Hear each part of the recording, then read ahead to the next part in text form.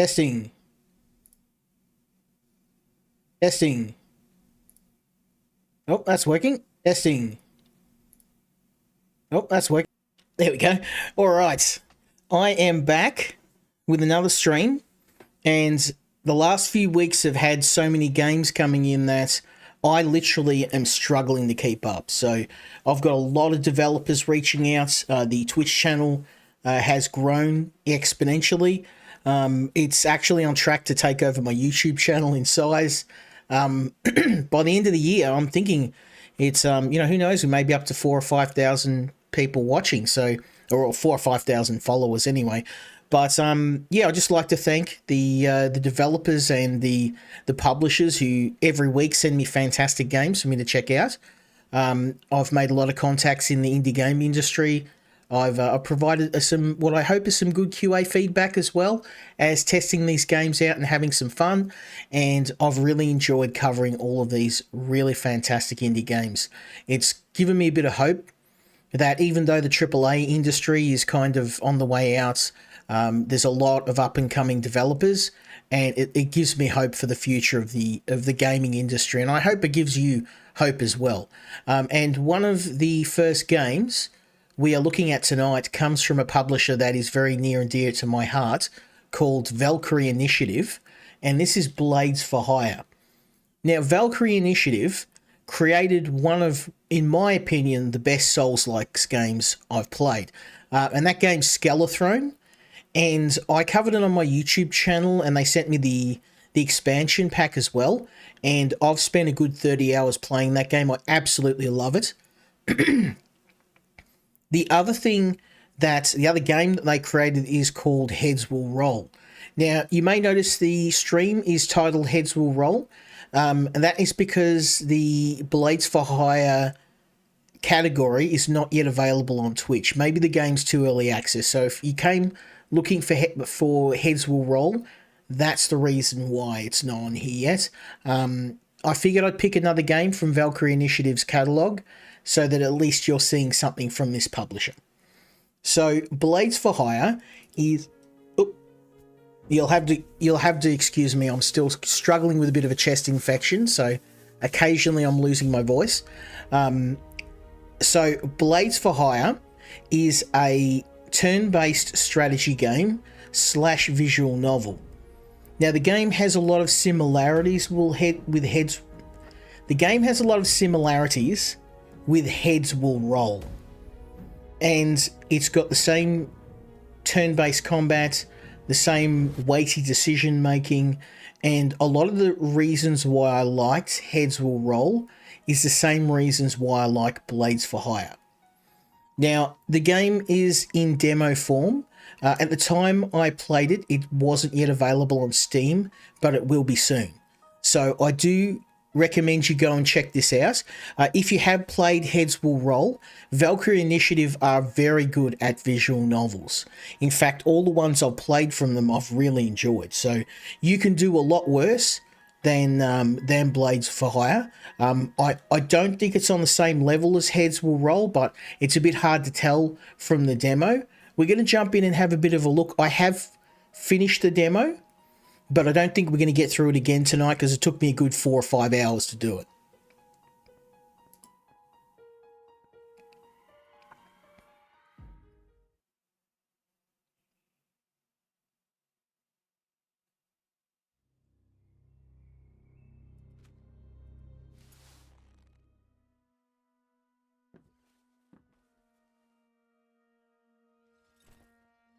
I do love the art style of this game too. They've gotten the medieval look down perfect. It feels like it's this old parchment style of art. It just works really well. So very simplistic story. A man looking to become a knight or a guard. And we're going to see what happens. All you who pass my trial shall be granted the honour of serving me and the entire house of Urs. So this guy's looking pretty proud. What's your name?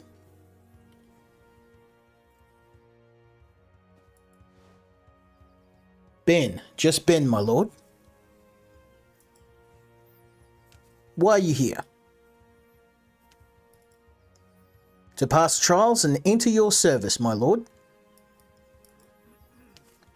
Answer me one more question. Who let you in here? So we have been thrown out. We don't know why. What did I do wrong? And now we've fallen on hard times. What's the matter, Ben? Lost something at the bottom of the mug. Finally, my voice has recovered. No, Sophia, I'm waiting for one deep enough to drown in.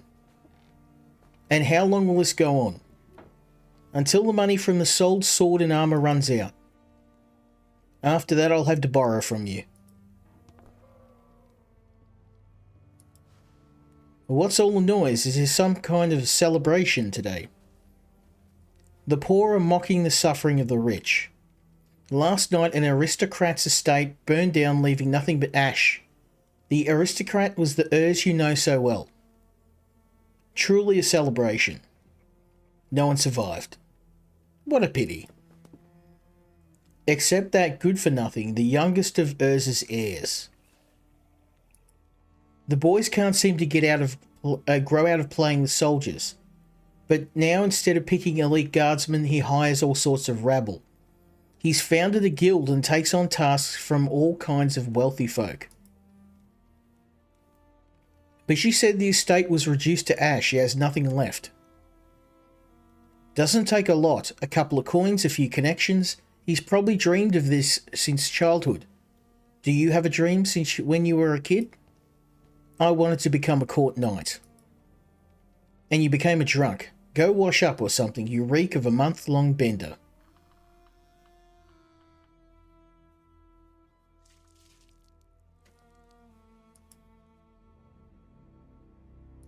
So now, upon some self-reflection, a couple of coins, a few connections,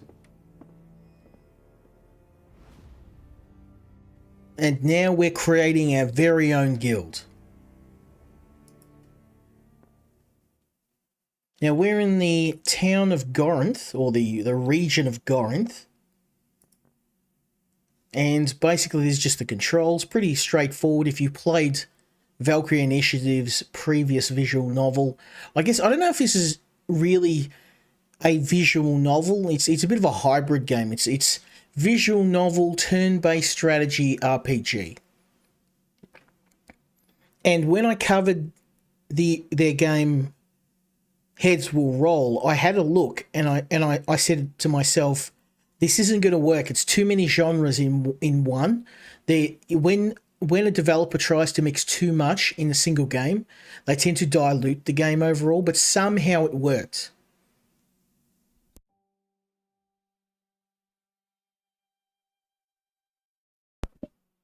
And it works well here.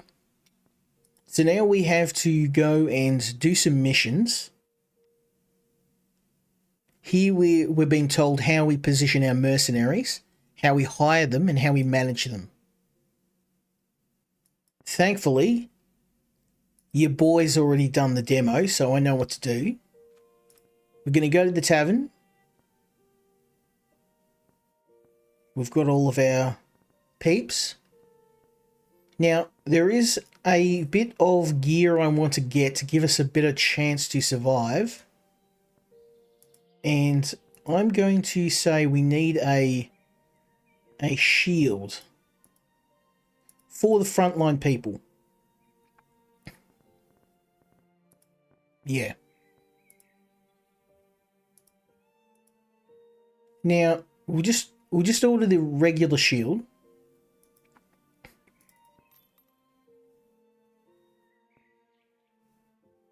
And maybe some better weapons.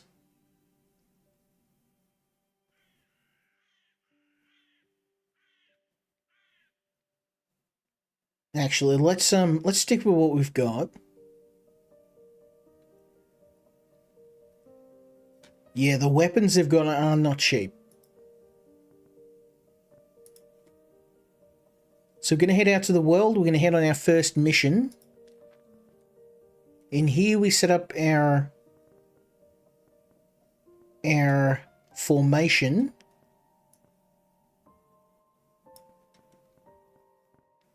Now, positioning in this game is essential.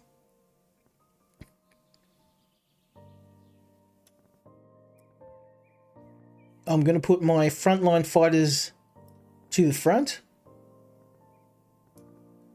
and my support characters to the rear.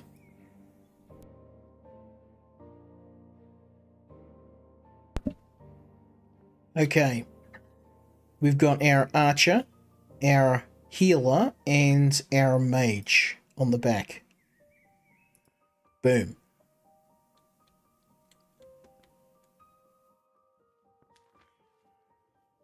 The mercenaries arrive at the inn at the height of the evening. The place is crowded and noisy, and the target is drinking alone in the corner table. So we can approach him. And we could interrogate him, but we're going to get him drunk first.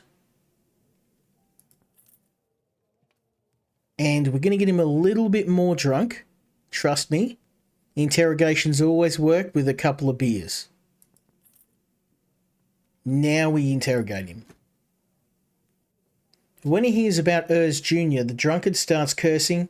He then pours out a bunch of information about the organisation of Ben's enemy. After writing down the man's ramblings, the group thanks him and leaves. We have our information. Now we can hire more mercenaries, but the more mercenaries you have, the more wages you have to pay. So you do want to try and run a bit light. And we have a pretty good roster here. Now, permadeath is a thing in this game as well. So you want to make sure that you've got, in all cases, a couple of spare mercenaries. In the off chance you have a casualty.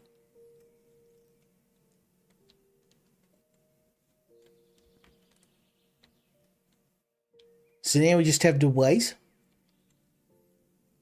for our first mission.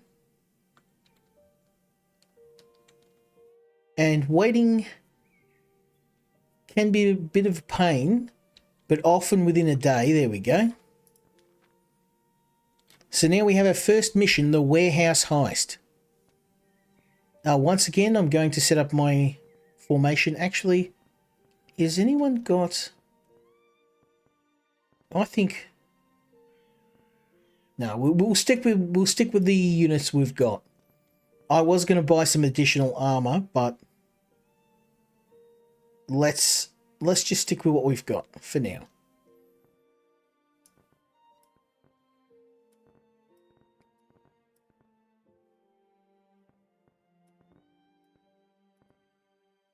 Okay, here we go.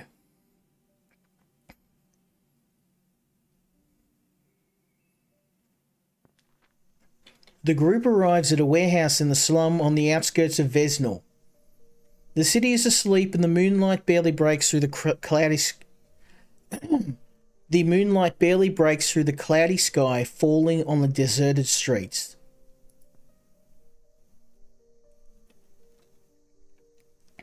The main door is locked and the windows on the first floor are boarded up.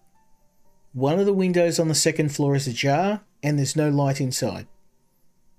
So we're going to try and sneak in. I think breaking down the door is not going to work. Using the rope they thoughtfully brought with them, the mercenaries overcome their own weight and clumsiness, get inside the room. It's darker inside than outside, and from somewhere comes a snore that's deafening in such silence. So we can start robbing. In case you haven't guessed, we're mercenaries. We're not good guys. We're not bad guys, but let's just say we do some stuff that's a little bit questionable to make a buck. Let's have a look. Ooh, we got a crate of gear and a bag of coins. One more. Oh, and we have been made, so we're going to leave some of the loot behind.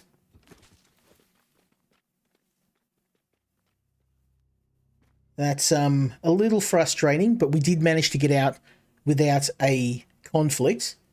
If you do get caught, you are going to have a fight, and that doesn't mean you will lose some of your men. Not too bad. So now we can head back to our home and check our warehouse and see if any of the gear we just stole can be used by our characters.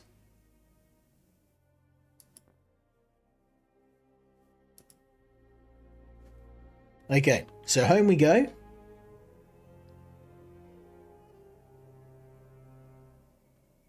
And then we can go to the pub. And then we can open up our inventory.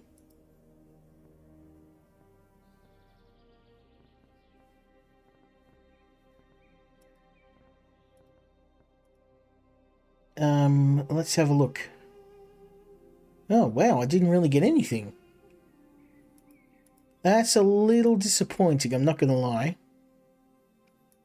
I wanted to buy some armor, but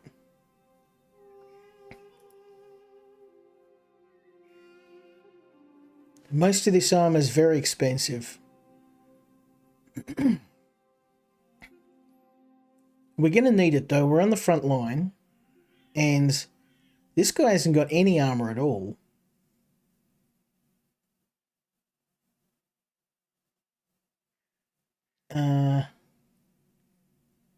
That's actually not too bad. So some chainmail might do the trick. It's not super expensive. There we go. At least now everyone has some form of armor. Might not be perfect, but as we go, I'll use my extra funds to outfit my men.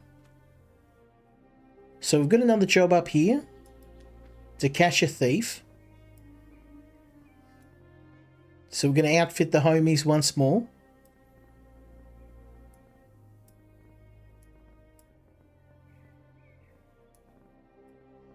And off we go.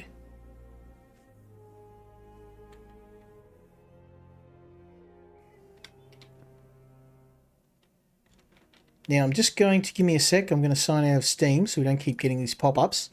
Unfortunately, the way that this works... Oh, it's not going to let me do it. It's not going to let me do it. There we go. I'll put Do Not Disturb. Yeah, unfortunately, the way this game works is OBS wasn't letting me record in a window, so I had to actually record my monitor. Some games do that, particularly games in Unity. Ooh, hello. Very nice.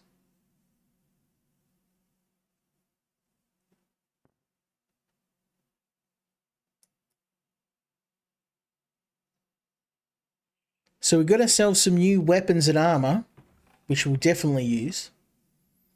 Lewis barges into the tavern, beaming with happiness, and rushes over to Ben. According to his man, he managed to grasp a great opportunity. The Merchant Guild requires armed specialists to escort a large caravan from the capital. Normally this would be handled by contracted members of the city guard. But the contract has been discontinued by decree of Lord Viceroy Cunningham. It's not known if the ruler needed his men elsewhere or whether the merchants fell into disfavour. But the main thing is a high-paying niche became vacant. All that remains is to obtain a license to conduct such activities. Fortunately, Lewis has an acquaintance in the city chancery who managed to review the application from Ben and his organisation out of turn. Naturally, the stated qualifications of the right amount of gold were enough to get the license approved. All that remains is to get Ben's signature and his men can officially take on a cushy and lucrative job. No job is ever cushy and lucrative when you're a mercenary. As soon as Ben takes his quill from the document, Lewis snatches the poor paper from his hands and runs to the tavern exit, wailing the competitors must have thought of the same thing. With a final request that Ben prepare a capable group to escort the caravan, the information trader disappears behind the door. The group arrives at the local guard post to get more details about the wanted man. One of the guards reluctantly shares the thief has a history of stealing valuables from wealthy households. The items usually turn up later on the black market, but the source has never been traced.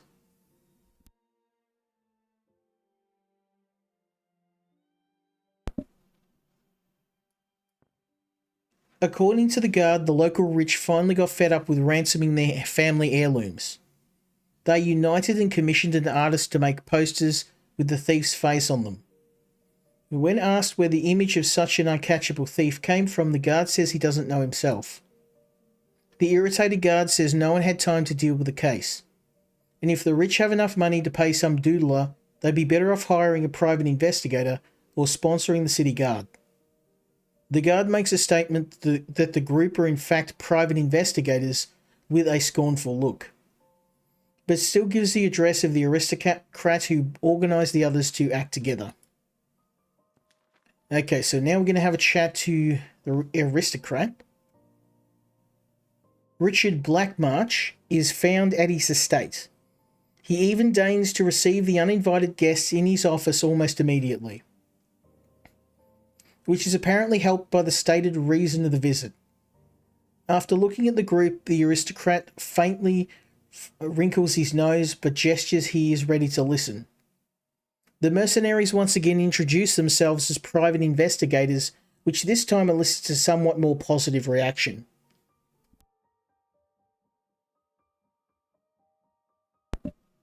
So we're going to ask about the thief. Blackmarsh Sr. says he never saw the thief for himself. His cousin Corwin was in charge of making up the description. At the moment, his relative is most likely working at the Chancery. I'm going to ask for some money. The aristocrat listens to the request with a derisive smile, then suggests the group enlist in the city guard. Suggests to pay the guards. The rich man scathingly states he has no intention of paying those who are already being paid for work he is not capable of doing. Inquire about the stolen items. Richard eagerly describes the missing possessions. Finally, the aristocrat carelessly adds he estimates the stolen property at several hundred gold pieces. Cha-ching. There's no need to explain the concept of the health parameter. This is just basically stats, which basically is just telling us about our strength and stamina. All this stuff's pretty self-explanatory. The most important thing that you need to remember in the game is your formations of your group, your placement of each of your units, and just to make sure that you're constantly buying and upgrading your gear. Like, armor in this game is incredibly important. Okay. After saying goodbye to the nobleman, the group leaves the manor. The guards were reluctant to let the mercenaries into the town chancery, and the official they're looking for is quite busy, judging by the huge queue lined up in his office. Let's try and cut in line. The mercenaries rudely shove the grumbling visitors out of the way and into the office. The official raises his head from the papers and asks in a disgruntled tone what exactly the visitors want. Upon hearing the answer, the man's face lightens and he invites the group to ask any questions pertaining to their investigation. Now I'm going to ask about the perpetrator.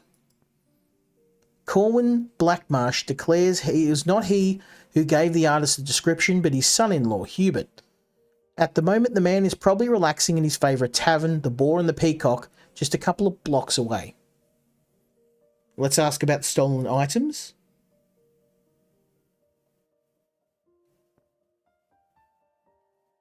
Okay, so yeah, basically we have a list of what is missing.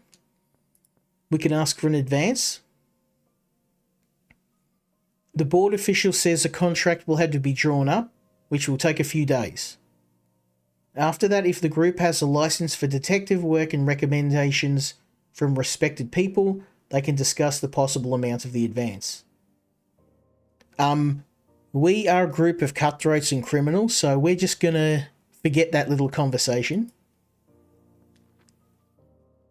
Leaving the bureaucrat, the group heads to the tavern in question. The desired man is sitting at a private table in the company of a couple of overpainted girls and a pile of empty bottles, clearly in a state of near unconsciousness. Sounds like the average Australian.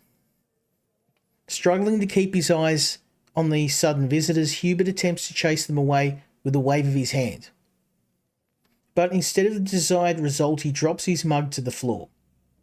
When the drunkard concentrates on searching under the table for the lost object, the mercenaries quickly explain why they dared to interfere with a respected aristocrat's free time. Hubert declares he's never seen the artist in person and he must have been given the description by Richard Blackmarsh, because it was he that organised the whole affair. Okay, that's interesting. We're going to ask about the stolen items. Hubert lists in a slurred voice the missing items, clearly exaggerating. After all, no matter how skillful the thief Crooked was, it was unlikely he had stolen not only the family jewels, but also the tea set of the aristocrat's late great-grandmother, along with the cabinet in which it was kept. Oh. So we actually managed to scam that rich guy into giving us a bit of gish. I mean, 5 gold is 5 gold. The group decides not to waste any more time on the drunkard and goes back to Richard. The aristocrat is outraged and advises the detectives to go directly to the artist to tell them from whom he got the thief's description. After listening to the information about the location of the man of art's dwelling, mixed with the aristocrat's personal opinion about negligent idiots who distract people from their work with stupid questions, the mercenaries leave the inhospitable manor. In the specified place on the outskirts of the city, the mercenaries find the house they're looking for. The building, like the rest of the neighbourhood, has clearly been through a lot. It seems no matter how much the rich paid the artist for his services, it was not enough to fix even the roof. The group catches the artist going through some jewellery. Seeing the armed people, the man quickly takes the valuables into a bag, but the mercenaries manage to notice a couple of items that fit the description of the missing aristocrat's possessions. Seeing the change in the faces of the uninvited guests, the artist decides to make a hasty exit through the nearest window. The group follows the fugitive outside and rushes in hot pursuit. The thief proved to be remarkably nimble, keeping a safe distance until he finally turned into an apparent dead end. The mercenaries, overjoyed at their fortune, charge into the alleyway and almost run into the drawn blades of the fugitive and several other questionable individuals. Probably his accomplices. So it's time to boogaloo. Now, I'm going to try and avoid getting killed here because I don't want to lose any of my mercenaries, but unfortunately, battle in this game is largely automated.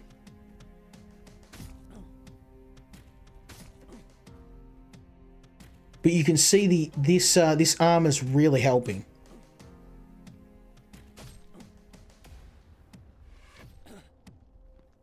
Oh yeah, we're wrecking them.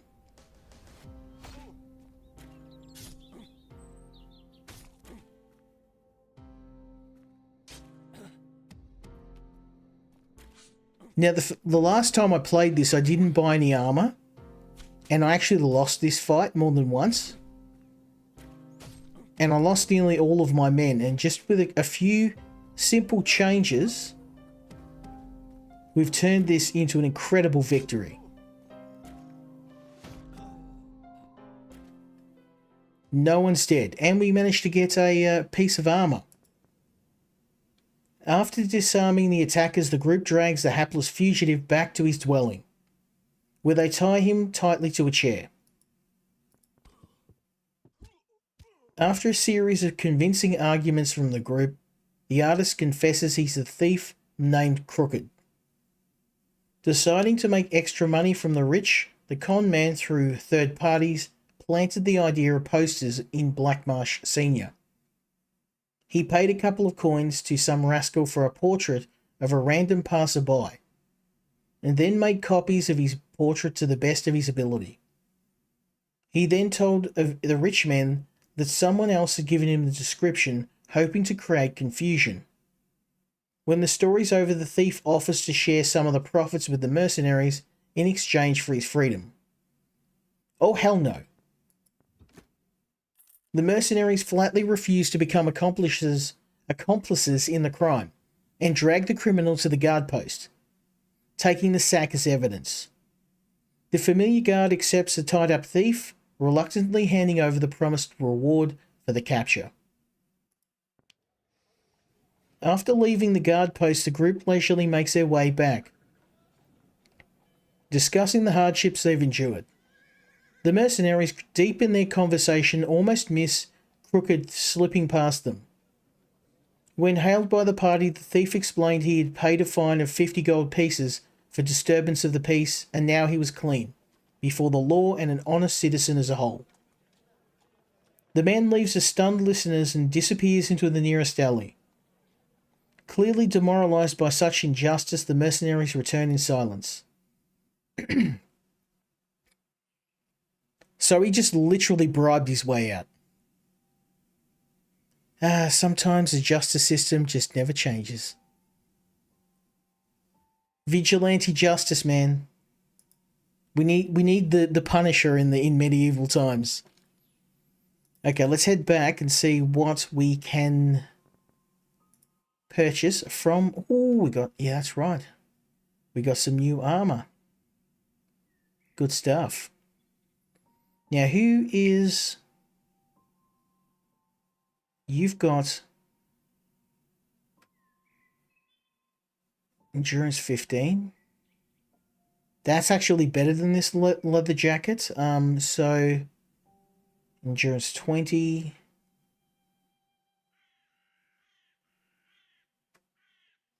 You can take the leather jacket. And you can take the shirt. There we go. Now, have we got anything else we can buy? That shield looks really good. No, I'm thinking it's going to be a cheap... Yeah, it's going to be a cheap upgrade. I'm going to buy it.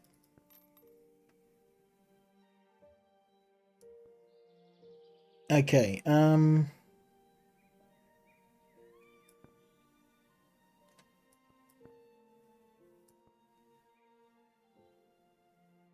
we go.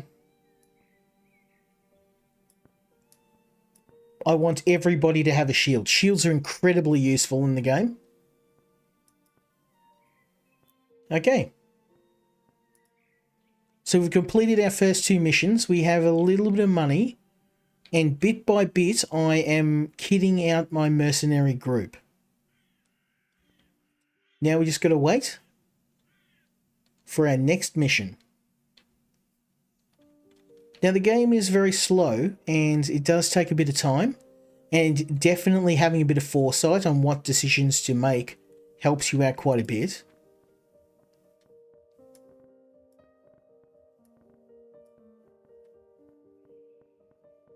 Okay.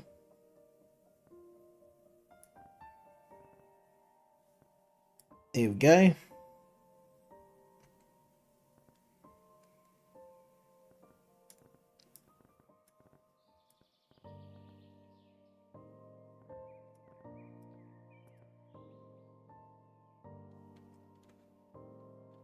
It's not an easy life being a mercenary.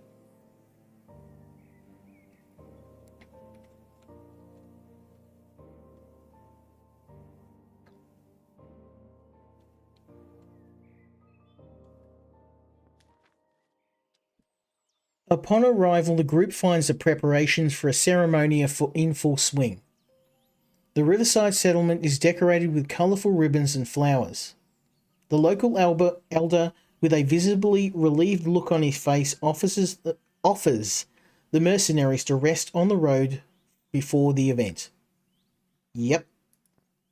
We definitely need a little bit of rest to increase our health. The group decides to follow the advice and spends a couple of hours in the elder's house regaining their strength. Finally, his daughter comes into the mercenaries' resting room with the news the celebration is about to begin. The group heads to a house on the opposite shore of the settlement where a number of guests have already gathered in the courtyard. The elder, clearly nervous about the event, asks the mercenaries to position themselves at the entrance and keep an eye on the proceedings so no misunderstandings occur. Of course, the celebration is far from the scale of an open sermon or a public execution, but there's clearly more people at gathered than inhabit the settlement itself, and they continue to arrive, passing under the watchful gaze of the group. For the most part, the guests are dressed appropriately, but certainly not richly. Hearing the officiating priest announce the arrival of the newlyweds, the mercenaries turn their attention to the celebrants. A decent-looking elderly couple with wreaths on their heads stand smiling beneath the minister of the one. After marvelling at the scene, the group returns to their duties. The celebration is quite noisy, but otherwise the guests have behaved remarkably calmly. Perhaps this is due to the complete absence of young people amongst those gathered, as well as the almost complete absence of booze. Now that is not a proper party. A party without booze? Unthinkable.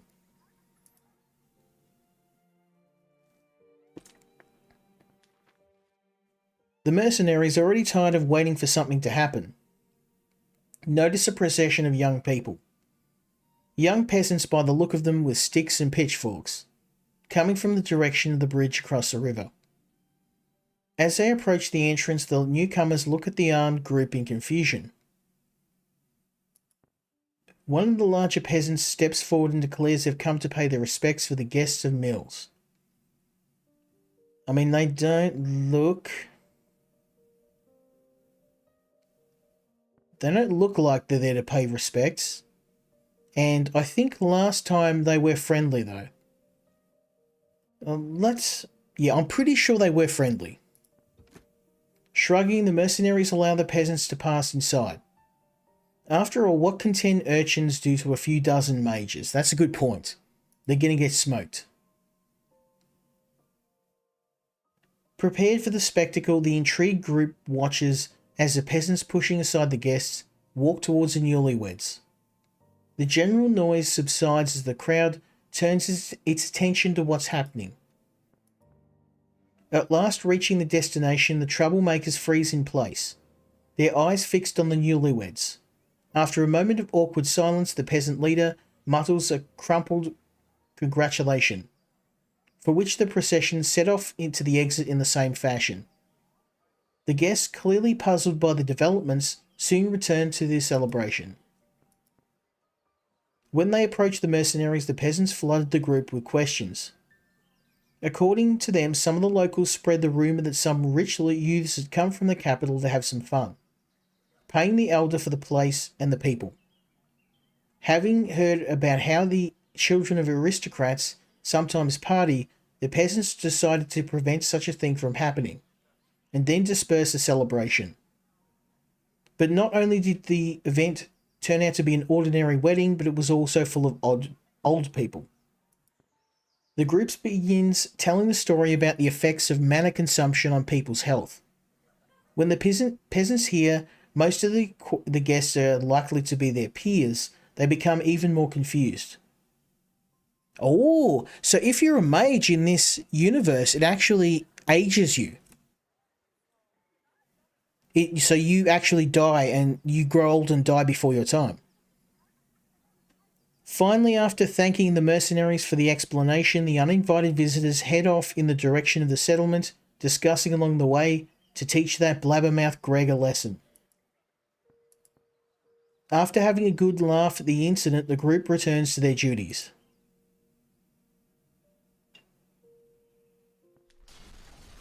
As dusk begins to fall, the feast dies down and the guests leave. No longer waiting for something major to happen, the mercenaries were about to go to the Elder to collect their well-deserved payment when they heard a muffled explosion from the direction of the house. The group rushes to the scene and finds the Elder with his face contorted with worry, tending to the bodies of the newlyweds. In the wall of the building there's a huge hole with charred edges. Nervously looking around, the Elder says in a confused voice that one of the guests seems to have gone mad because of unrequited love for the bride. The man sat quietly through the whole event, waiting for the guests to disperse. He then challenged the groom to a duel for the lady's hand. Having received a predictable refusal, the unhappy man became furious and attacked the couple. He then blew up the wall and rushed towards a settlement. The Elder pleads to avoid a potential catastrophe. The mad sorcerer can do a lot of damage before his powers run out. We are probably not going to pass that because you can see that we're definitely going to need better stats, but we'll see. The desperate Elder readily agrees to double the initial payment for the contract. Booyah! Wasting no time, the cheerful mercenaries set off in the direction of the settlement. Rattling their weapons and boots, the group runs towards the bridge. As they cross the river, the mercenaries see the roofs of the houses light up with a flash. Another explosion sounds from deep within the settlement, followed by screams. Upon reaching the source of the noise, the group sees a dilapidated house engulfed in flames, with the bodies of several peasants lying in front of it. The silhouette of a man is leaning over them. He clutches his head and howls unintelligibly about the unfairness of the world and his own fate. The man suddenly falls silent and turns to the group, revealing to the moonlight his face contorted with malice. The mercenaries barely have time to scatter in different directions before a huge fireball hits the spot where the group had been concentrated. The madman doesn't seem to be in the mood for negotiations. Well, we're gonna let our weapons do the talking. Now, even though we outnumber him, he has some very powerful attacks, so this has to be a very quick battle.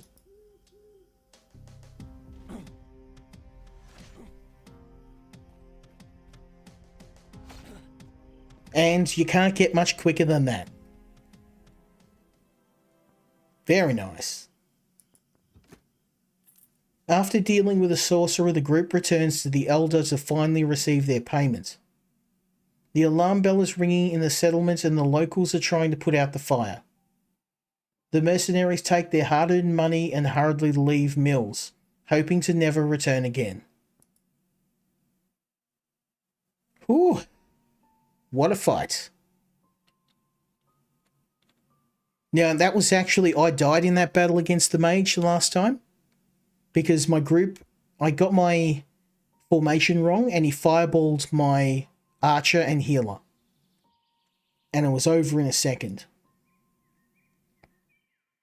Now, we've got some level ups, so let's level up our characters.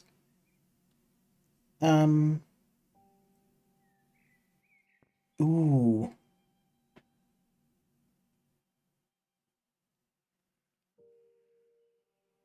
I don't know if I want to have someone as just defense. Let's go with just cause. Restores morale in proportion to the damage dealt. And let's have a look at what our archer can do. Oh, wow. Okay. Double shot. Yeah, double shot. Hell yeah. These perks are really, really good. I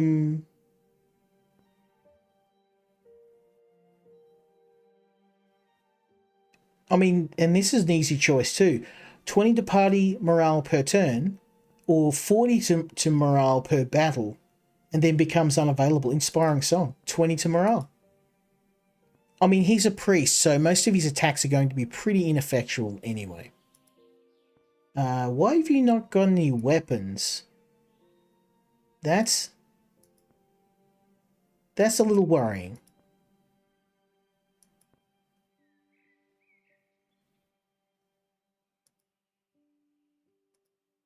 Okay, I mean, he's not going to attack anyway, I guess. It would be a waste.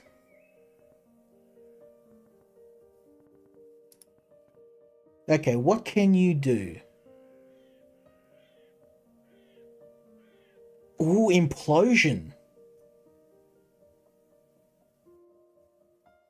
Now, most of the enemies I've been fighting don't use ranged attack.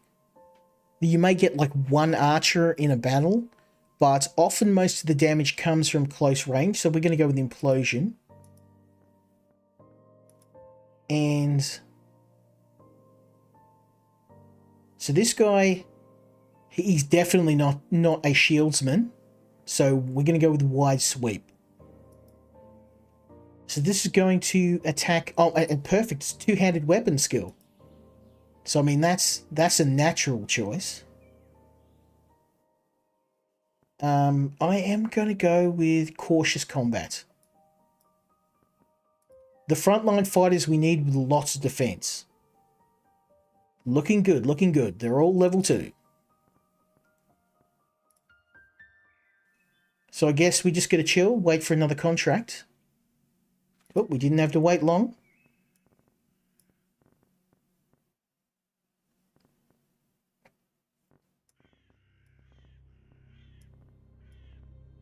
Now we get to try out our new skills. Yeehaw. The group arrives at one of the most notorious places in Venzor, the Beer Rat Tavern. After giving a code phrase provided by Lewis to the owner of the tavern, who personally meets potential buyers, the mercenaries receive wooden masks to conceal their identities and make their way inside. Surprisingly polite guards escort the group to a staircase leading somewhere under the tavern. Overcoming their reluctance to be cornered, the mercenaries descend into a spacious hall, filled with a variety of people, all of whom share one thing in common: wooden masks that hide their faces. At the far end of the room is a well-lit stage which is currently empty. Even without a group, there's quite a few armed people amongst the guests, but there are many more armed guards spread evenly along the wall of the room. If some madman was to cause trouble here, it would not end well for them. After a while, a respectable-looking maskless man appears on stage. At his gesture, the crowd finally quiets down. The man on stage introduces himself as the auctioneer and makes a long and tedious speech about the rules of the event. The mercenaries do not even try and understand the nuances of his words, because they came here to spend gold. They didn't come here to spend gold, but to earn it.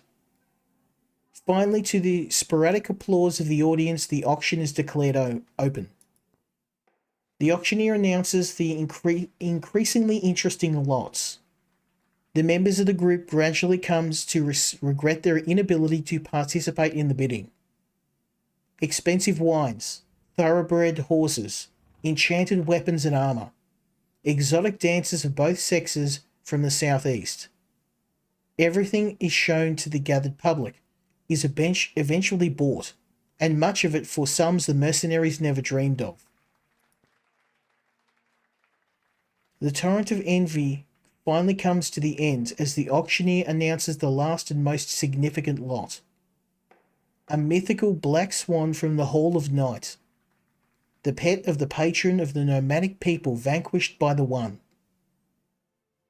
The mercenaries, dumbfounded by such a presentation, begin to doubt the authenticity of the previous lots and the sanity of the surrounding public.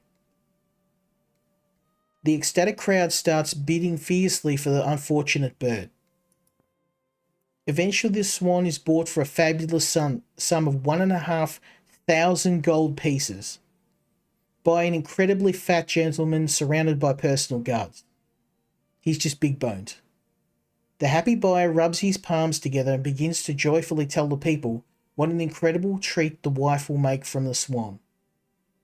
Marveling at how much money and how little common sense some people have. He's eating 1,000 gold swan. That had better be some delicious swan. The group leaves the tavern without waiting for the promised party after the event. The mercenaries take up position outside the building and begin to plan the next move. It's a risky move, but the bird could be taken by force. The key is to choose the right moment to strike.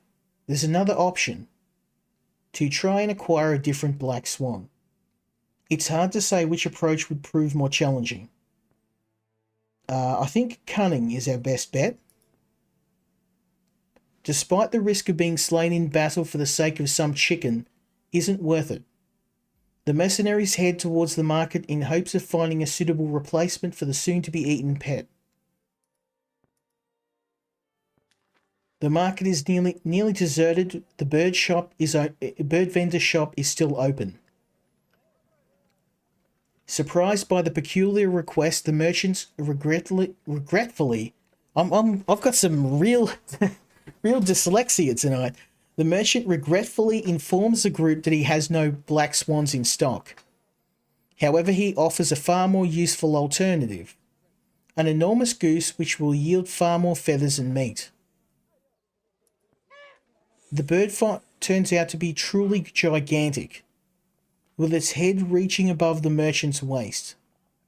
The fact it demonstrates by promptly biting the merchant's belly as it opens the cage for the demonstration. Hissing in anger, the unfortunate man treats the bird to a couple of firm swats before locking the goose prison again. After even more menacing hiss echoes back from within. The merchant is willing to part with the feathered monstrosity for the modest sum of 15 gold coins. We'll try haggling.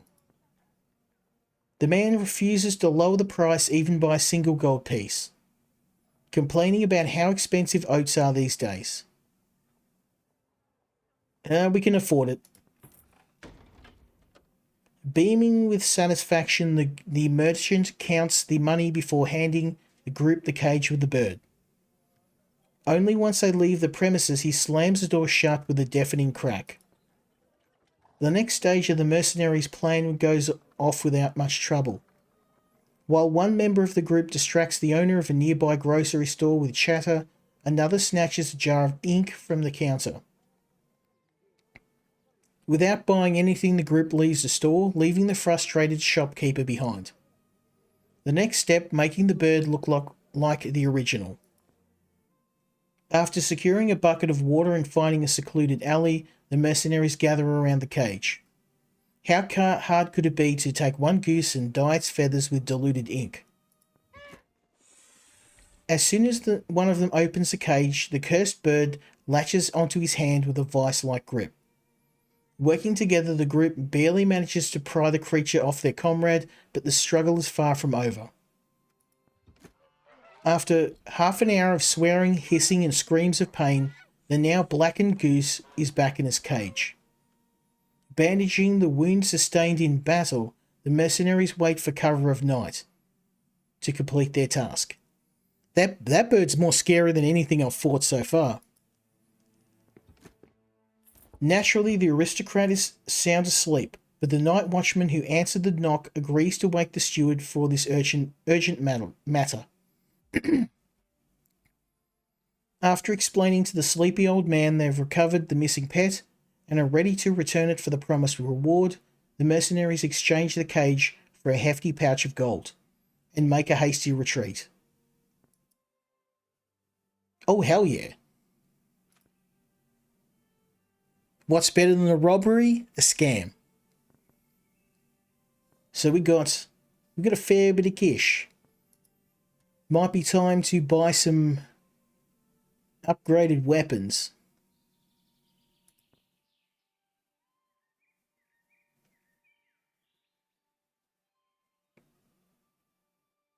So this guy's sword and shield.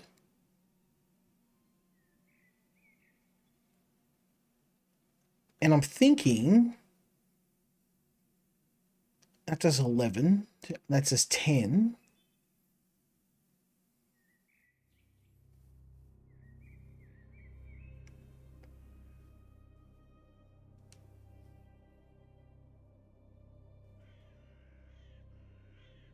I was hoping for maybe a bigger sword, because he's only got a short sword, and I don't know how it would go with an axe. I mean, let's see.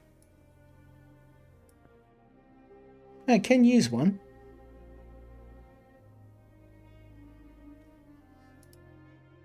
And he's got pretty high strength. Okay, so we can buy another axe. It's only 8 gold. There we go. And we probably want some more armor. I mean, some plate would really be good, because I can give him chainmail. And you breastplate. Actually, you take the chainmail, you take the breastplate.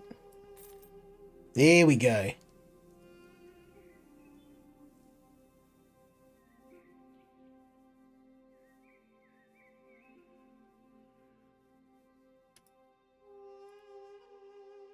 And I don't think, I mean, I'd like to get another chainmail. They're not super expensive, but I want to keep some money. Yeah, let's stick with what we've got. That'll work.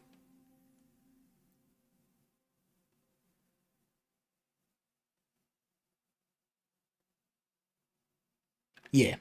Okay. Time for one more job.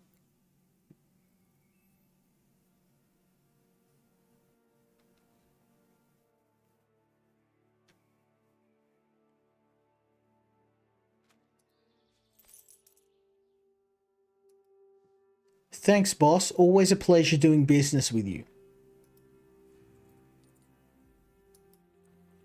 How's it going? You could say it's going. No buts. Many a copper makes a gold. Besides, though it's not much, we at least don't have to get our hands dirty. Yeah, sure. We roughed up a couple of faces, but all the heat is on Urz's guild. They mistook us for Urz's men. Oh, so not only did we do a bunch of crimes, get a bit of money, the guy that messed us up at the start of the game, his group took the heat for it. Yeehaw.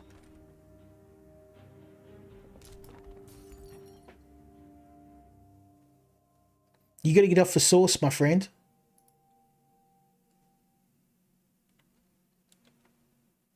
I like this. I like this a lot. Let's do one more mission. We got a couple of choices here. Trade caravan.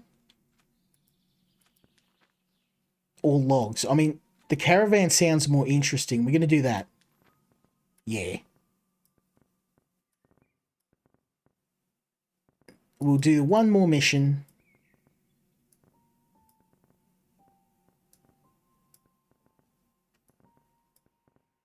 Round up the homies.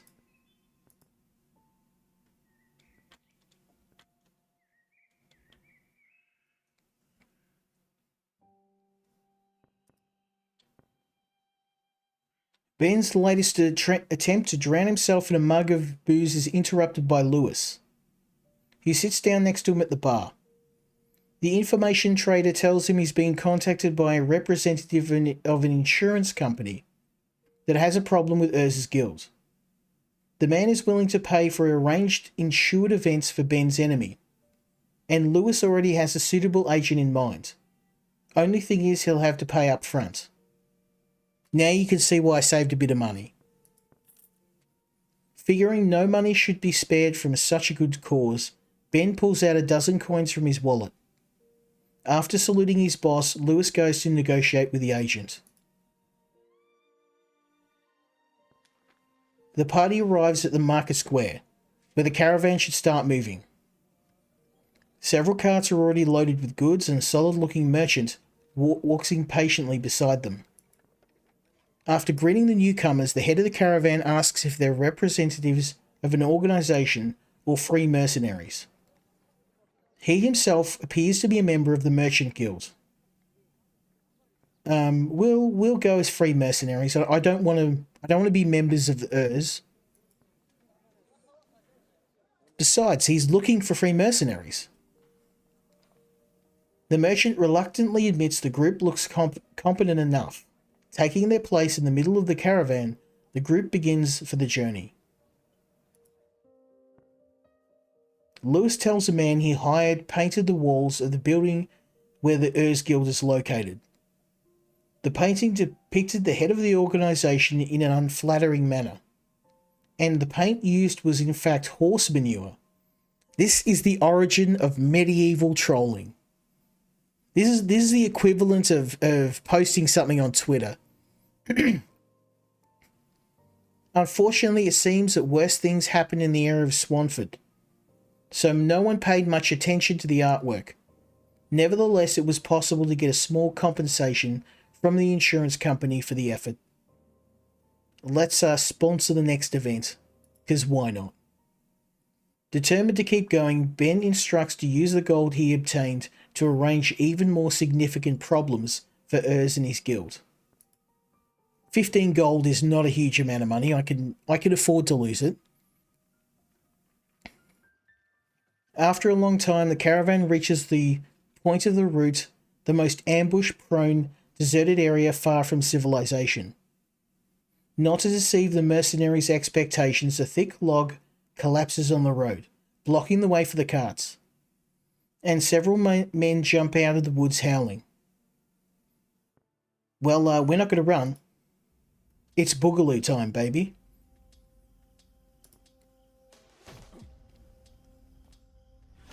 Oh, boom. This new upgraded armor. Didn't even feel it, son.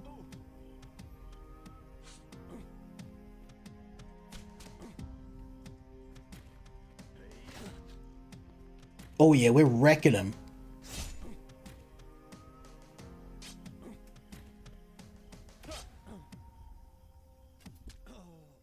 Oh man, it was such a one-sided fight. And we've got some boots too. Having dealt with the attackers, the group carefully loots the bodies before continuing the mission. The caravan makes the rest of the way without incident. The satisfied customer pays the mercenaries. Yeehaw.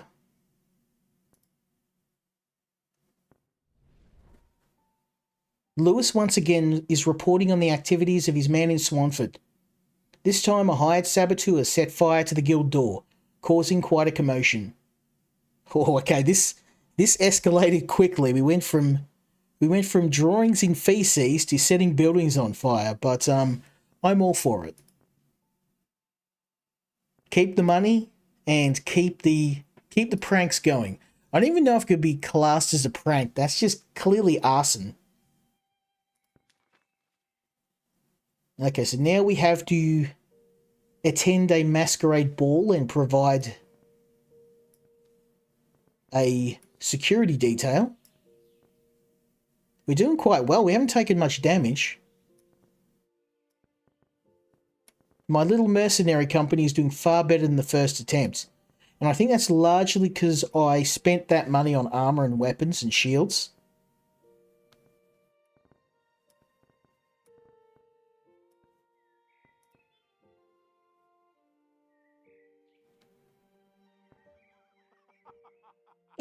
Oh, they're at it again. This is actually my favourite part of the game. Reading all the messed up stuff we've done to the other guild.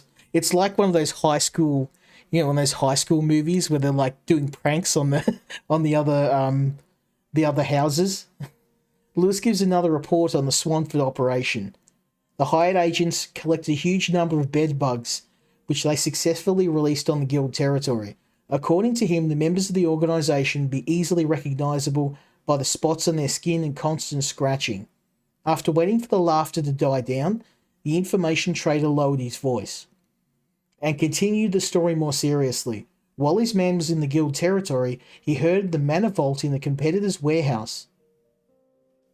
With the proper finesse, it could be sabotaged, resulting in significant damage or fire. I mean, you can see they just keep escalating. It's gone from, a few hearty chuckles sort of prank to now arson and explosives. But I'm all for it. Let it ride, baby. Let it ride. The group arrives at the venue. A 2-story horizontal refreshment venue near the heart of the capital. A couple of elegantly dressed women at the entrance, learning of the mercenaries' purpose, greet them warmly and guide them inside. Before long, the local manager, who is also the organizer, approaches them. After giving the newcomers scrutinizing looks, the woman nods with satisfaction before proceeding to explain. The hostess begins a long and tedious explanation of the group's tasks, to prevent any disturbances during the party. Be prepared to resolve conflicts and avoid troubling the guests unnecessarily. Glancing once more at the mercenaries, she adds that they must not be rude to the guests or start fights. Finally, the ordeal ends and the group takes their position in the grand party hall. Okay. At first, the mercenaries admire the attire of the arriving guests and the local staff. Interestingly, the guests are often dressed more extravagantly than the staff. However, distinguishing the guests is still easy thanks to the ornate masks covering their faces. As more people fill the room, the cacophony of voices, laughter and music make increasingly difficult for the mercenaries to even hear their own thoughts. In one corner of the hall, loud voices echo, carrying anything but a festive tone. 2 guests stand nose to nose in a circle of onlookers, ignoring a frightened attendant trying to calm them down. It seems they're arguing who will dance with a certain lady. The hostess is nowhere in sight and someone needs to intervene before a fight breaks out. We will try and talk to them. No matter how the mercenaries try to appeal to reason, the troublemakers wave off servants who think they can give orders, then return to their argument. It seems that alcohol and their inflated egos has ruled out the possibility of resolving the dispute peacefully through negotiation. Well, we're going to have to threaten. Whoa, that worked. Bunch of burly guys with weapons. The mercenaries explain to the troublemakers that if they don't calm down, an unfortunate accident might befall them. Intimidated, the unruly guests retreat to different corners of the hall. Okay. Gradually, most guests grow tired of dancing and settle at the numerous tables in the company of the establishment attendants.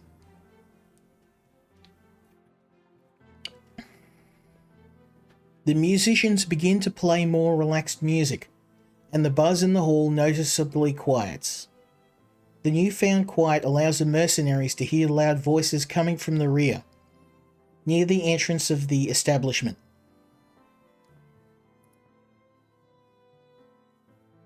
From outside, the mercenaries witness an unpleasant scene. A group of poorly dressed individuals in crude wooden masks, surrounding one of the establishment workers. She desperately tries to explain that entry requires an invitation. Spotting the approaching reinforcements, the girl pleads with the mercenaries to drive the intruders away. Unimpressed by the mercenaries' arguments, the intruders draw their weapons and attempt to force their way inside. Oh, baby. That is not a smart move. Because now I've got to kill you.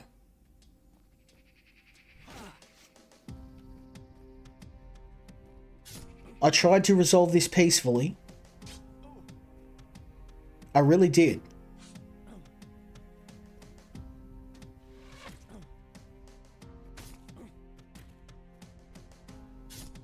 Ooh, my boy's going to take a couple of hits here. This is not good.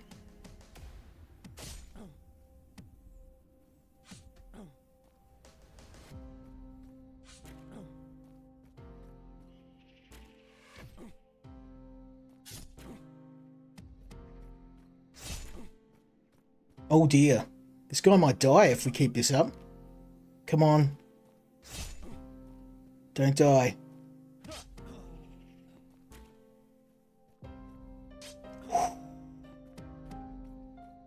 One more hit, he would have died.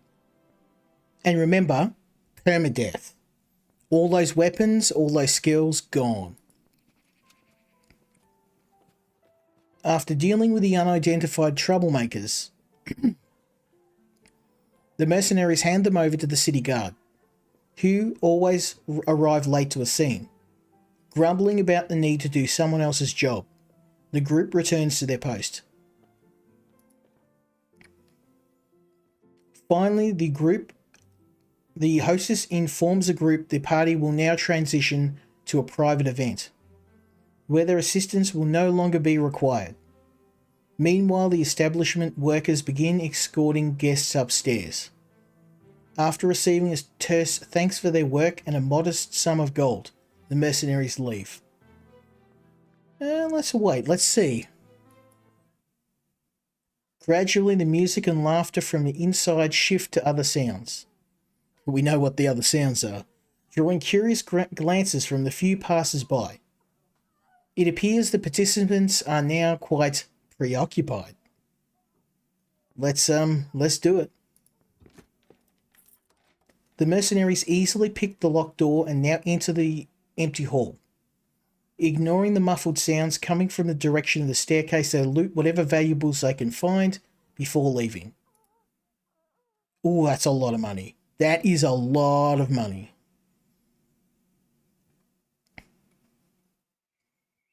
Now we've got a bit of a problem. My homie here, he took a lot of damage.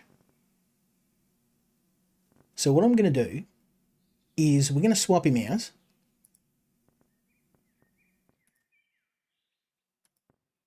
I want him to rest.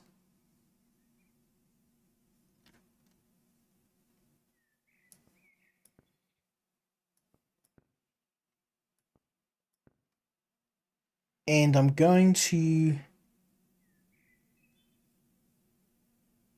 have this guy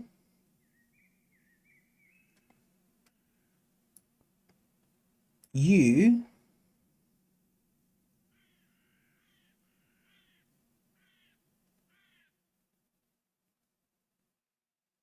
yeah, everyone's got. Yep. Let's give you some proper armor, shall we? You can have a decent shield and armor. And we're going to get rid of that awful... I've got a hatchet. Ooh, you can use the mace. You got a proper weapon. There we go. Yeehaw. Now, we've got a little bit more money, so I'm thinking... chainmail pants. And... tassets.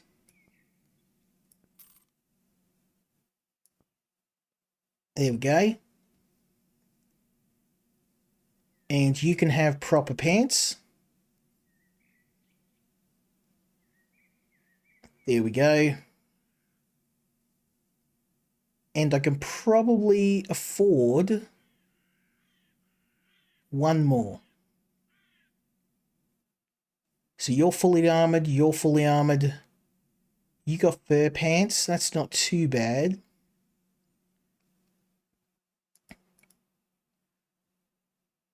Ooh, gauntlets.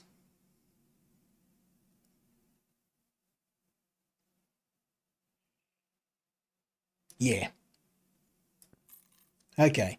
We just spent about 50 gold, but look at our armor now. We're very well kitted out.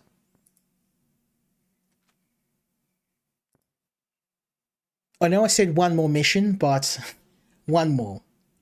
I really liked the demo of this. As you can see, it took me 2 or 3 attempts to get it. It's very easy to die in this game. And I wasn't spending any money, because usually in RPGs, you don't have to spend money on gear. You just get it as you go. But you must spend money. You must make sure you have the best armor, because as you can see, without the chainmail, my friend Terowin would have been spread all over the road. So we will swap. Generally, the person at the front of the phalanx is the one that's going to take the most damage. So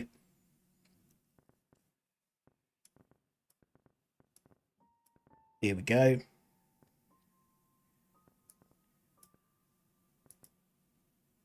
Off we go once more. The group arrives at His Eminence's residence to clarify the details. They're allowed into the inner courtyard, where an open service is taking place. However, their path to the Cardinal Chambers is rudely blocked by two knights in full armour, who in rather unknightly terms make it clear that some riffraff have no business speaking to His Eminence. Forced to retreat, the mercenaries turn their attention to the church staff, who are bustling on in various tasks. The monk refuses to divulge the specifics of the situation to strangers. However, he does mention that if the group can just deliver a skilled healer, the church will generously reward their effort. The monk emphasizes the healer must be a righteous person. The group boldly declares the church is in luck as amongst them is a skilled and righteous healer capable of pulling people back from the brink of death. After skeptically inspecting the supposed healer, the monk hesitantly but eventually motions for the group to follow him. Well, I can't believe that actually worked.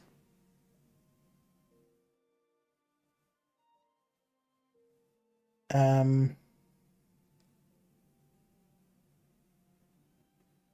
knights reluctantly step aside, allowing the guests to pass into the heart of the cardinal residence. As they follow the monk, the mercenaries struggle to resist pausing to admire the immense wealth that surrounds them. It's no surprise the security at the entrance is so tight, and it's likely not to be the only defense protecting the cardinal. Now, I tried to do this and I got absolutely reamed, so we're not going to try. We're gonna play it straight. The mercenaries find themselves standing before a massive, intricately carved door leading to the cardinal chambers. At a quiet knock from the monk, another armoured knight peeks out from behind the door. Recognizing the guide, the knight opens the door wider, allowing the visitors to enter. At the middle of the room, filled with luxurious furniture, the royal-sized bed lies at what first appears to be mercenaries, to be a shrouded, withered corpse. Only when the cardinal turns his head towards the guest do they realise he's still alive. After hearing the monk explanation, the old man faintly nods in acknowledgement. Responding to the guide's inviting gesture, the group steps closer. Man, I'm having some real dyslexia today. The cardinal's emaciated appearance starkly contrasts with his sharp, piercing gaze as he studies the adventurers. Whatever ailment has afflicted the holy man, he clearly spared his mind. Going to ask about his illness. The cardinal explains his chest and loins are consumed by an unquenchable internal fire. The fever prevents him from finding solace in sleep, focusing on his prayers to the One. The affliction began slowly after he attended an important event in the capital. Frowning slightly, His Eminence nevertheless clarifies the event was a masquerade ball, organised by the Flowers. Seeing the group's surprised expressions, the cardinal explains his purpose at such a gathering of sinners was to at least guide some of them towards a righteous path. Sure. To ensure the audience took him as one of their own. This is like me going to the pub and saying, I'm going to help a few people stop drinking beer. And then I pick up the nearest beer and I chug it. I mean, beer's good. It's just not going to help anyone. It's going to help me. To ensure the audience took him as one of their own, the cardinal had to fully partake in their activities. What wouldn't one do for a noble cause? Or very noble, very noble. Maybe we won't criticize him. He is the cardinal. After hearing the suggestion to drink more wine and receiving a promise to pray for his recovery, the old man sighs deeply and orders the guards to escort the charlatans out of his sight. Realizing the overwhelming numbers and superior weaponry, the mercenaries decide not to resist as they're led out of His Eminence's residence. It seems earning money from this task was a lost cause. However, the information they gathered might prove more valuable than the Cardinal's gratitude. Ooh, here we go. My boy Lewis, he's returned from another negotiation with the insurance company. According to the news, there was an explosion in the Ertz Guild, and it seems that people were injured, but the fire was contained. The only problem Lewis learned about from the eyewitnesses, his agent never contacted him again. The man's skills were enough for sabotage, but not enough for escape.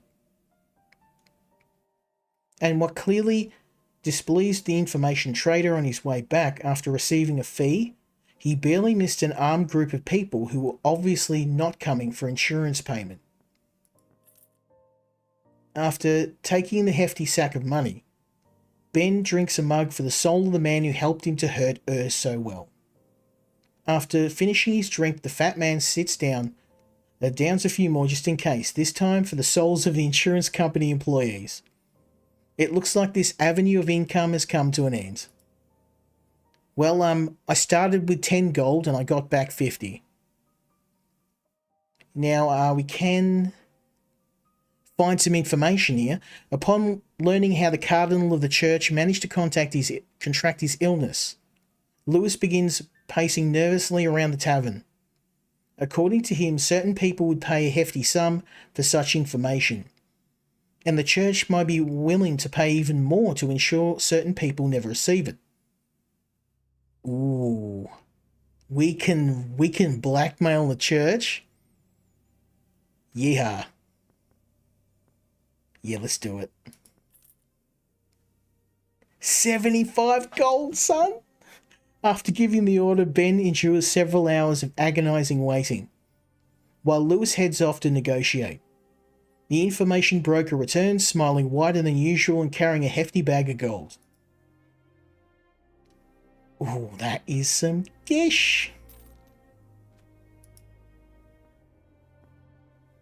Another evening spent by Ben in solitude, accompanied by his favourite conversational partners, a couple of bottles of strong capital liquor, is interrupted by the noisy, talkative Lewis. According to the information broker, he has uncovered truly significant. The family mausoleum of Urs, located on their estate, remained untouched. Since the estate has been under the supervision of enforcers, ever since, the family relics buried with the ancestors of Ben's personal nemesis should still be in place. They could accomplish 2 goals with one act: earn a significant sum of money by selling the family treasures and exact personal revenge. Ooh. Yes, do it. Okay, we've got one more. One more mission. I know I said I was going to move on to the next game, but what can I say? I'm enjoying myself here. We're having fun. Terrowin's he's still messed up. He's pretty hurt.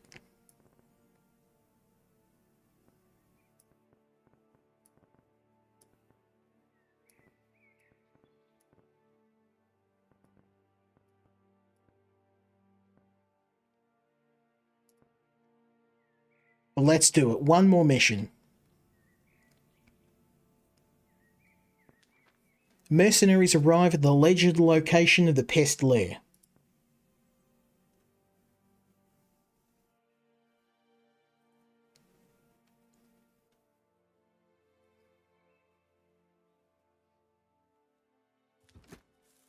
The party falls into a wolf pit dug by locals.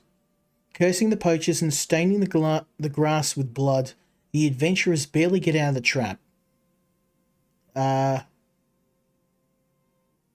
don't know if we should continue. That's all reds. I think it's going to fail. Deciding they've had enough, the mercenaries return to the tavern. The mission is a failure.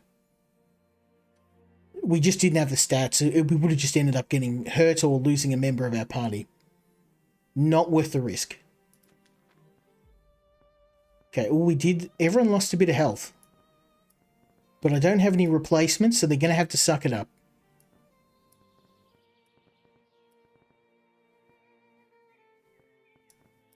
Sorry, homies.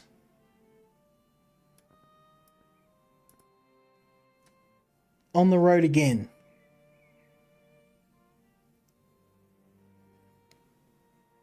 Some missions you will fail. It's just one of those things. Oh, this is the mission. The big score. This is it. So I actually died trying this last time.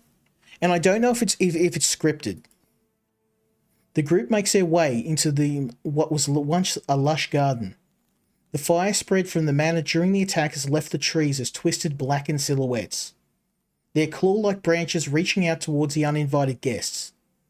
In the centre of the field stands the family crypt, its solemn presence adding to the eerie atmosphere. Okay, we can loot the coffins. Oh, I got a good chance of doing that. Yes. The mercenaries make short work of the stone lids, prying the ancient tombs open.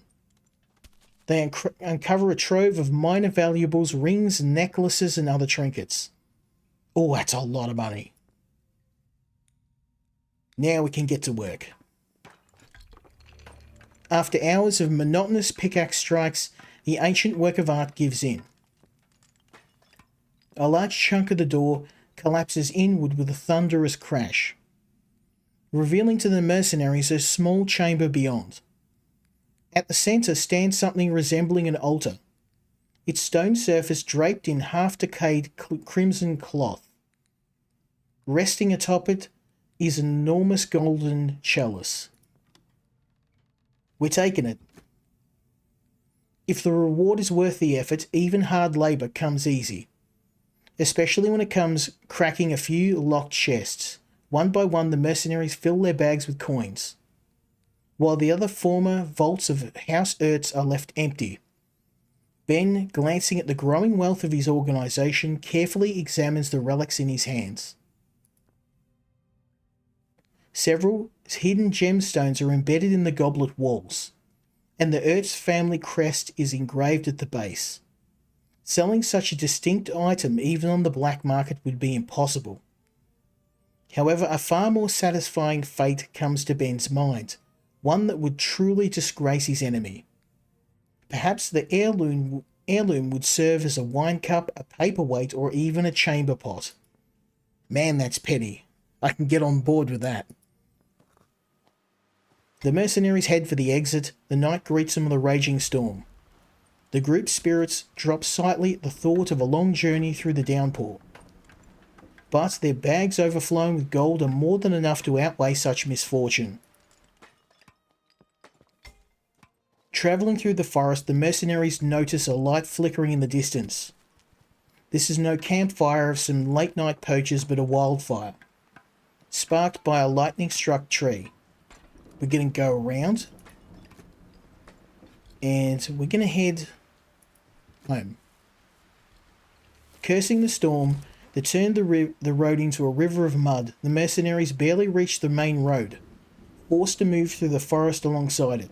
The downpour, darkness, and tall grass prevent them from noticing anything amiss, until one of them vanishes with a startled cry. Rushing forward, the group finds their comrade impaled on spikes at the bottom of the wolf pit. The wound is severe, but not life-threatening.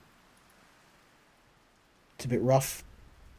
I thought we'd actually lost a group member then. We are going to... Let's wait. We have a fortune in gold. We've got to get home. Okay, we have a choice of paying the toll to the guards, and I'm just going to pay it because we got so much money. Deciding the sum isn't worth the risk of prolonged interaction with the city guard, Ben hands over the gold. After lazily counting the coins and sluggishly reading out the city regulations, he allows the mercenaries inside the wall. As they make their way to the tavern through a side street, a group of shady-looking individuals step into their path. The men claim that carrying such a large and obviously heavy sack is not allowed, and the offenders must pay a fee. Okay, fine. Deciding avoiding a fight is wiser, Ben reaches into his coat for the coin pouch to pay. Unfortunately, in the process, he accidentally drops his travel bag, which lands with a distinct clinking of coins. The bandits draw their weapons and lunge at the group. Now, this is where the demo ended for me. This is where I died, and I think it's unavoidable. Yeah, you can see we're absolutely outmatched. So we actually can't win this fight. Even with all my gear, they've got... Yeah, look at this. They're just one-shotting everyone.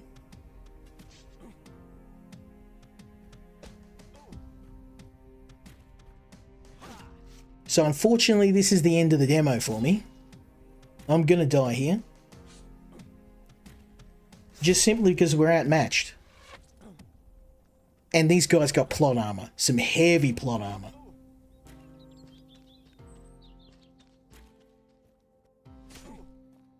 And of course, our guys are pansies that run away at the first sight of a fight.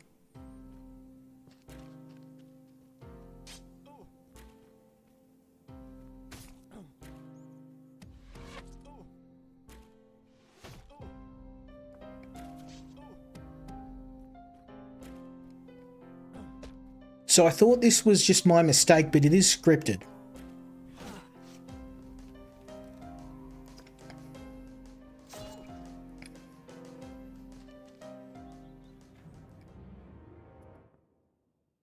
The fierce battle ends in defeat, and the surviving mercenaries retreat. Unfortunately for Ben, instead of pursuing the fleeing fighters, the unknown assailants surround him, weapons drawn.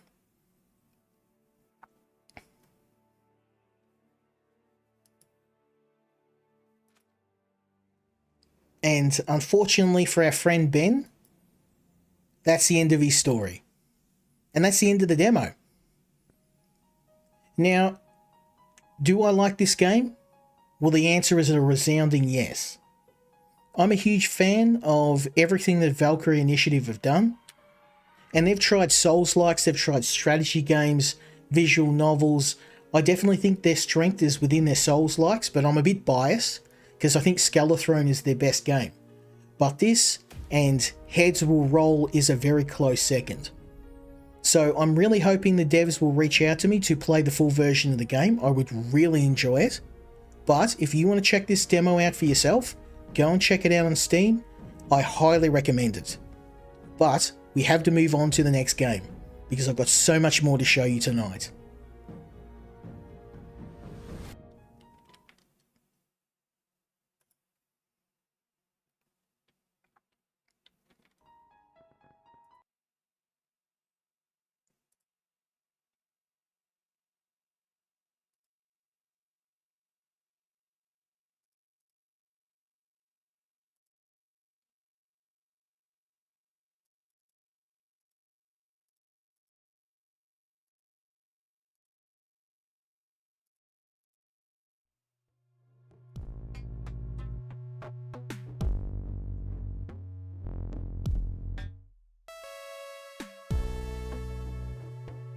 Alright, give me a second.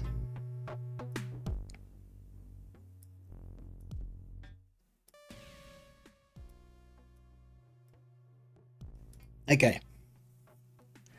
So the second game of the evening is Axe Ghost. Now this is a puzzle game, a turn-based strategy game, and it is a very interesting match 3 type game. And I think match 3 probably doesn't describe the game, but it's the closest I can get. Now I've been playing this game on and off through the week, and I've really been enjoying it. It is a deceptively simple but very, very fun puzzle game. And I wanted to show you what the game plays like. I managed to make it past the first boss of the game, and I'm into the campaign proper. Now the game plays as a mix of match 3, turn-based strategy, and deck builder. We have each of these cards, and each of the cards will move these enemies around the board. And what we have to do is combine the enemies together and then strike with our axe to kill as many as we can. So I can see I want to try and combine these enemies together. So I think I can push these. Oh, that is not what I wanted. Now, one of the cool things about the game is that you can always undo all of your decisions. I wanted to move all of them.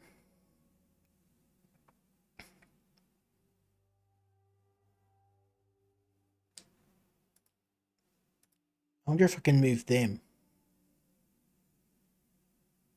Oh, there we go.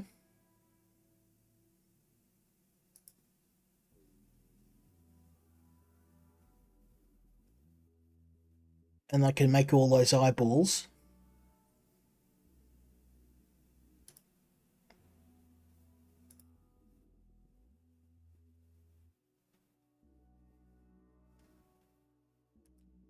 Or I can move the rows over. There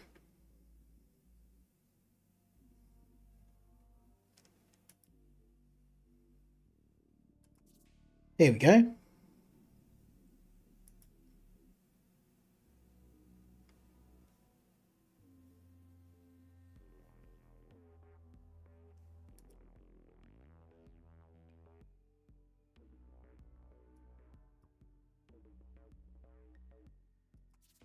There we go.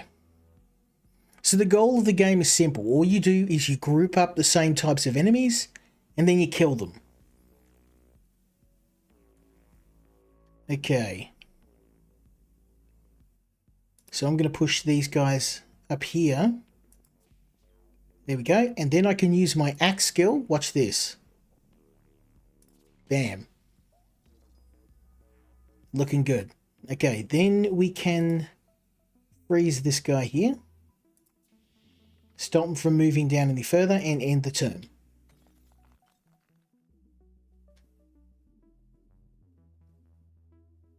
Okay, we've got some more eyeballs. I want to try and start stacking these eyeballs up if I can.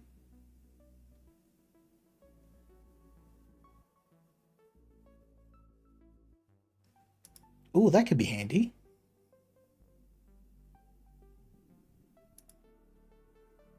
Oh, I just had an idea. Let's do this. Change him into an eye, and then we move him, these guys. Can't I do that? Why won't that work? Oh, because there's other monsters in the way, of course.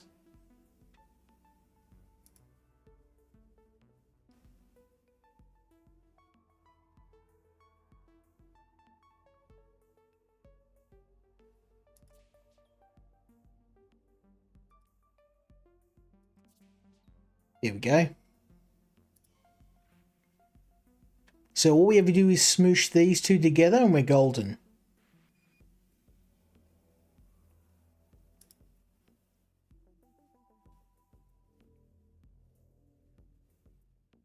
Got some funky powers I didn't realize.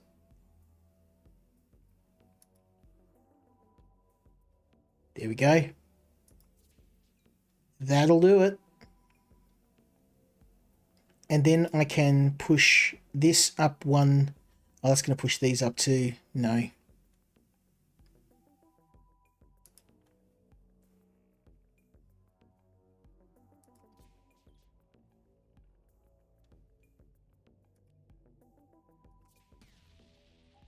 Hey! Okay.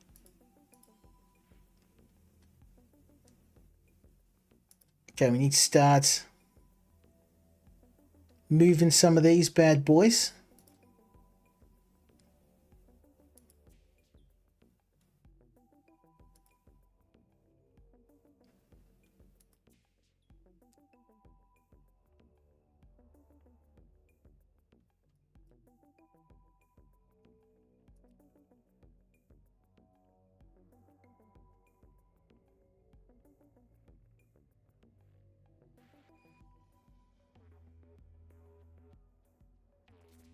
Okay.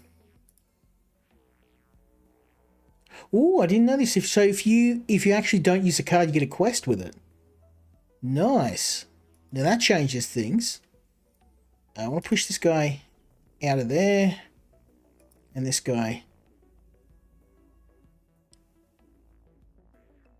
over here.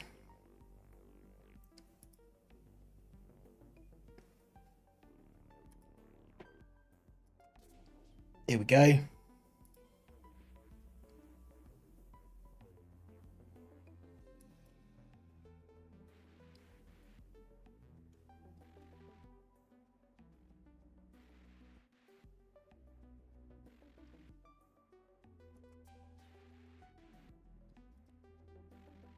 Yeah, this game is incredibly fun, but it's a little bit hard to stream because I'm constantly trying to concentrate all the time.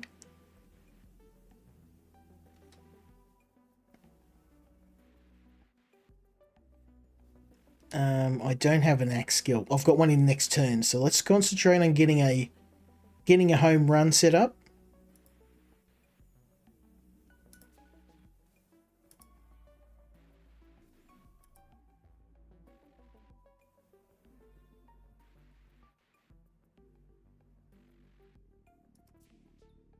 There we go.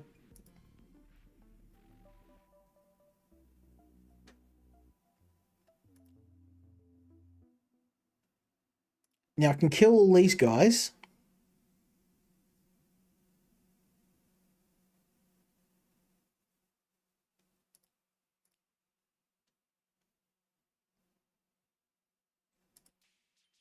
There we go. There we go, son. Now we're talking.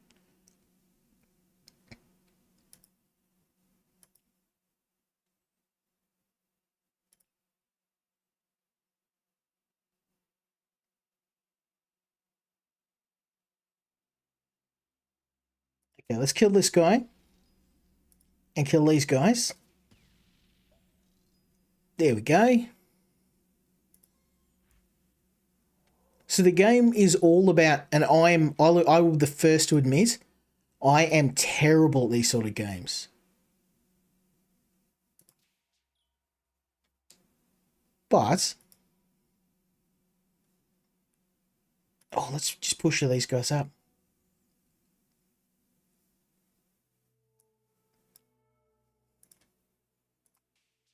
There we go. Look at that.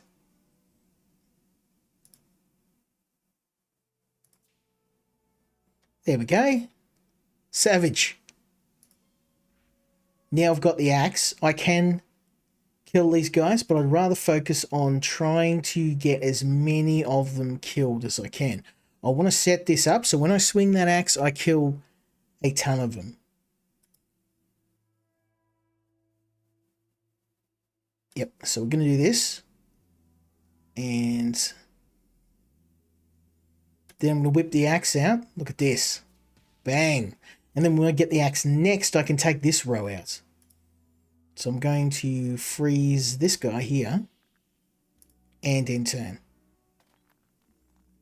Now, I'm not going to lie, it's getting a little bit hectic here. And I don't have an axe for another, next turn. So I can take this guy next turn. That gives me an idea. I can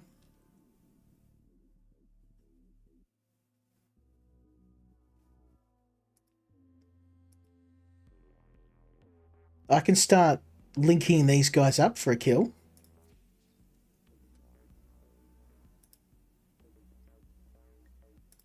And I can get rid of this guy. There we go.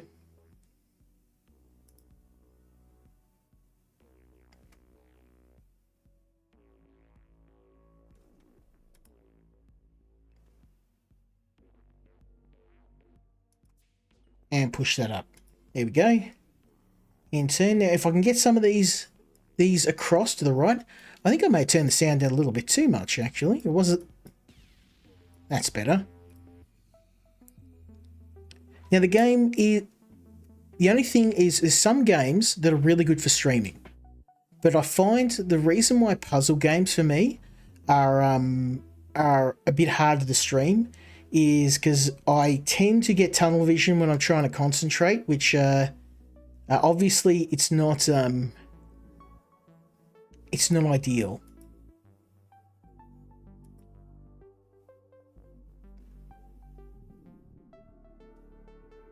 I am running out of time.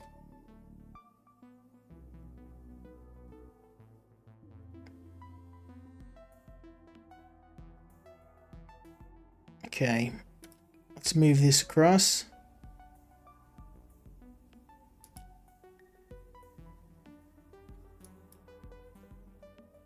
Oh wait, I can kill an extra couple if I do this. And then this. And then I can move this up with his buddies.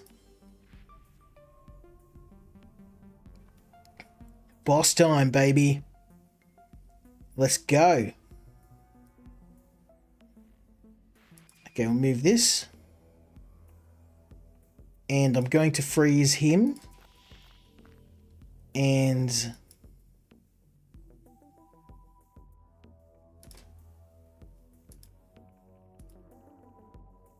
move these. So I can kill these set of enemies next and join these up together. So you're always looking for patterns in the game.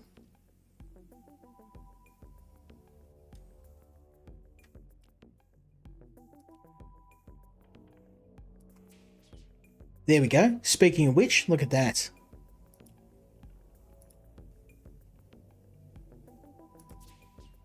So I can move those guys together and very nicely done. Now get a bunch of eyeballs. I'm going to try and link those guys up together.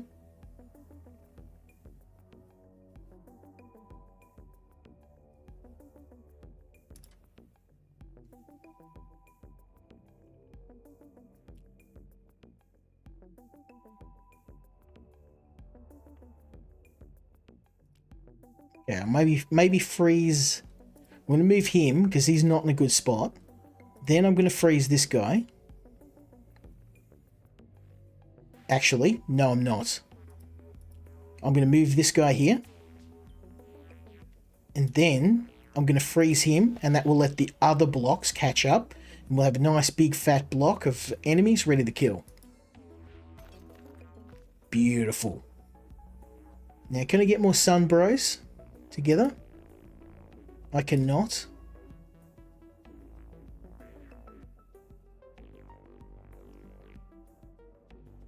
I wanted to get more sun bros. I can. Oh, there we go.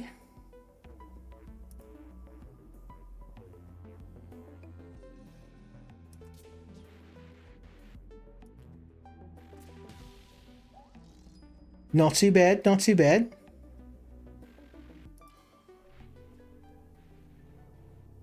Okay, so these guys are getting a little close for comfort.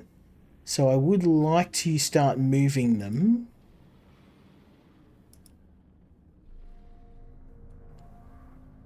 I'm not gonna lie, I'm a little worried.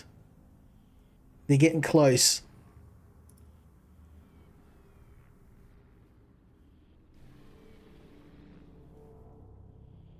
I don't have any sideward movement skills. So I think...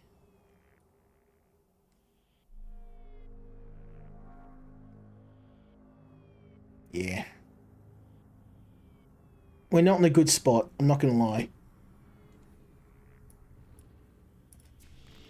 I'm just going to try some crazy stuff.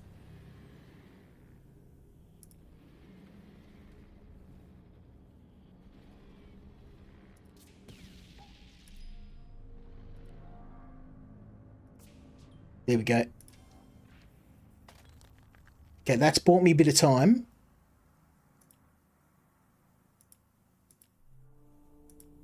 I really wanted to get these eyeballs linked up, but I can't.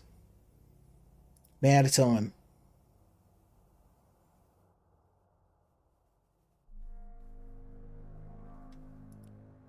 I wonder if I can move this. One row of... I can! Look at this. Now I can kill all those in that big row. And this guy too. Yes. There we go.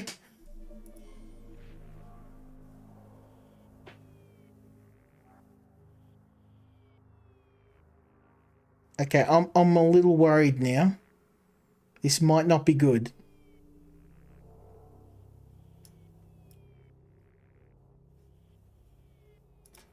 I'm going to try and move this row to the right and then up. There we go. Buy myself a turn. It's not perfect, but it is what it is.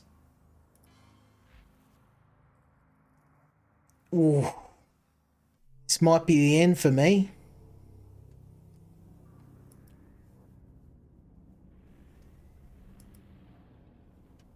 I don't have any, like, even with the axe, I kill like one enemy, and either way I have to get rid of these two enemies or I'm going to die. Oh, I could do this. It's a risky play, but it's all I've got.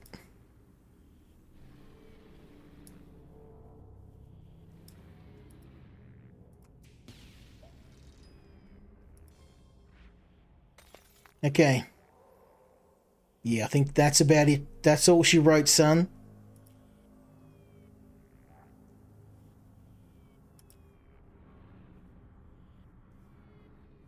I got no more moves.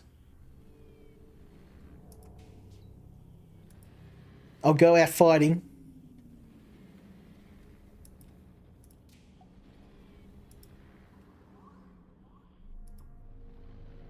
Oh, I can't use my special anyway. Damn. Let's give it another go.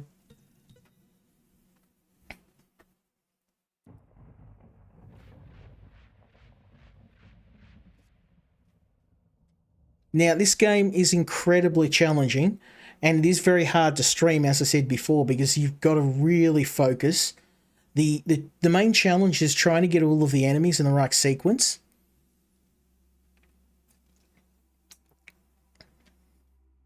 And that's often the hardest thing. I really want to push these guys up.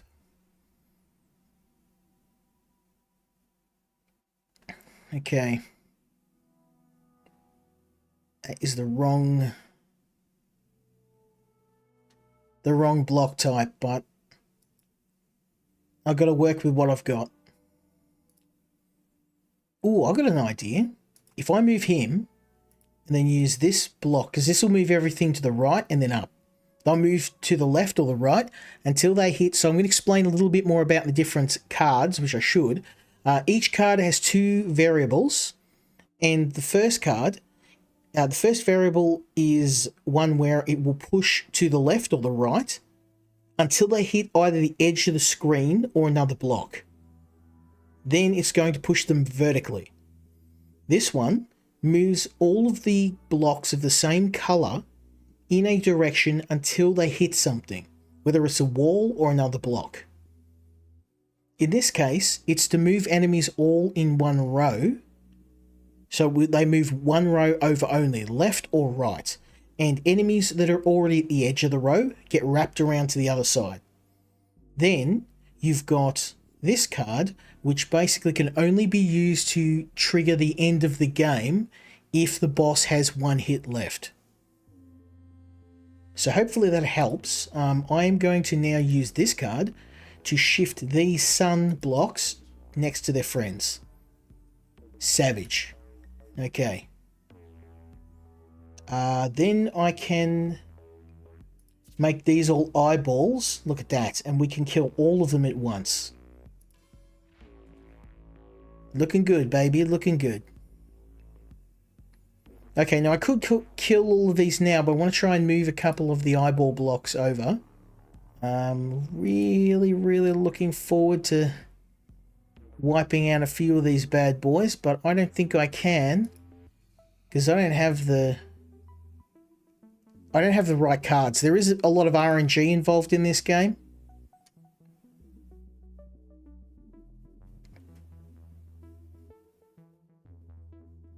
I can move this guy over with his friends, and I can move. Yeah, I mean, I can't do anything. I just got a bad hand. You got to deal with the cards you dealt, literally. Okay, I can turn you into an eyeball, and then I've got 3 in a row. And then I can move you.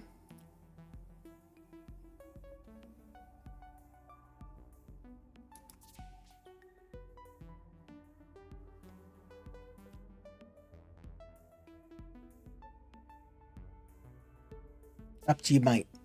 There we go. Okay, so we can kill a bunch of units, but I just don't have anything really good yet. It would be a waste to do it now, but...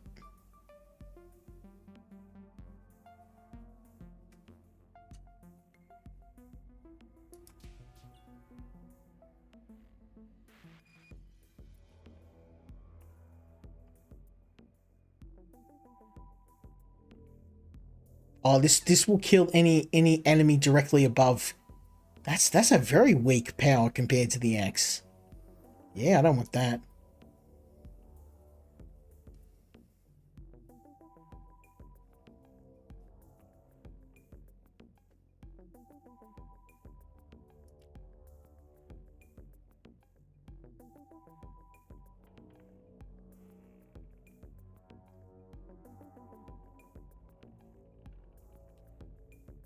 Yeah, let's maybe move this one right. That's a bit sad. It's a waste of a card, but I've only got what I've got. Okay, I need to buy some time. Move you up. Move you up.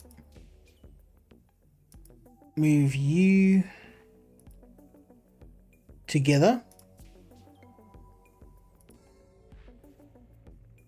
Then, oh yeah, that would hook on that card there. So that's no good. I need to get this here somehow.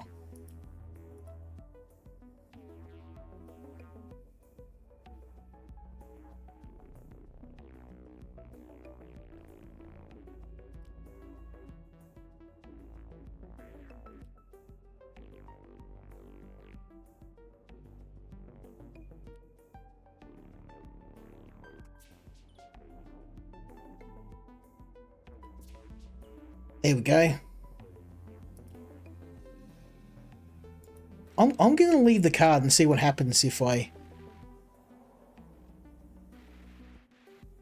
Oh, okay, so if we end a turn with a card that we've still got in the deck, we get some enhanced effects. That's pretty good.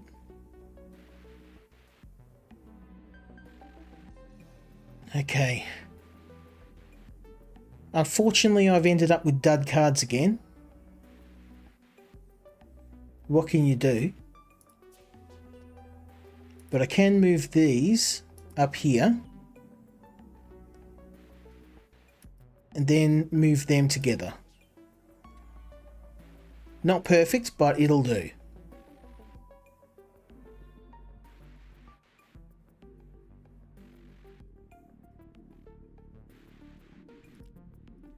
Okay, I can pull you down.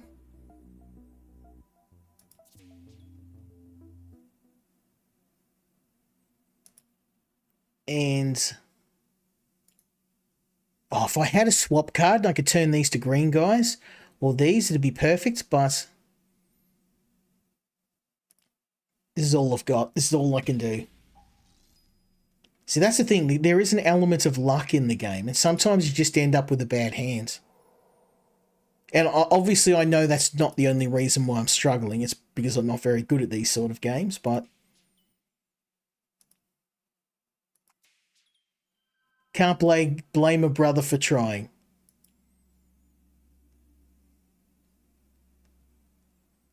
Okay, can I... No, I don't want to change those.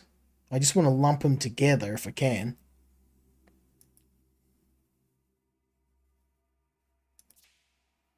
That'll do.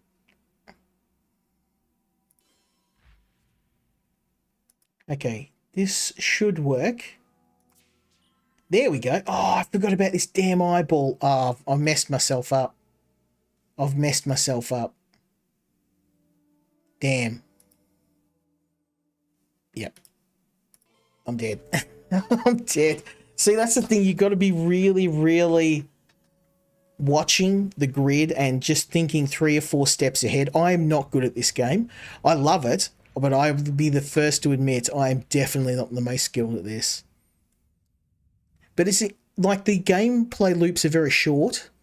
So it's not like you're going to be sitting here for hours. You know, the average game's like 10 minutes, or if you may even less and you get smoked. But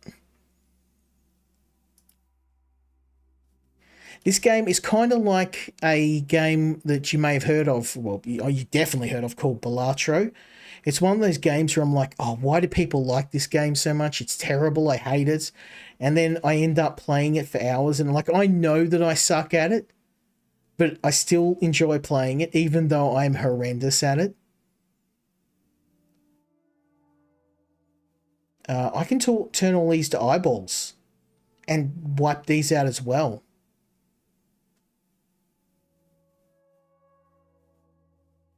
Oh yeah, let's do it. There we go. That's going to get some major points for us.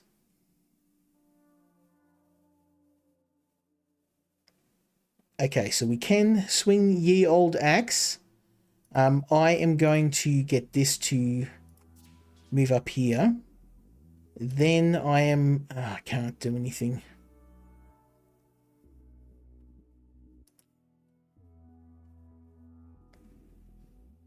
Not much I can do. Let's destroy this, and then we'll keep this card. I'll end the turn. See if we get some power-ups.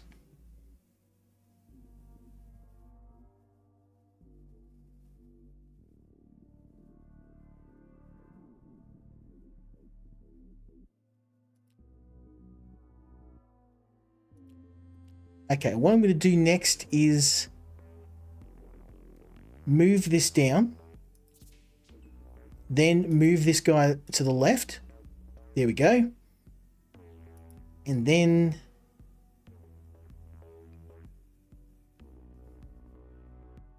yeah, not much else I can do.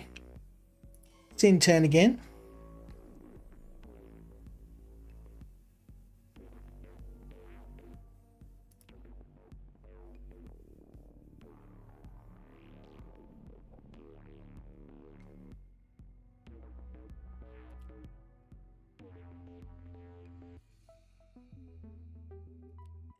Man, I'm getting wrecked.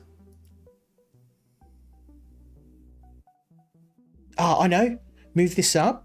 Move this left. Smoke him. Boom. Okay, I'm starting to get the hang of this now. By starting, I mean I'm slightly less sucky.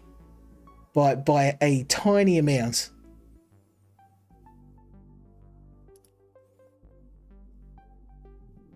Okay, let's turn these into suns. There we go, because now I can destroy all these. And then I'm going to move...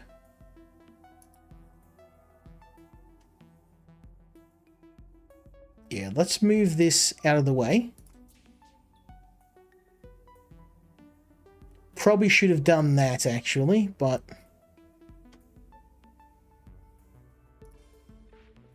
it is what it is. So we can use the axe this turn. I'm going to move this.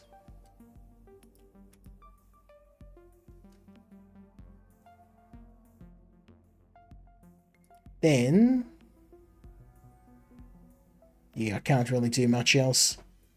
I can move these out of the way though. There we go. Cluster those together and destroy these suns. Boom. I'm not going to win any awards for puzzle solving, I know. But I am enjoying the game.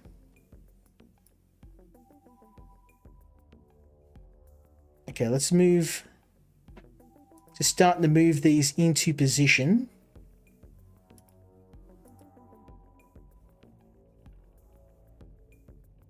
Turn this into an eyeball. And then move these up. There we go.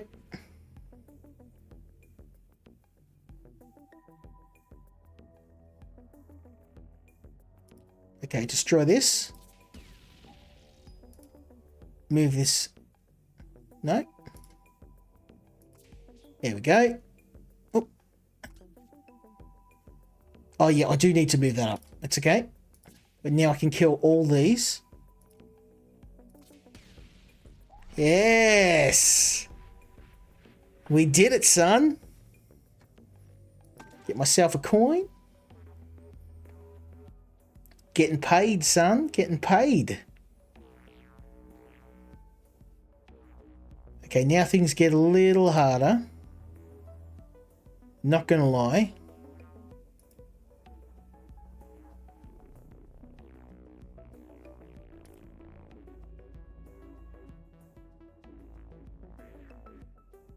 And every option's a bad option.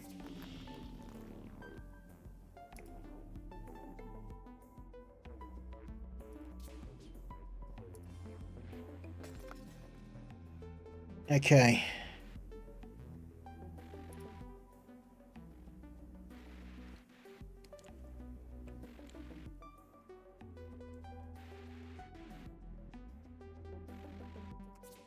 Let's, there we go. That's a good move. Look at all those fat eyeballs, son.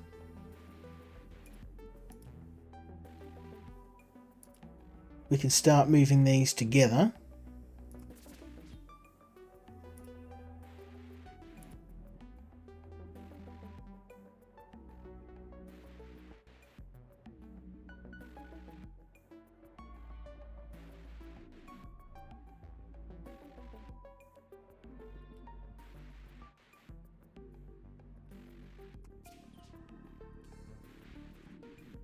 Okay.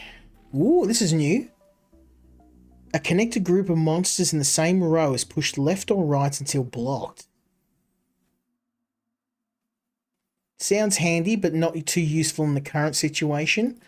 I don't have any other eyeballs I can destroy, so I'm going to have to kill them.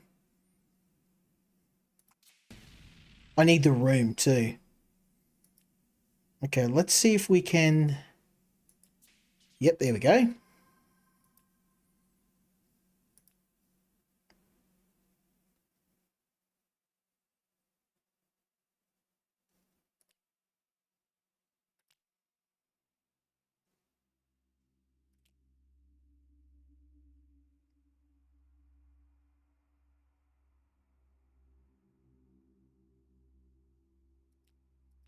Okay, let's do an experiment. Okay, so just moves them continuously. The scalpel lets you move an enemy continuously in one direction until they hit something, like right across the screen. I am going to say move you.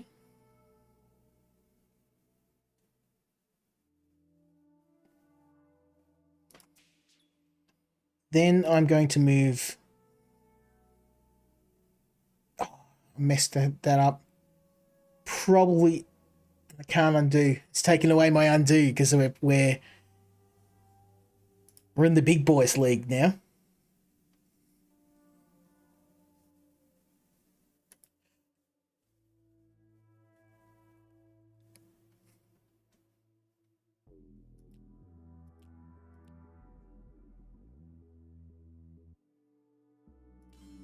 Let's end turn.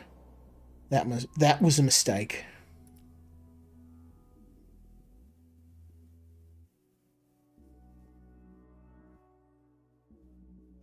I need to get this guy out of the way. Oh, can I? Can I do this? Yes. So I can move. Oh, I think, yeah, I might be in some trouble here. Move this and then move this. Okay, we're good. We're good. In turn. Oh, I don't have an axe. I got next turn. I've got to earn. I got to earn one more turn. I got to figure out a way to do it. So I can freeze him. I can't get rid of these guys though. I think that might be it for me. If I freeze you, then can I push him? Even if I push that row up, it's still this guy's here. I can't do anything. Damn.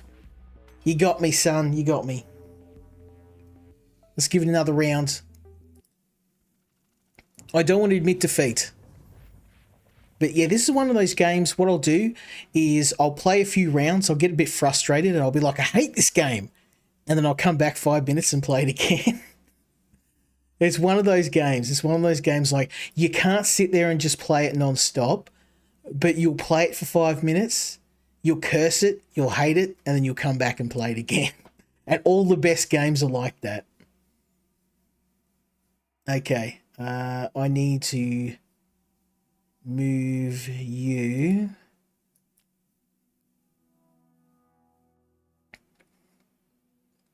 Left. Then I move you right.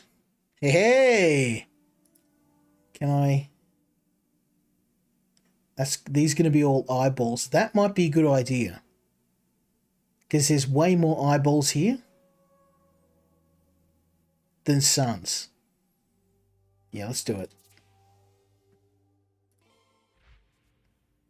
Okay, then we're going to want to delete this.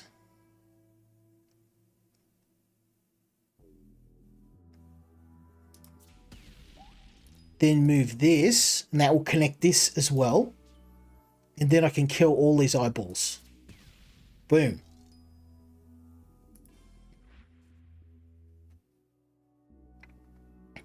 Okay, again.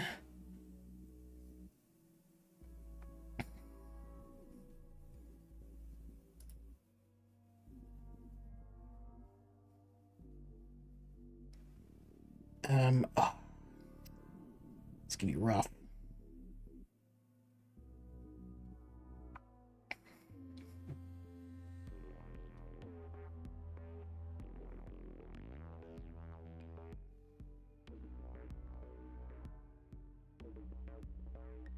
And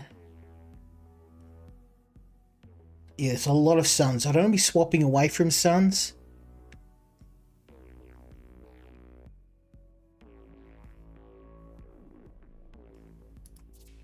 Let's do that.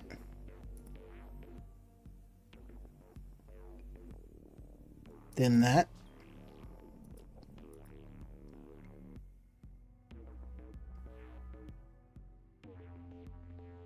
Then that.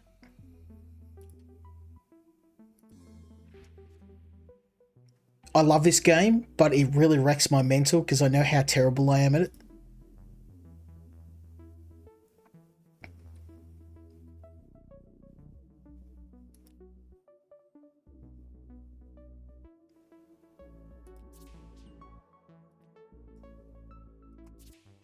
Yeah, there we go. I like that. Bam. Now you're getting a bit too close for comfort, so we're going to send you home in a box. Well, not yet.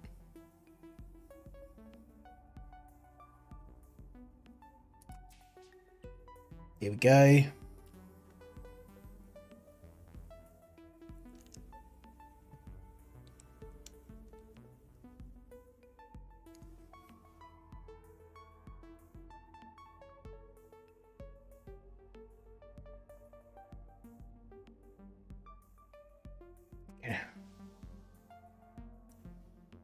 And then turn this into a sun. And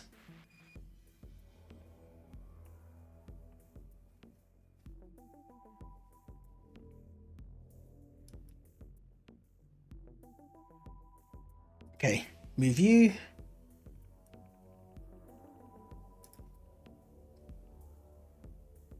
Move you. Kill these guys. And so we're starting to get the hang of this very slowly. Very slowly. Let's turn you into an eyeball.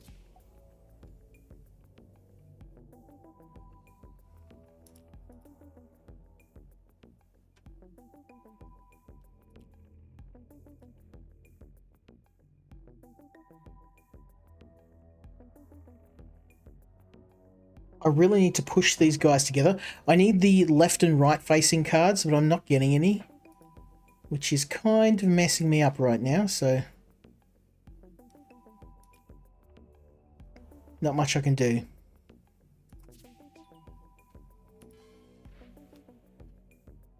Okay, I don't want to use this axe because there's nothing here that's really going to do much for me. Ooh, I have a plan. It's a dumb plan, but it's a plan.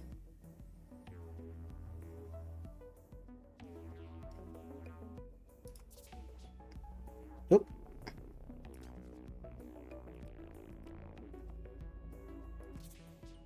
There we go. Link these together. And then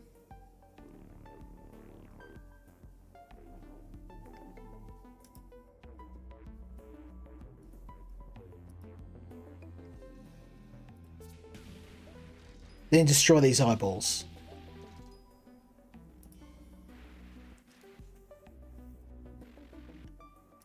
Okay. Starting to make a bit of headway. Get these bad boys lined up.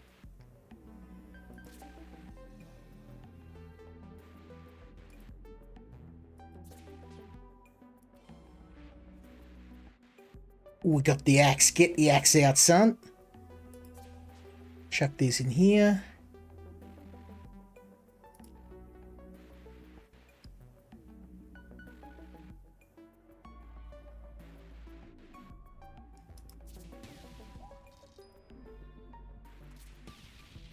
Hey.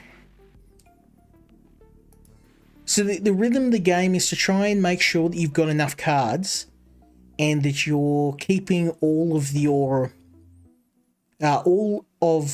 blocks far enough away from the bottom of the screen, and also that you're trying to link up all of the enemies logically together. And you've got to do all of that, and it's actually very, very difficult to do because you're just constantly thinking about patterns. And while I like me a bit of puzzle solving, this is definitely one of the harder games to figure out for sure.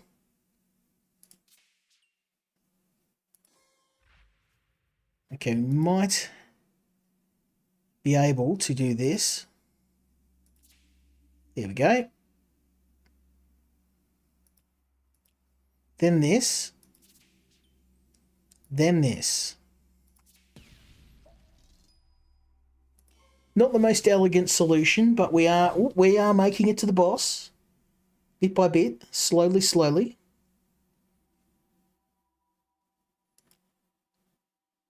Okay, push this guy up here.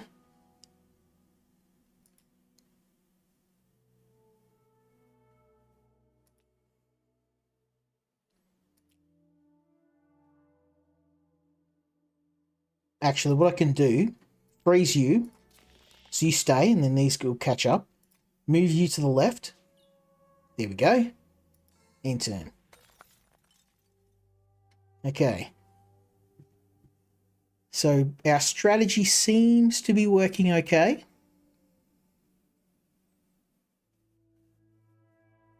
Move you. Move you. Maybe not. Oh, I can't undo. Damn. I had the perfect strategy set up, but I didn't have the right cards for it. I messed myself up. I hate it when I do that.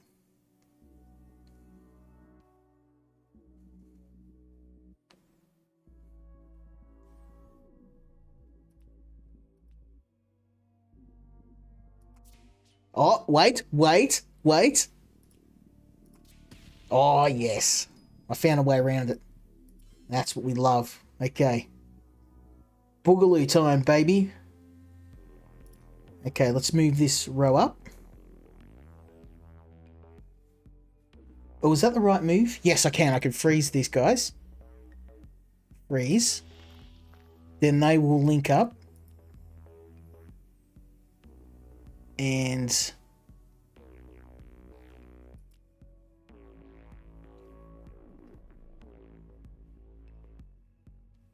let's maybe...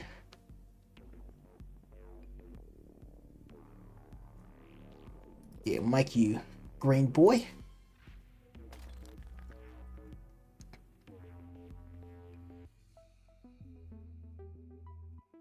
Okay.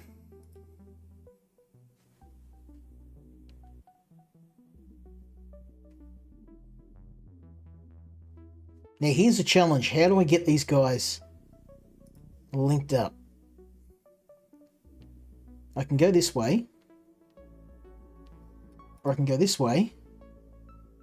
Oh, that's not going to work because that's going to hit.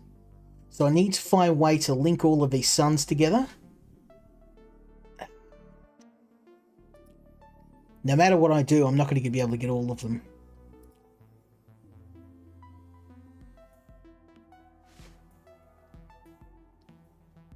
But I can do this. There we go.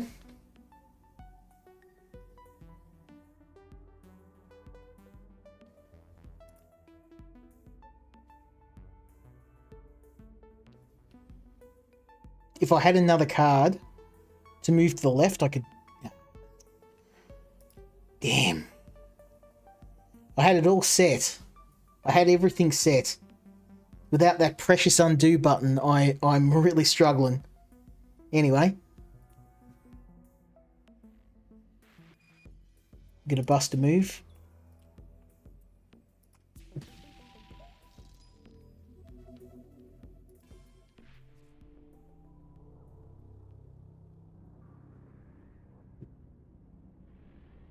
Okay, I can link this row up like that. And then freeze... Oh, I've got to do something about these. I'll freeze these guys. And then push these. There we go.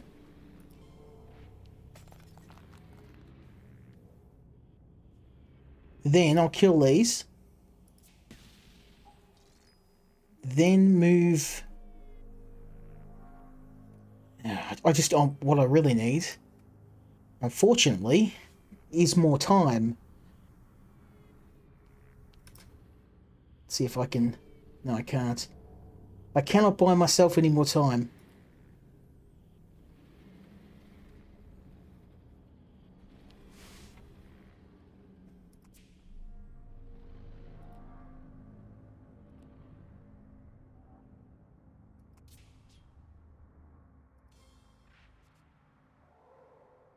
Oh, this is not good. This is indeed not good. I'll try and... It's not going to help.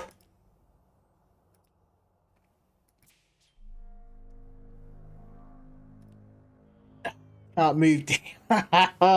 You got me. You got me. Now, I told you, this game, it's not easy. It is not easy, and I'm definitely, even after playing this for 4 or 5 hours, you probably need to play it for a dozen hours to get really good at it. We're going to do one more round. See if I can... I know I am definitely not doing myself proud in this game. I mean, I am not a puzzle game expert. I love puzzle games. They're a game... I like playing puzzle games, but I know I am not good at them. So, props to the developer for giving me a chance to test my skills out, but I know this is a shameful display. Shameful. I am doing my best, though. Let's move to the left. Move these up.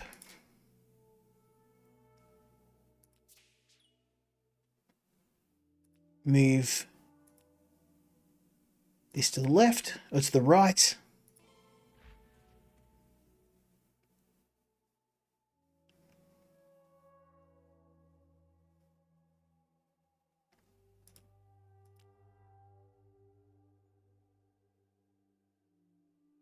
Okay.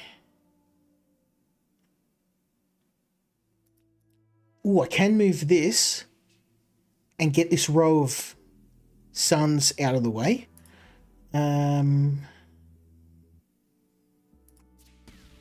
Kill you, kill you. Here we go.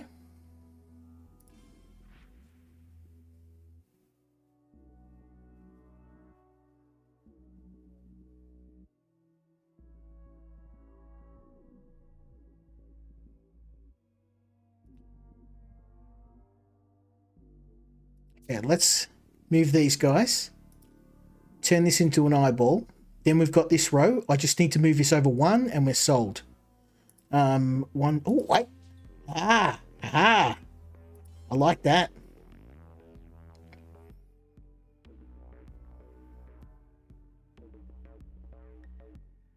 Now, if I move this to the right, then move this to the left. There we go. I'm starting to get the hang of this now. Yes! Get wrecked. There we go. Okay, I don't want to get overconfident though. I told you, this game, it's a lot of fun, and it's just, the thing about the game is the loops are really quick. You play 10 minutes, you may lose, and then you're like, oh, I'll just do one more round. And that's the thing, it's just one more round. So that's what always gets me. Every time, one more round, one more round. Okay, I need to link these suns up together.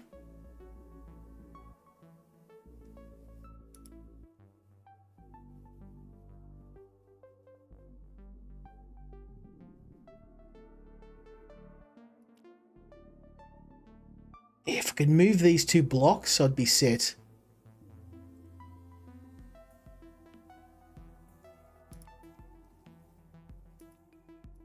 Okay, let's focus on doing what we can. Move this to the right.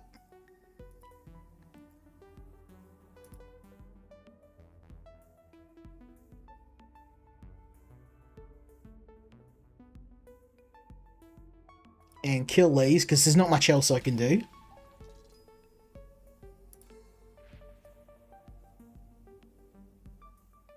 Okay, so now I just need to link somehow all of these eyeballs up.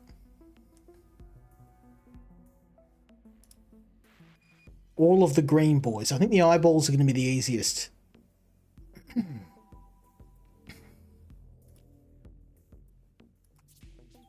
Move those. Move that.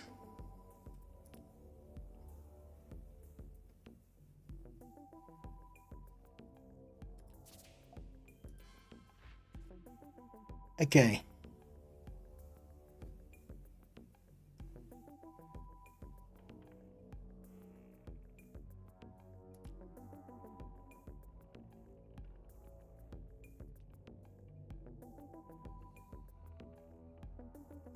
Okay, we'll get rid of him. Move these guys here. Then kill the 4 eyeballs. I mean, it's not great, but it's the best I can do.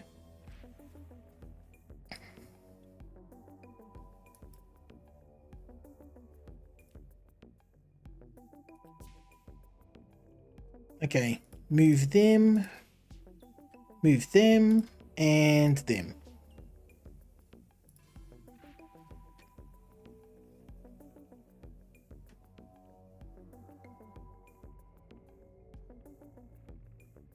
Okay. Ooh, that's actually a pretty powerful skill.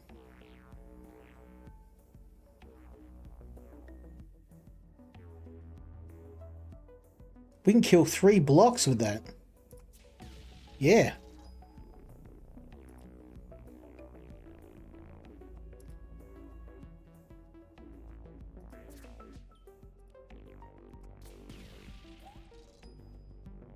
Now we're talking.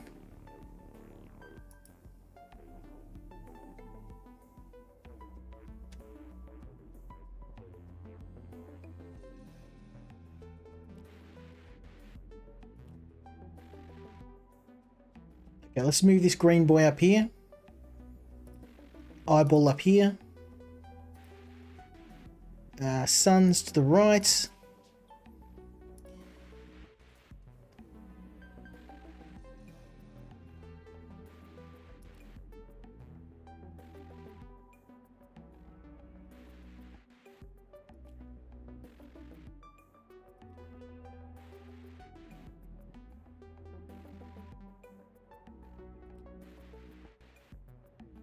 Okay, I have an idea. Yes, it's gonna work. Look at that.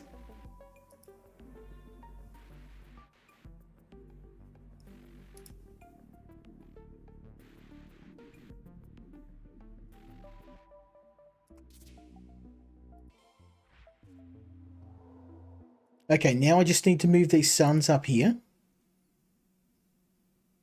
Then I'm gonna freeze them. Then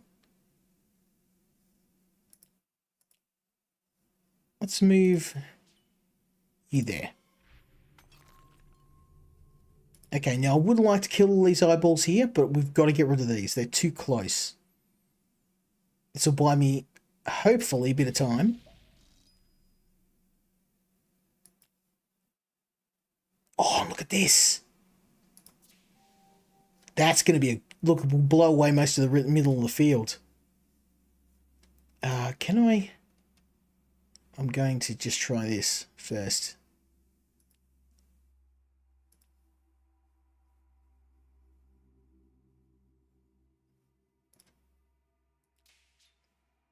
Then. There we go. Now I've got to last one more turn, and yeah, obviously it's going to get pretty tight if I can't pull this off soon. So let's move these over here. Then move this up here. Then change this to a green boy for maximum damage. Ooh, this is going to be rough. Okay, let's clear as many as I can first. Give myself some room to move.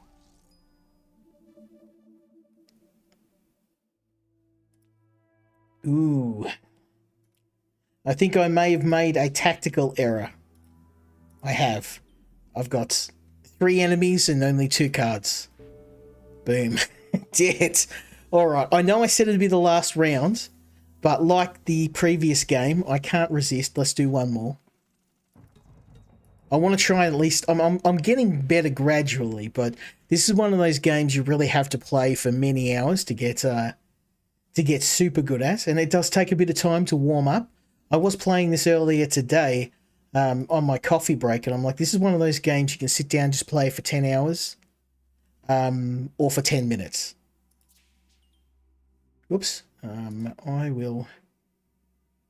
Let's try that one more time.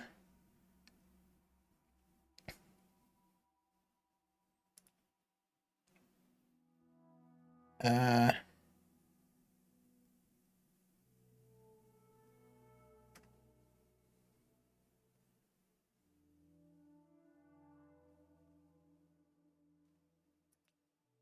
have an idea.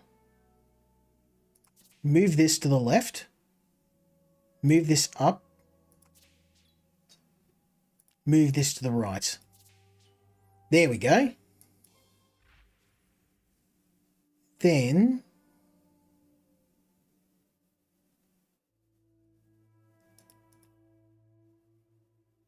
move these to the right.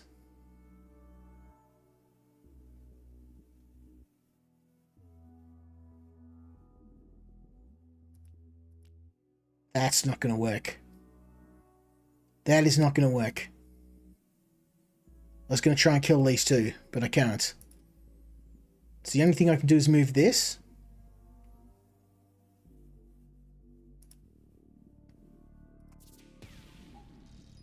Yeah, I'm out of cards. That's okay. It's going to clear a fair section of the field. I'm pretty happy with that. Okay, then we can make a eyeball here. Push the eyeballs up. And this one too. Okay, then it's just a matter of moving these to the right. Moving this to the right. No, okay. Never mind.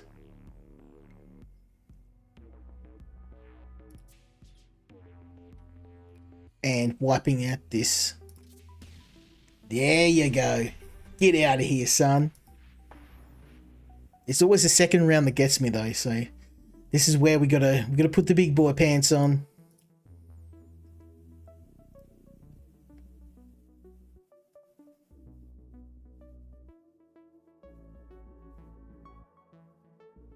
Ooh, I have an idea. Change this. Then move this. Then move this. Chef's kiss.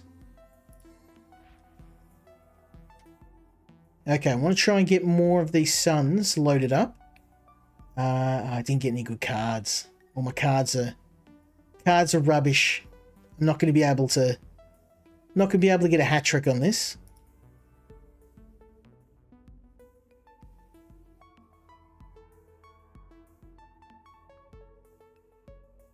Ooh, I do have an idea though.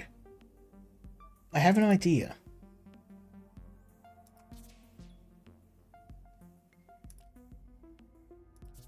Yes! It's gonna work. It's gonna work. Bang. There we go. You've got to really slow down when you're playing this game. You've got to slow down. And that's the mistake I was making earlier. Trying to play too quick. And getting wrecked. Okay, let's move this up here. Then I can change this to an eyeball, linking these two groups. Like so. Then I can move this and turn. Then I can do this. Then... Ooh...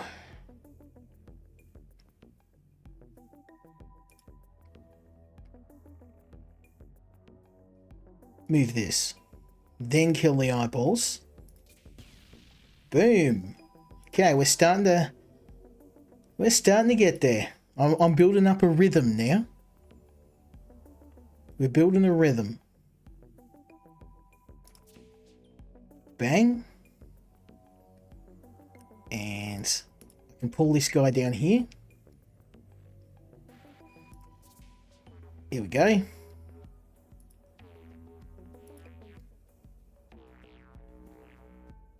And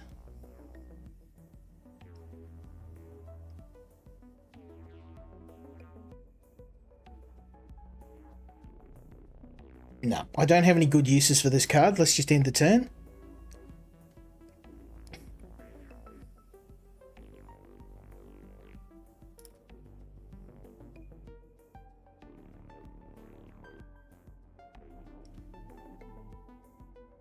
Okay.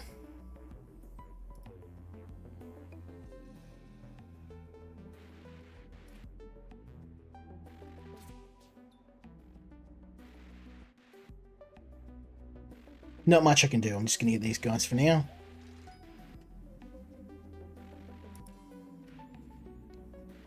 Okay. Now that we're playing a little bit better, we've earned ourselves a bit of a reprieve. I feel. Bang.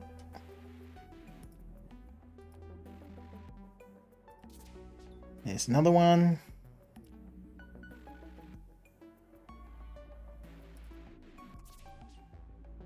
In turn.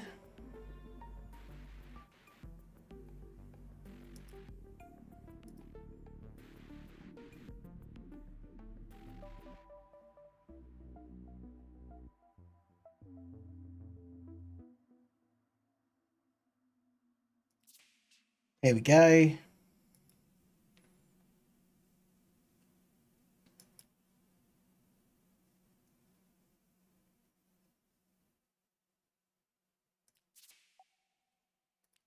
And let's blast these suns up. Good stuff.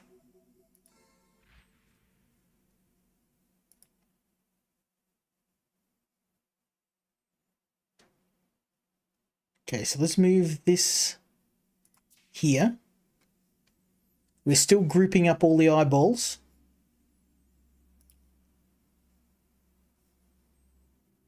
I'm just going to move the eyeball here. Then we'll freeze you.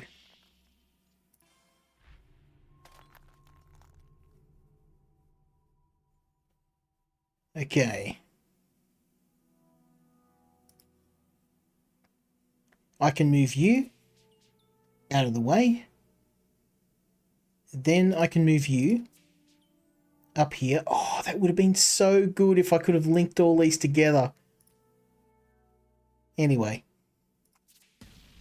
We do what we can do.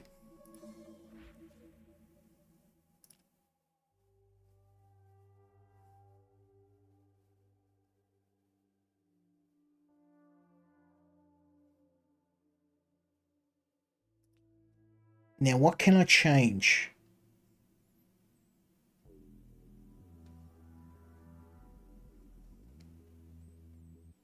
Oh man, if I could change them to the green guys, I wonder if I could do that.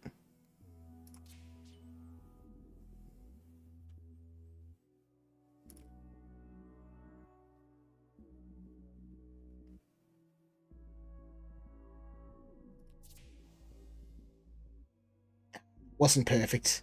I can't undo it though.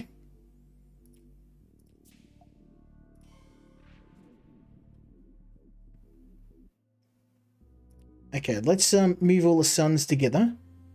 Actually, I can move you down here. Then I can move this row up. Then I can destroy these guys.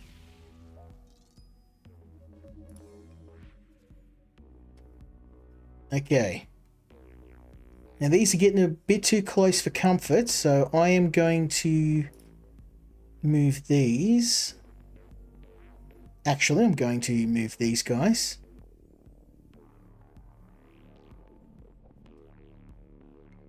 Yep. And I'm going to freeze you. Then I'm going to see if there's anything that's going to... Oh, that'll work. Now all I'm going to do is move these to the right, but these suns are getting a bit too close, so I'm going to move them up. Then...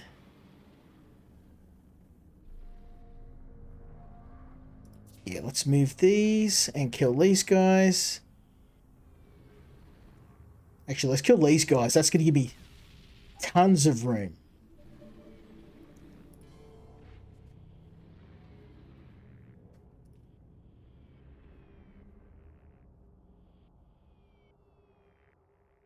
Okay, kill you. Move you together. Move you up.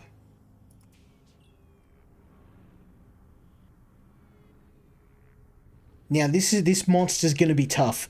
The boss can only be hurt when there is a monster of the same type all around him. Now we've got suns on most of the sides, so I think we're going to try and set them up now. Try and set him up. I don't want to worry about killing the other enemies just yet. I want to try and focus on him. So... can't really move anything. I'm really focusing on those enemy switch blocks. I don't have any though. I do not have any. And I could destroy all these suns. That actually might be a smart play. Buy myself some more time.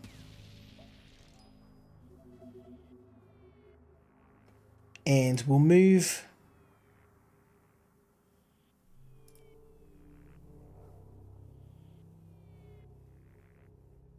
yeah, I'll move these. And then I will end turn.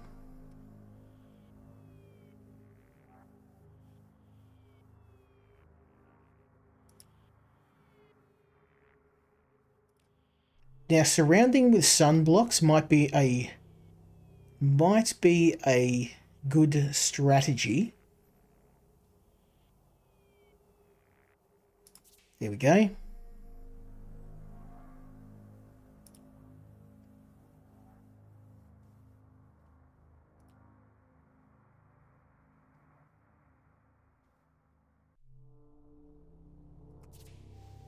There we go. So he's surrounded on two sides. Need some sun blocks over here, though.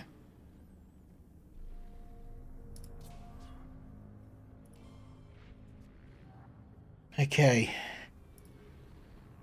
Herein lies a challenge. I've got two sides out of 4.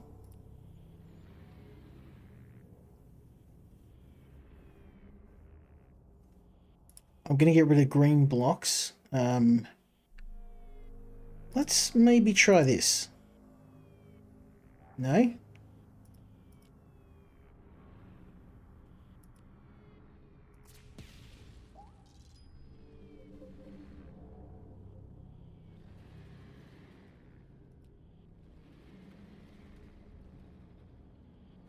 Okay, I'm going to move this because I can hopefully push. Yeah, there we go. Get a sun block here and then change that one and we're laughing.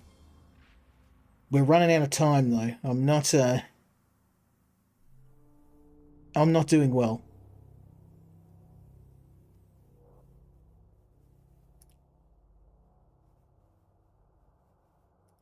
Now what I could do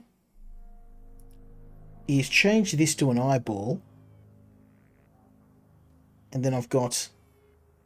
because there's no shortage of eyeballs around him. Well, let's try it.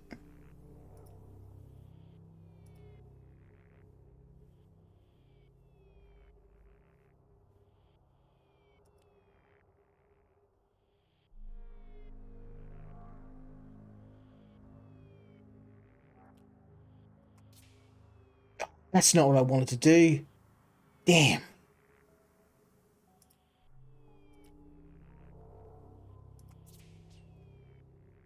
Okay, it's alright. We can rescue this.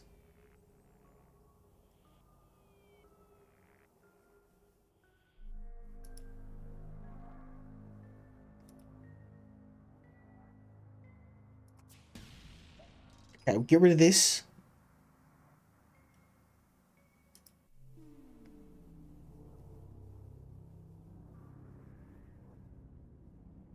Let's freeze him. I don't think we can win this, so let's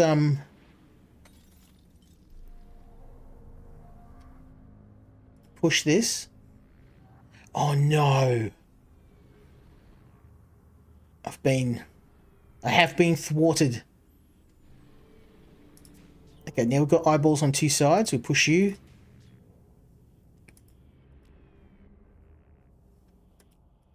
Oh, there we go. 3 sides. If this is an eyeball and I can do it in the next turn, I'm laughing. If that had been an eyeball card, I would have won. I would have won. There's not much I can do. Not much I can do. Unfortunately, he has thwarted me. He hath he beat me. He beat me. My brain's not working this time of night.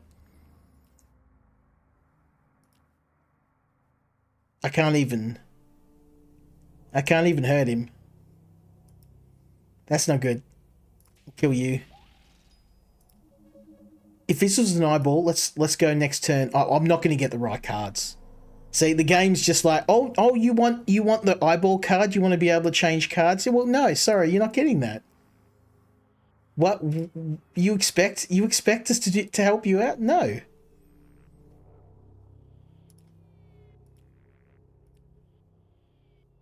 See if I can move. Oh, that didn't work. That's made things worse. We'll move this up. I mean, I'm only just delaying the inevitable. It's all over. It's all over.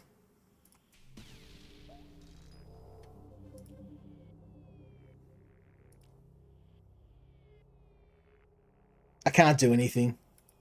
I'll freeze him. I'll give him a headache. You got me. You got me. Well, this game, it's a lot of fun. Obviously, I am nowhere near the best player, as you can see. There's some truly excellent players. I'm going to guess most of them are from China. Yeah, the Asian community repping puzzle games. Unfortunately, even though technically I'm amongst them, I'm definitely not at the top of the menu. But in terms of puzzle games, if you want something that's simple, easy to play, quick rounds, you can sit down, just play a game, and then come back and play it later. This is perfect for that. The game is really well put together. It's very easy to pick up, but very hard to master. And in terms of puzzle games, you're not going to have to sit there and to get into the game. You're not going to have to sit there for 10 or 20 hours. Now, to beat the bosses consistently and get really far into the campaign, yes, you are. But the good thing is that I think the only thing the game really is missing is some sort of roguelike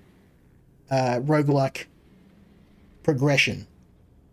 I would like to get different skins and cards or earn something while I'm playing the game.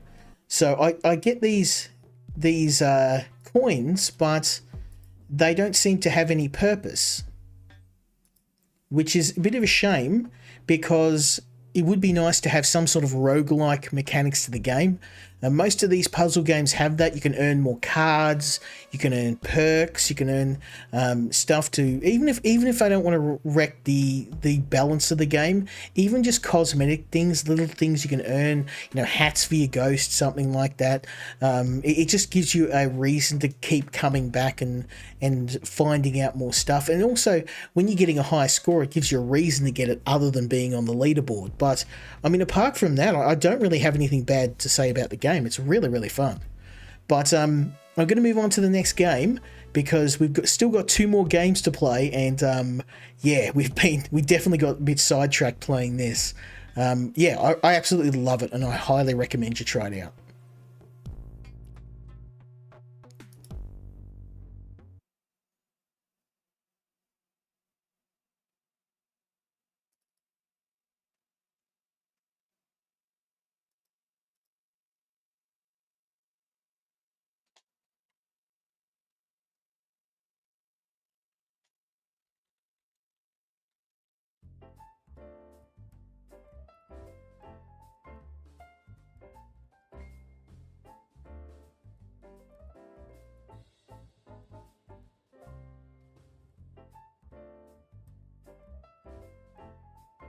Okay, so the third game of the night is Sizzle and Stack. Now, normally I don't go for these, cozy, relaxed sort of games. I tend to prefer my games a little bit more, shall we say, unforgiving, post-apocalyptic, brutal, that sort of thing. But there's something about this game's vibe and the gameplay loop that just really worked for me. And it's like Axe Ghost. It's really fun. It's a pick up and play for 5 minutes. Have a round when you're on your coffee break. Simple, easy to learn, but it also is pretty addictive. I've been playing this not as much as Axe Ghost, but certainly I've had more than a couple of rounds of this, and it really is a fun little puzzle game, and a good one for younger audiences as well. Well, I guess let's continue where we left off. Oh, that is quite loud. Let's turn down the sound a bit.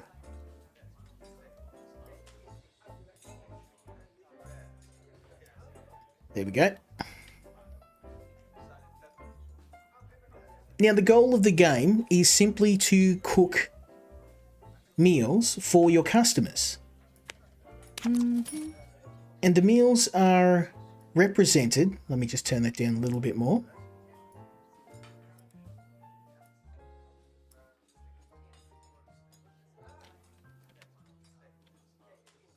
Okay, you want a pancake, which is Flour, sugar, and milk.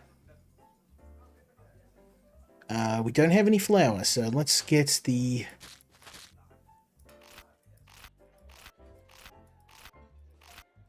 Really? You want to do me dirty like that? No sugar? Bruh.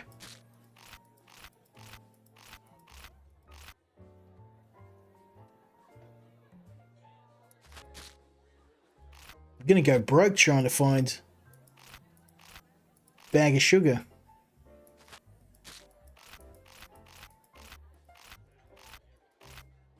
Okay, well, I'm going to give up. You're not getting pancakes because it seems like I'm not going to get any sugar. So pan and dough.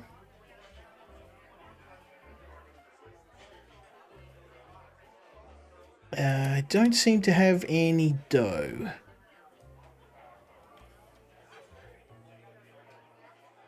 We've got potatoes. Got milk.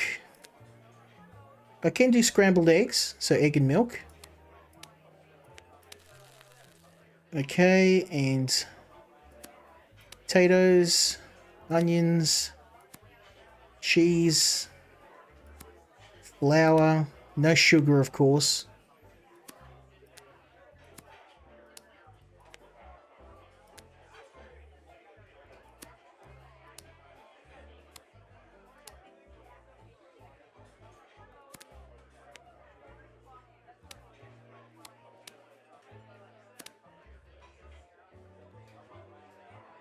Okay, I guess we'll just have to keep buying until we get the sugar.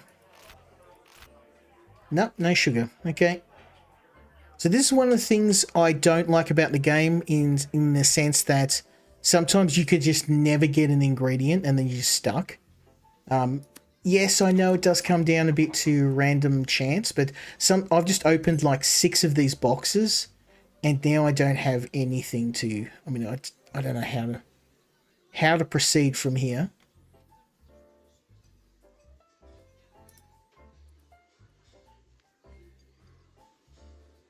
Unfortunately. So what I'm going to do is put some of these items in the cupboard. Just so they don't rot. Nope. Can't put any more in. Okay. So, dough needs flour and milk. At least I can do that. Milk, milk, milk.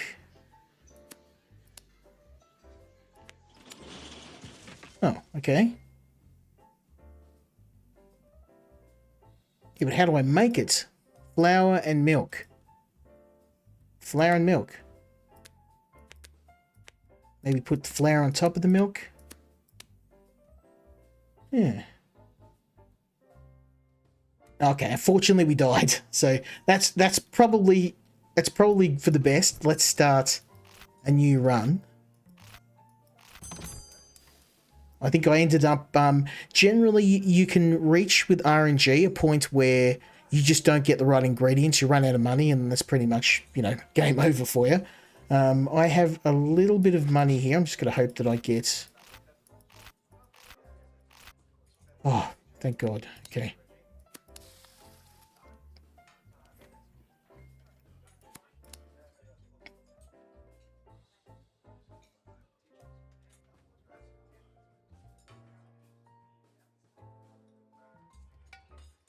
Okay, cheese omelette for you.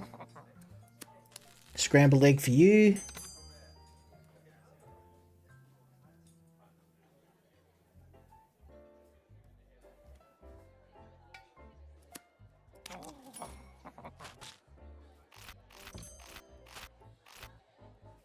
No milk? Okay. So unfortunately we've hit this again.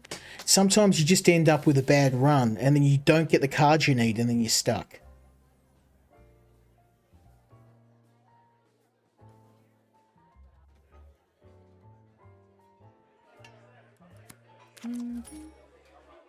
Okay.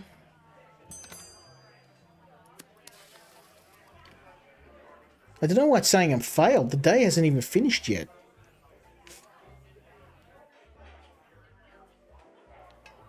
How could I have failed already? I haven't even finished the first day.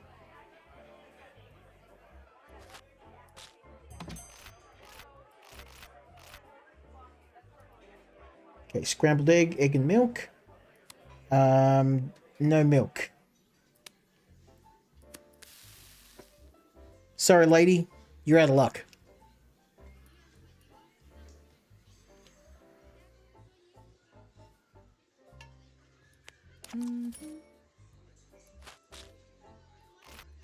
Oh, milk, finally.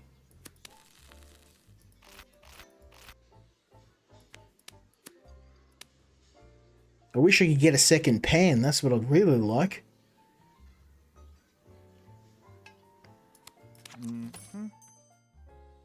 Oh, okay. 5 cards to continue. That's obviously a bug. It's saying I failed, and I think that error message carried over from the last level.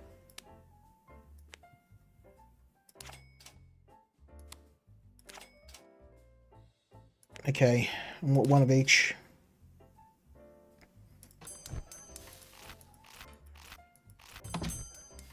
Oh, did the game restart? It did. Okay, thanks, game. It's telling me I failed. I didn't even finish the day.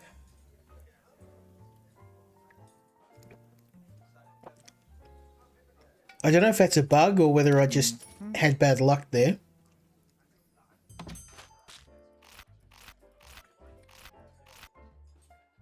No milk.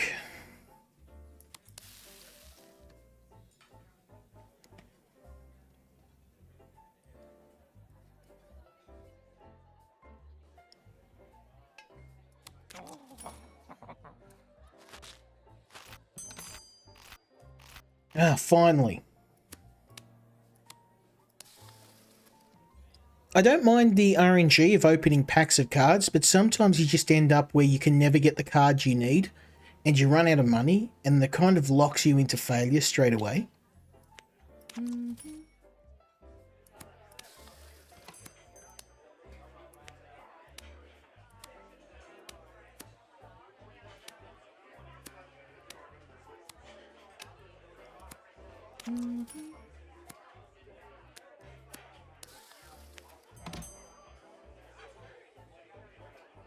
So the goal of the game is to cook the recipes by combining cards in the right order, giving them to the customers, and satisfying enough customers to make everyone happy. And it's a bit of a challenge because you're also governed by a bit of randomness in the cards that you get. And sometimes, like today, you'll just end up with a bad hand.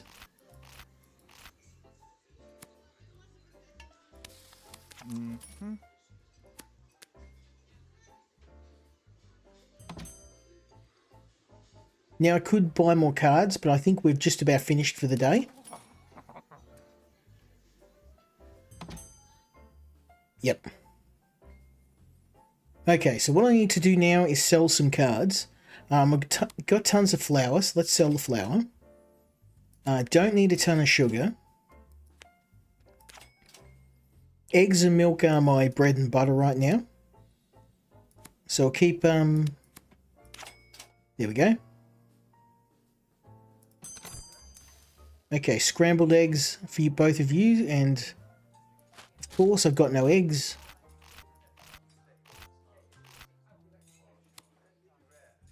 Okay, egg and milk. Another egg and milk. Let's drop the milk up here. And the cheese and the sugar. Boom.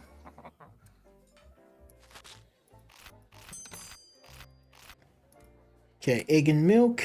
Boom. Oh, I already have one ready. Silly me. There we go.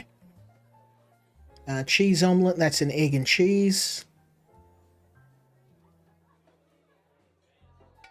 Now, cards do expire as well.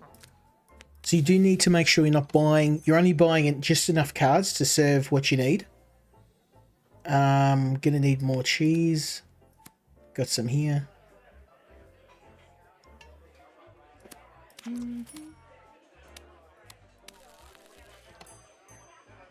Need more eggs.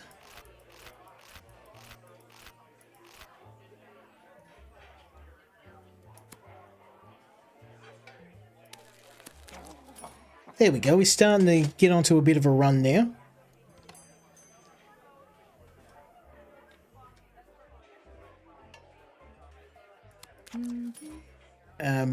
Egg and milk. Oh, I'm out of eggs. I'm always out of eggs.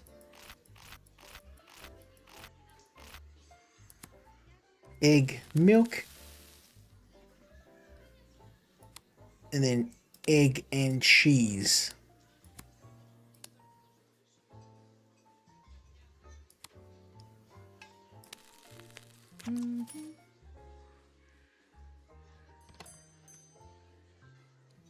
Come on, just in time. Nah. Okay, so we're going to sell some cards. Sugar we will get rid of. Flour I've got way too much of.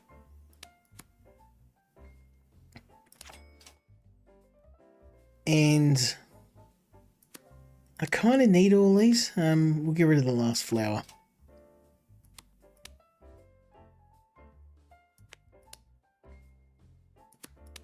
One card. Oh, it's a rough one. We'll sell the milk. Okay, cheese omelette. Boom.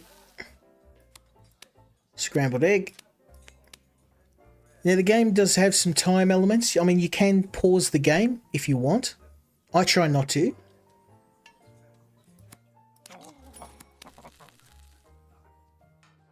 Now we're starting to make some money. We've got a bit of momentum, so I'm going to open another card pack.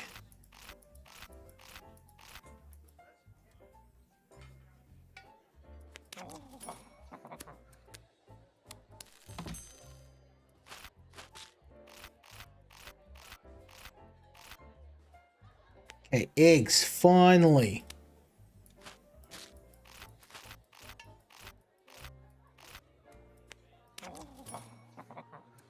Okay, milk, egg. Okay, a bun. So that's dough, and I haven't figured out how do we make dough. Flour and milk. Flour, milk. Oh, there we go.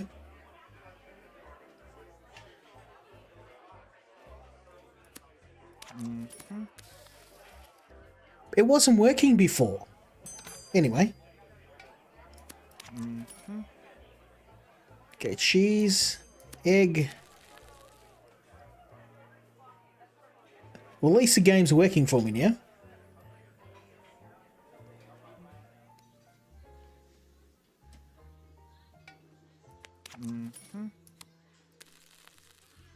There's just something really satisfying about this game. It's just such a chill sort of atmosphere.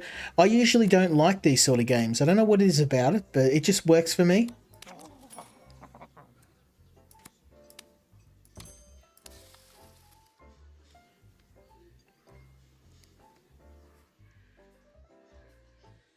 I'm running low on eggs.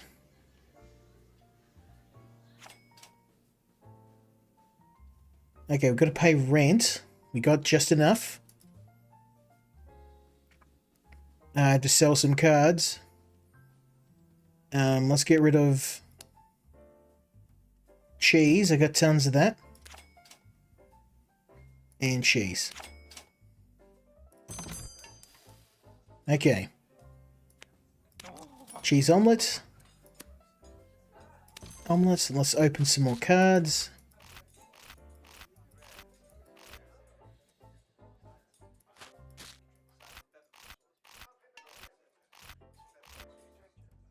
Here we go. We got ourselves a deep fryer. Very good.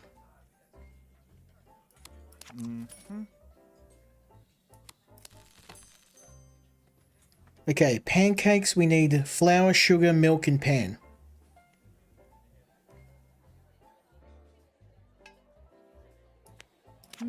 Cheese omelette.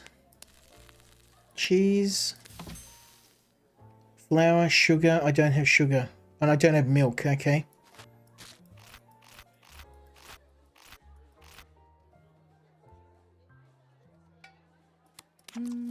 Okay. Flour, milk, flour, sugar.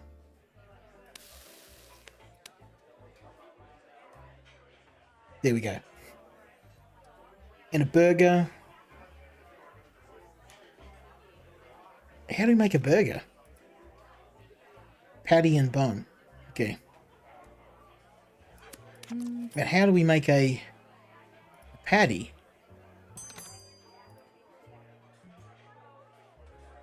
I guess meat?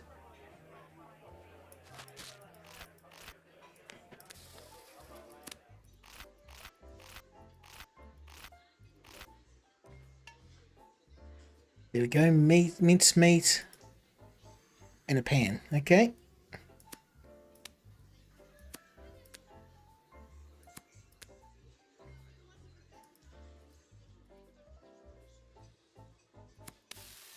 There we go.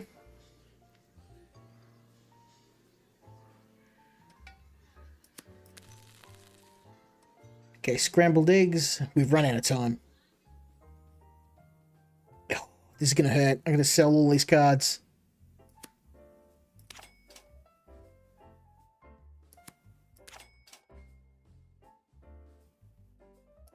Flour. Whoop. We'll sell these esoteric cards we don't need yet.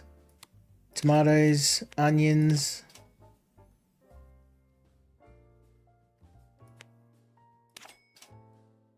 We don't all go with those.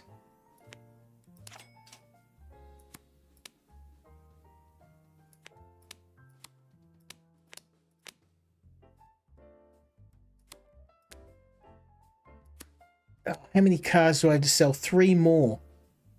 Okay, we'll sell the buns. I can make buns out of flour, so...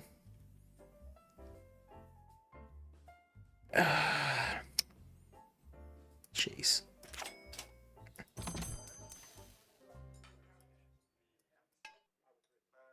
Okay, cheeseburger. Oh, of course, I don't have any buns, because...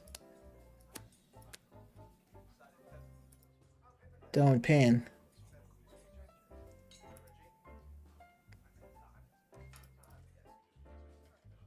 Okay. So I am going to have to abuse the... I'm going to have to abuse the pause function, because now there's just too many recipes and I can't keep up.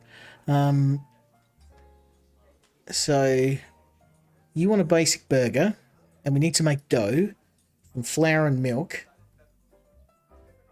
Okay. And you want scrambled eggs, which is just eggs and milk.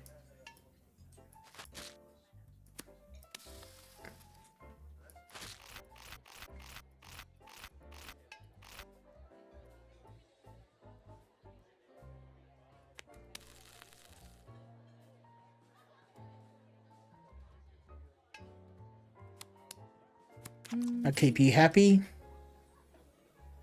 Scrambled eggs. Eggs and milk. And a cheeseburger.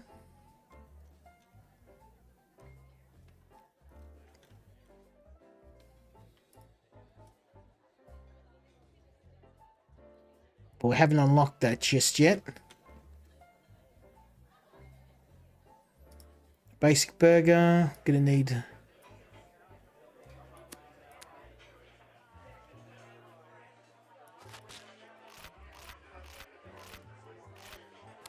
flour and milk. We're gonna run out of time.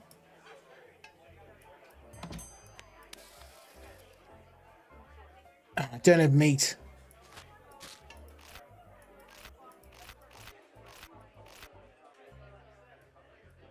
Because I keep getting bum cards. I'm just gonna have to keep opening Look at this. It's such a waste of money. Imagine if restaurants worked like this in real life.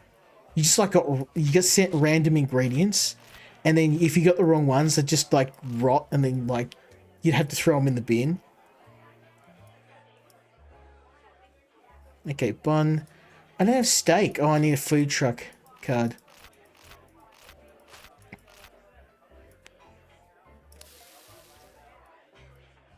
I think we're boned. I think we are boned.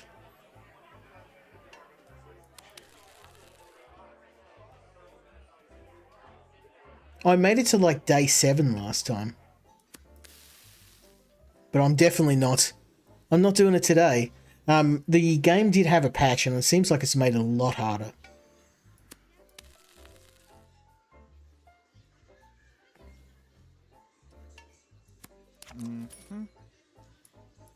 I don't have any meat.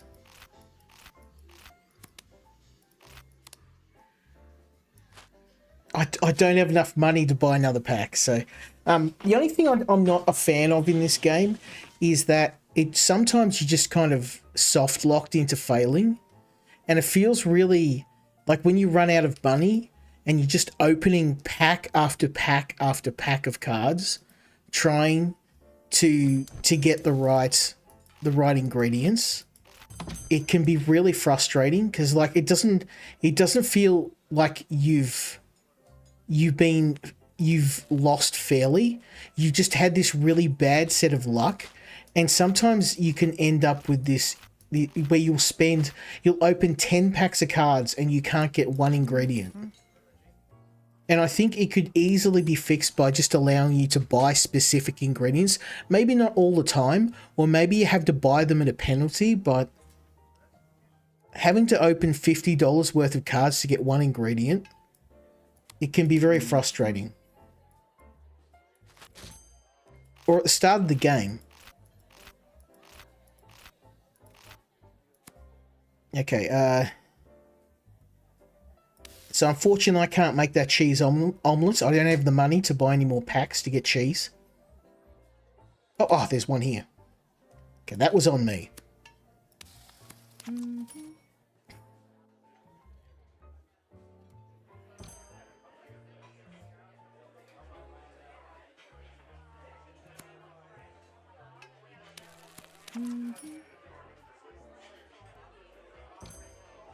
Okay, let's open another pack.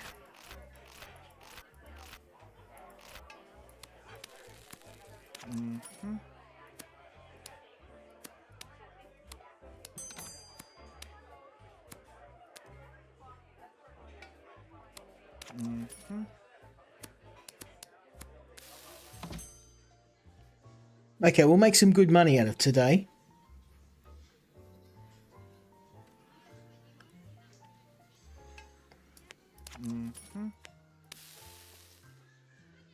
At least that's a good start.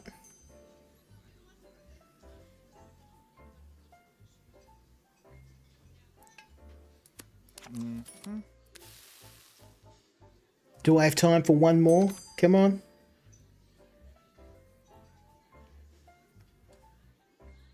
Nah, couple of seconds.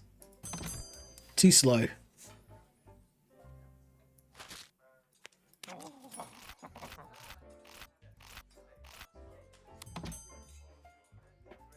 Okay, cheese omelets.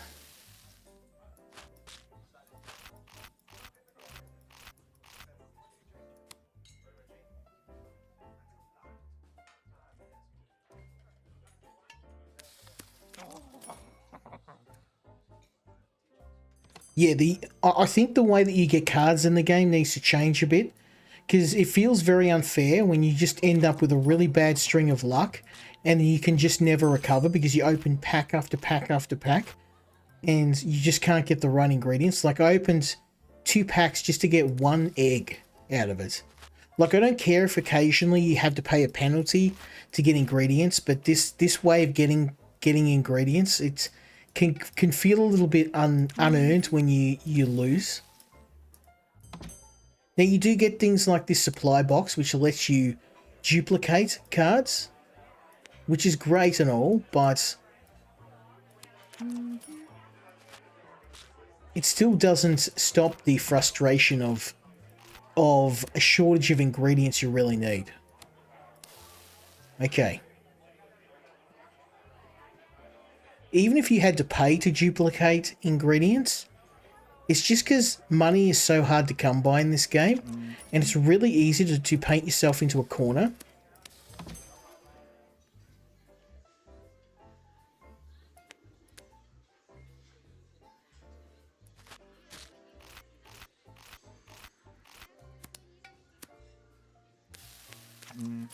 There we go.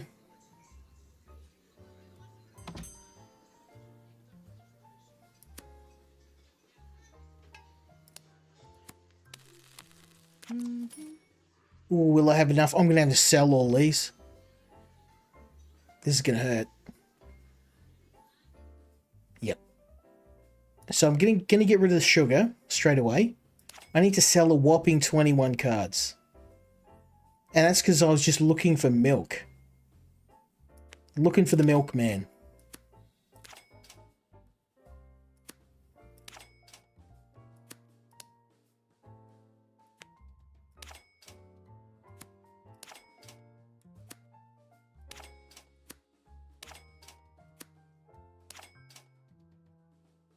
Okay, one more milk. Keep the cheese. Sugar can go. One more milk.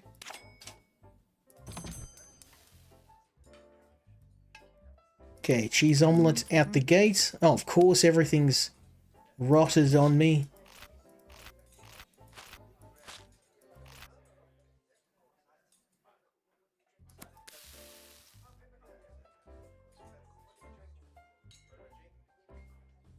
Thank God for that duplicating box.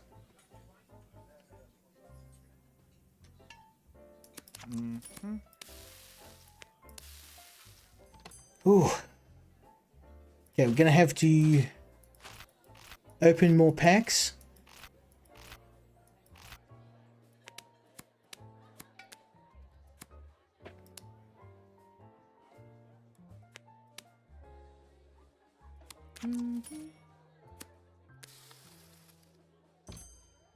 Okay, once you reach your customer quota, then it's just all about making money, which I'm absolutely trying to do. The more cards we use up to, the less we have to sell.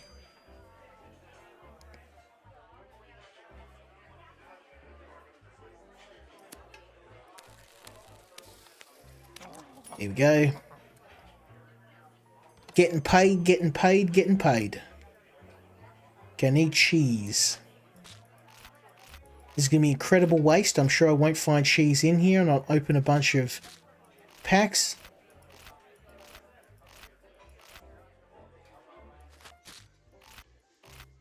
Yeah, see, I should have just not bothered to cook it. It's going to cost me more money to cook that than it's not. So you can miss out on your cheese omelette because the game's just going to punish me by making me open pack after pack after pack.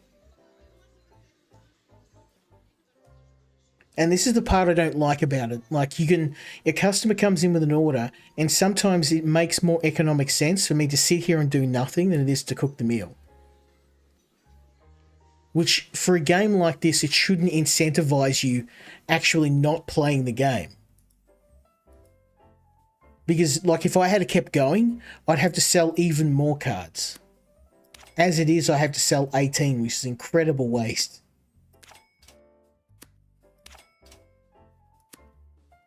Okay, I'm just going to keep one of each, if I can. See, because now I have to sell eggs. Don't want to, but I have to.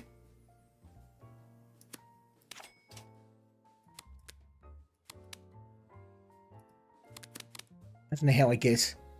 How do I get rid of it? I don't know how to get rid of garbage.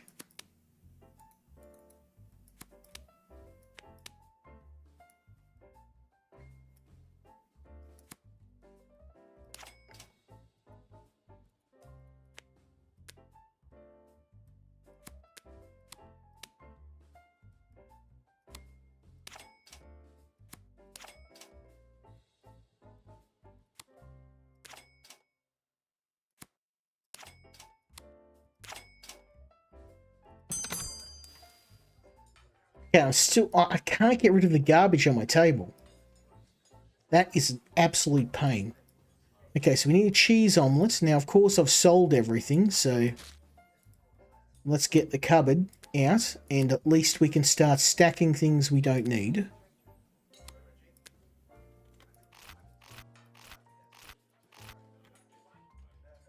Okay, again, we've ended up with rubbish.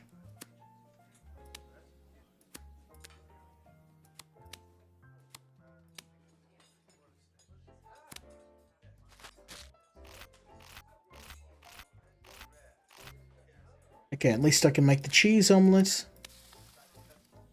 I'm going to need to buy a food truck pack for meat. If I can even get meat. Nope, so another $10. If I don't get meat in this, I'm pretty much game over. Thank God. Now, I don't know how I'm supposed to do this, because... yeah, this is going to be impossible. Flour, sugar, milk, basic burger.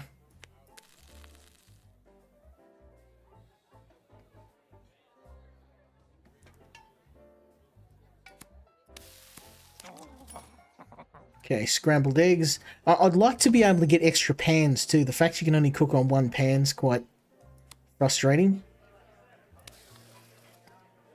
Okay, scrambled egg, milk, egg.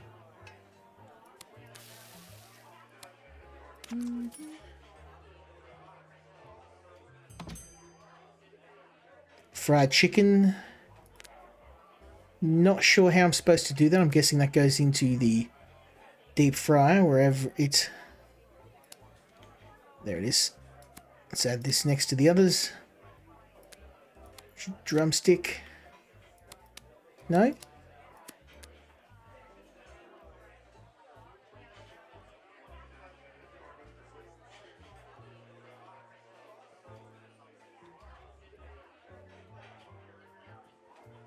Okay, can't make fried chicken. Apparently. Chicken drums, flour. Okay.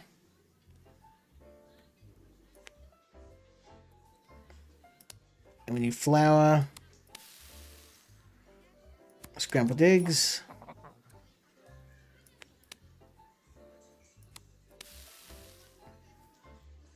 Whew.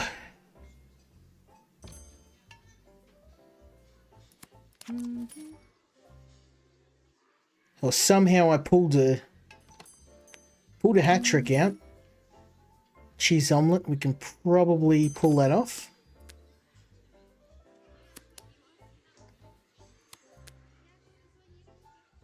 No. Yeah, we don't have enough time. We'll let the day run out. I'm just going to waste more money. Okay, 9 cards.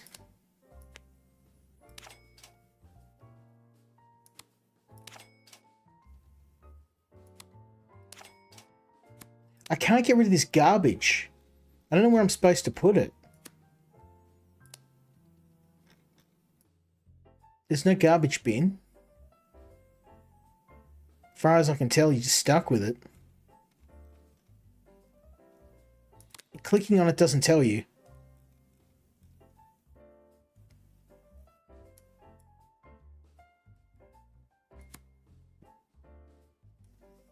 Okay. Oh, wait, I can put these in the cupboard.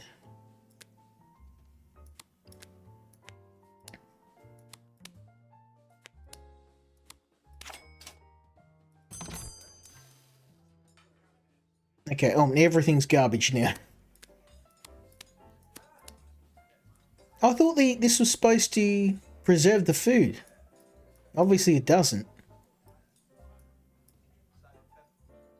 The cupboard's supposed to preserve your food.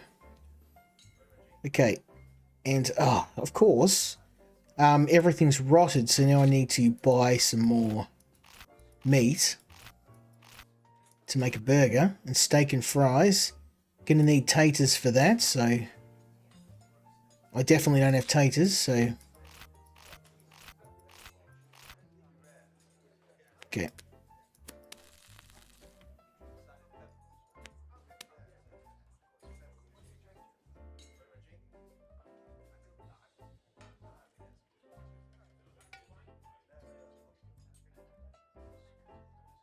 Your fries go in here.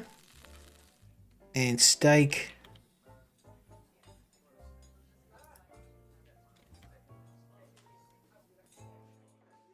Okay, cheese omelet. Can I? No. Yeah, I'm just not a fan of these cards. Because you can just end up in a death spiral where you can't get the ingredients and then you run out of money.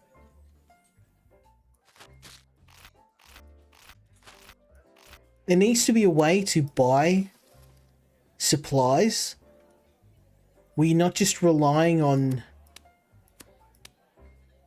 steak and fries.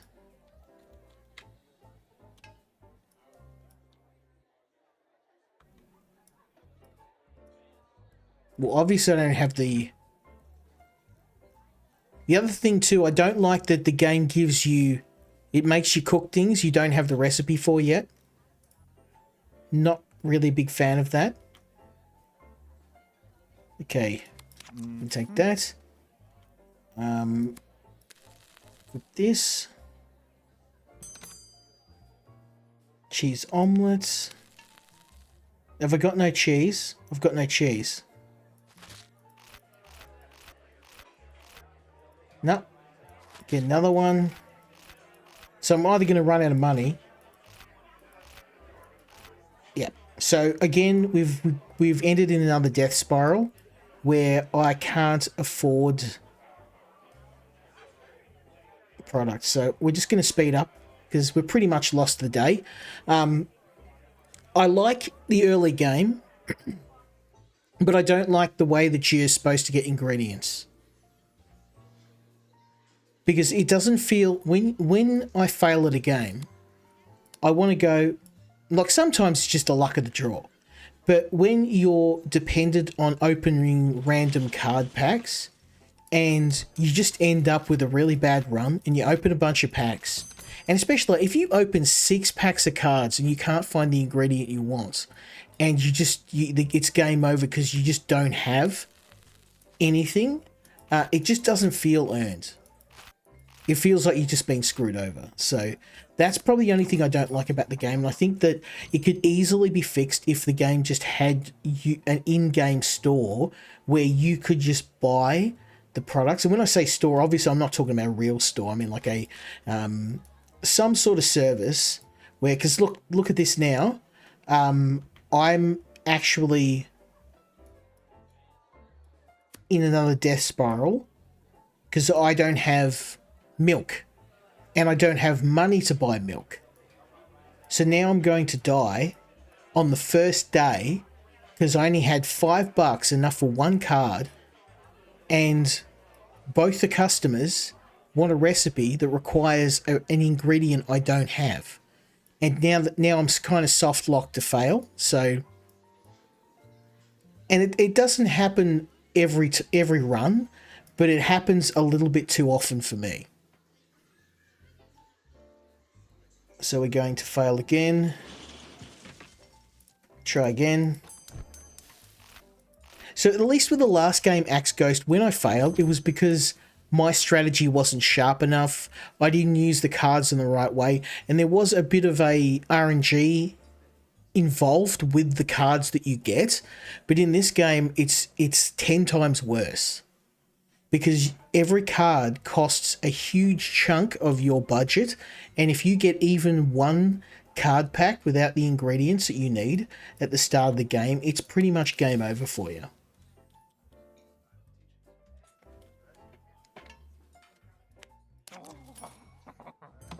Now, I'm not saying to throw out the system of opening the card packs, but I think they need to rejig the probability of getting different ingredients. Like maybe guaranteed get a egg in every single one of these packs, because they're just used in almost everything, so you should get one in every pack, at least one. I don't think that's too much to ask. And maybe like one pack of cheese, because again, cheese is used. And again, we're lucky, with our last dollar we had enough. This is the thing that I'm not a fan of.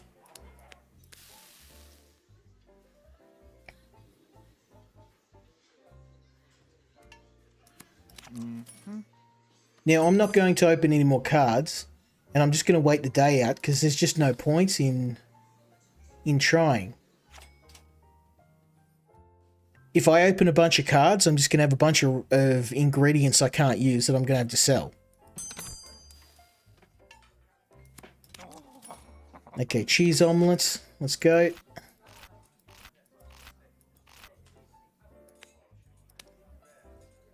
Oh, wait. Please be some eggs or we're pretty much game over. So this is the thing. You just really always hoping that you can get one particular ingredient. And you have the last until you get this supply box. And once you do, you better pray that the item that you're duplicating doesn't rot or you are done. Okay, omelette. Let's go with scrambled eggs first. This supply box you need. And you always have to have eggs in there because it seems like eggs are the one card you need more than everything else. Oh, thank God. Okay. Thank you, Mr. Supply Box. You are my only hope. I need more eggs. Okay, so again, even making use of the supply box, I still have to sell a huge amount of cards. It is what it is.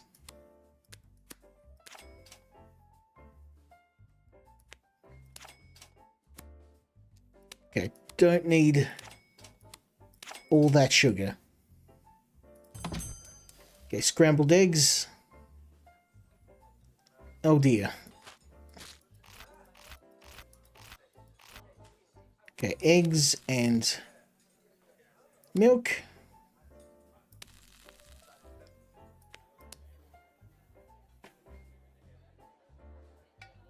Eggs and... No milk? No milk? Mm-hmm.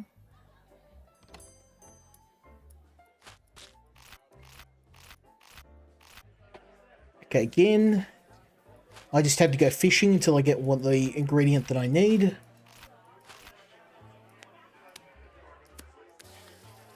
That's the thing I don't like.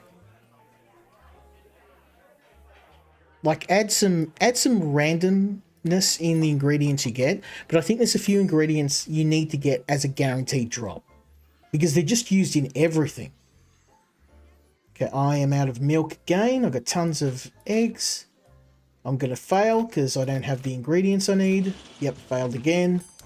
So that's the thing that I'm not a fan of. Like, a lot of failures feel unfair.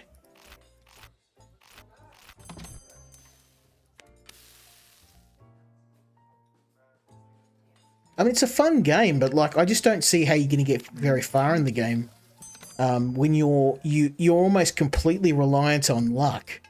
And we're not talking about, like, you know, XCOM aim percentage luck where you're going to miss the odd shot. We're talking like just, you can get absolutely destroyed by the RNG in this game.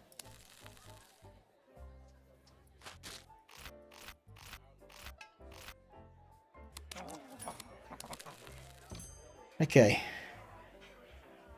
So again, we are out of milk. I just got to hope I will get... Please give me milk. Yes. Okay.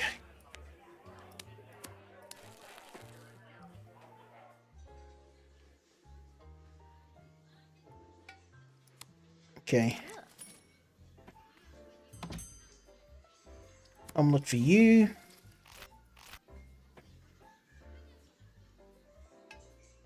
Omelette for you. Okay, I have to sell some cards. Now, let's sell sugar. We won't be using that for a while.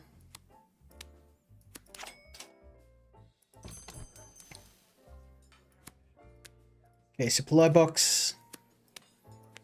Boom. Make an omelette for you. Okay, at least we seem to be getting some better drops now.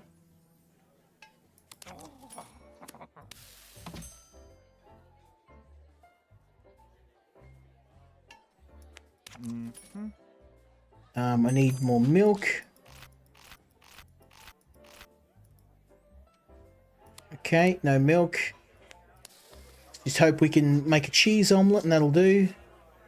So this is the thing. The game doesn't incentivize you to keep getting a high score. Like, once you reach your quota, you're often just better off just to chill and do nothing. There's very little incentive for me to get a high score.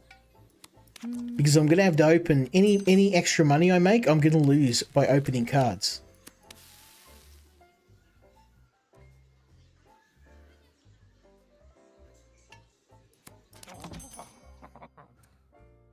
Managed to sneak in the last minute recipe. So sugar we'll get rid of.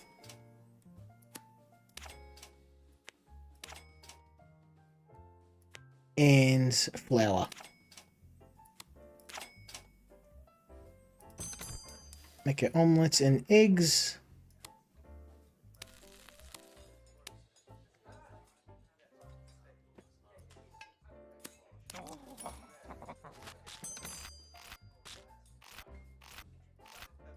Oh, thank God, milk. Oh, and I'm out of eggs once more.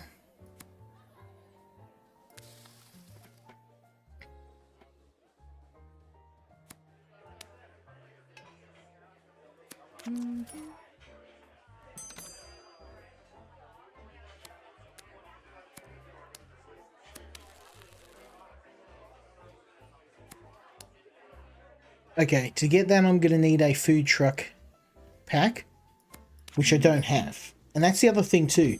Customers can sometimes ask for items you don't have.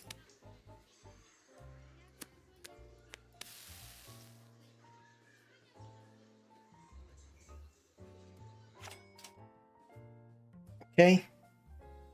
Now I'm going to have to sell a bunch of stuff I don't want. I'd rather not sell all my stuff, but what choice do I have?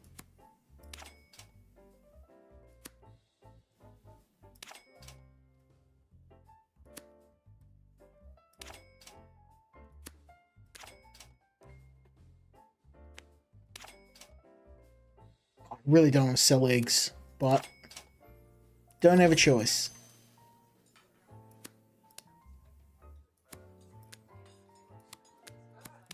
Oh, and the supply box has stopped working. There we go, it's working again. Okay, pancakes. Oh, we got one from the last day. Let's open a food truck pack and hope and hope and hope that we get meat. Bun for you. Onion rings.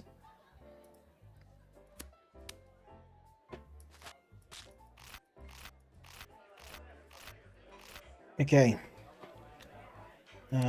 Egg. Of course I don't have any. Cheese. I need a deep fryer.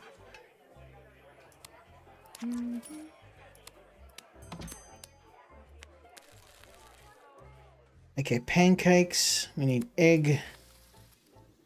I don't have it. Okay, milk and flour. No. Oh, flour, sugar, and milk. Do I not have sugar? I don't have sugar. Of course I don't have sugar. I'm going to have to open 500 cards to... Oh, I'm out of money. Oh.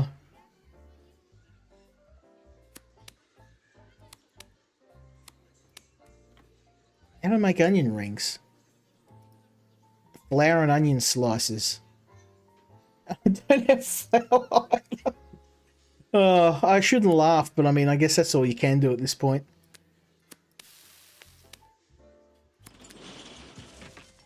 Yeah, failed. So let's give it one more run. But at the moment, I like this game, but it's a bit of a love-hate relationship. Once you get past the first few days, you end up in this death spiral where you can't buy the cards that you need. And I know that there is a element of RNG in the game, but it just feels so heavily skewed against you that it's really frustrating sometimes.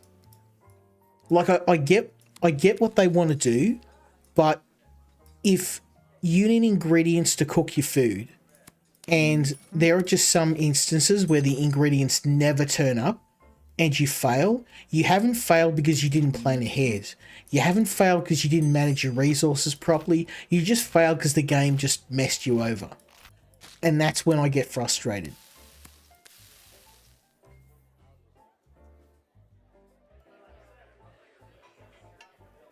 And in the early game, I like this. Like this cooking system they've got, it works really well.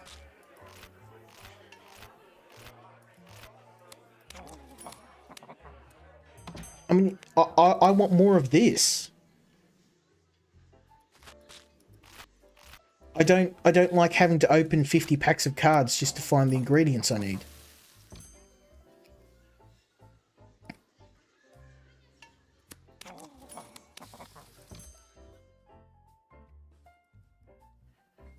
So sugar.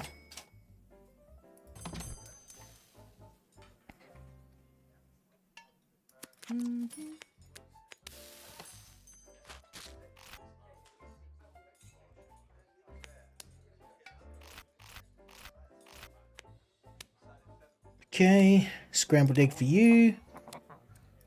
Cheese omelette for you.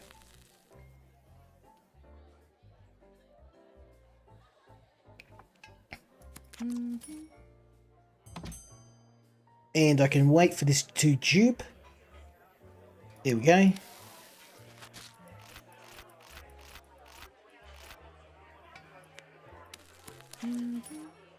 Like this part of the game, the first 3 or 4 days is fun.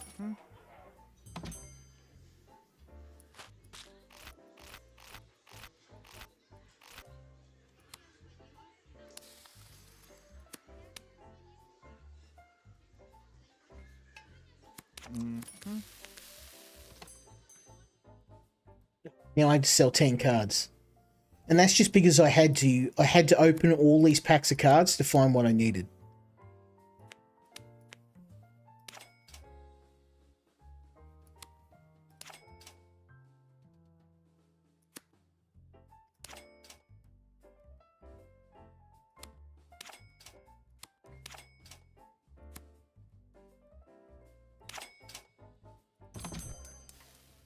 Okay.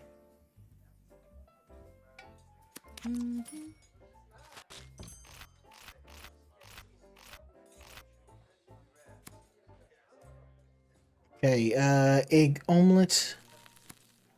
A cheese omelette.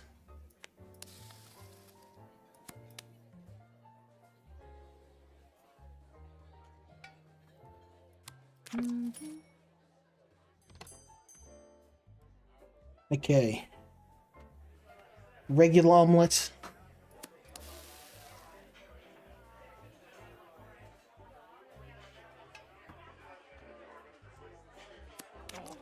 Scrambled eggs.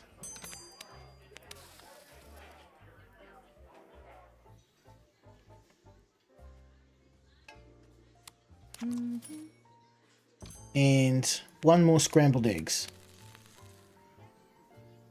Come on, can I get it done before day end? Boomski. Okay, pay the rent. Next day. Oh, there's upgrades. I didn't look at upgrades. Okay. Maybe that's what I missed. It's like it's right down in the corner. I didn't even notice. Okay. So you need an omelette, scrambled egg.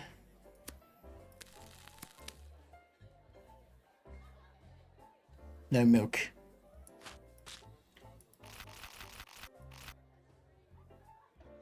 Open another one. Milk and egg. And I'm going to need burgers, so food truck. And of course, no meat. Because who needs meat? When you're paying top dollar. One steak out of all that. That's just insulting. Okay, egg and... Oh, milk. We're out of milk. Of course we are. Oh, damn it. I didn't want to cook that. Fun times. This is going to be... I'm not even going to bother trying to sell. Like, I've lost. Okay, one more round and then we're going to move on to the last game. But I think this is the main problem I need to fix. This is a very, very bad issue with balance. I'm going to try and hit that upgrades tab, because maybe I'm missing something there, but just the core gameplay loop, relying on luck is like, it's not always a bad thing. Many games do this, but it has to actually be possible. You can't set it up so, you know, the player tries 10 times and they end up failing 10 times in a row, because that probability is just far too low for the player to go, oh, well, you know, it's just a bit of bad luck, a bad run. You know, maybe next time I'll get it. And then when the game penalizes you for buying too many cards, but on the other hand, that's the only way you can get the ingredients you need, and then you have to sell your ingredients off at a loss or they rot. It's just, yeah, I'm not a fan of that.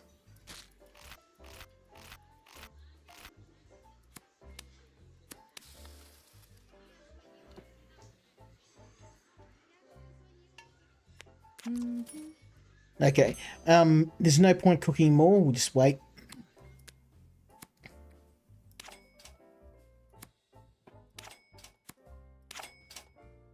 Okay, upgrades.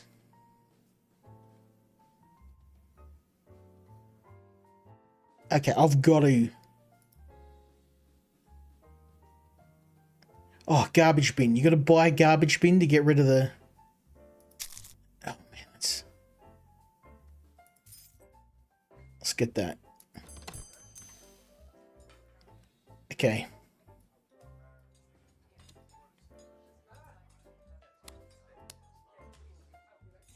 Okay, I'm going to need to get some cards. So again, this is a really good example. I'm done. Like, I can't do anything. I don't have enough money to buy... I mean, I can try and sell some stuff and then hopefully... There we go. And just hope that I get an egg. There we go.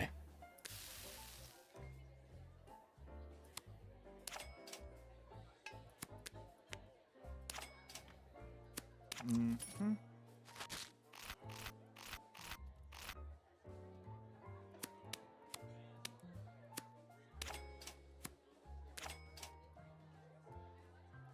Okay, we need more eggs.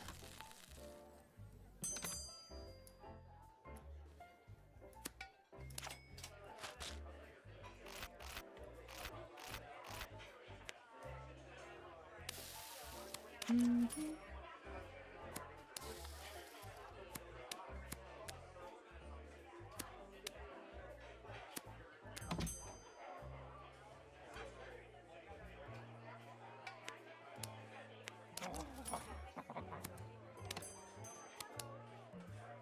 Okay. Buy some more. Omelets. Yes, you're kind of having to sell back your ingredients all the time. Okay, I made enough. Let's get...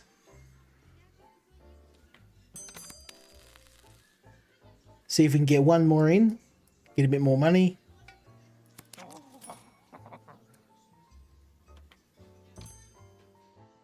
Okay, now we'll wait. Okay, so again, we have to sell our cards. Kind of hoped... yeah, I've got a higher limit now. At least I can stack more stock. But I don't know if that's permanent. I hope it is.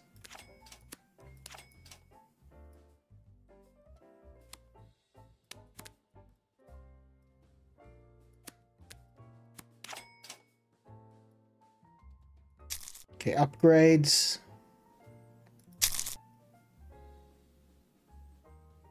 Oh, you can buy extra pans. Okay, this is what I needed. But it didn't tell me. It was only just, I happened to see it. Oh, free pantry pack at the start of the day. I need that. I don't have the money, though.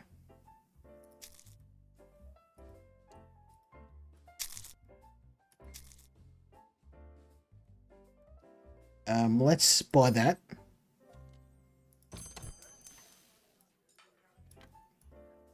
Scrambled eggs.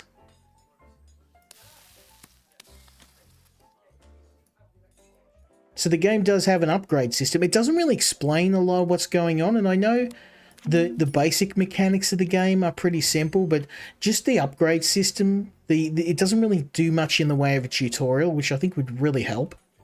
Like, I don't like having my hand held, but on the other hand, a game like this, there's a lot of mechanics like the upgrade that, if not being explained, you don't even know they exist. Okay, scrambled egg, we need milk and egg.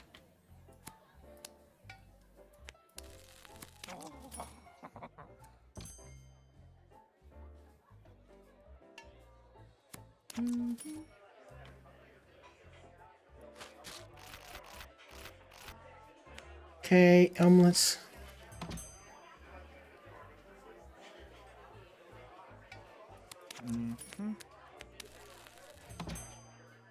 And cheese omelets.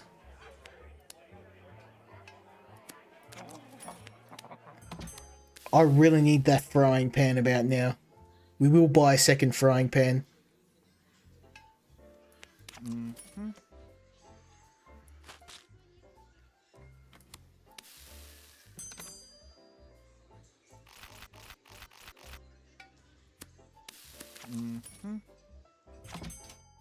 Okay, rent. We have to sell one card, which will be sugar.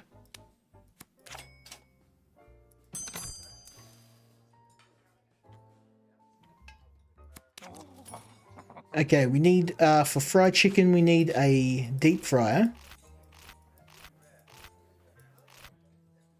So we got deep fry, we need chicken and flour. And then an omelette. Boom. Fried chicken, omelette. Cooked steak. Let's get a steak going.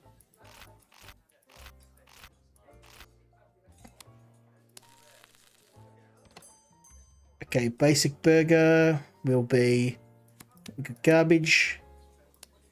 I'm going to need a garbage can. I don't want to waste points on that, but at this point, don't really have much of a choice.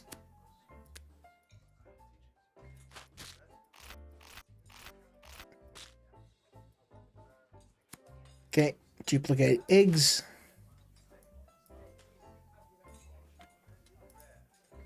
And a basic burger. To make dough, we need flour and milk. Of course, I do not have any. I don't have any money. Okay. Cooked steak. Please give me milk. Flour and milk.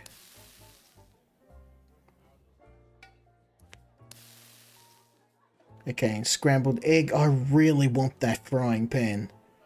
Like, really, really bad.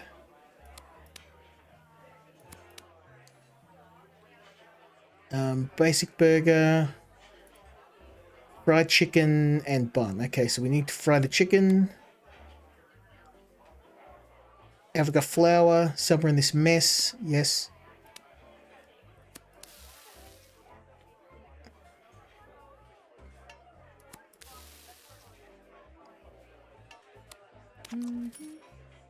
Okay, we're getting there, we're getting there. Am I out of milk again? Damn it. I'm gonna have to throw out all this steak and eggs and milk. You're killing me. Because I'm out of milk.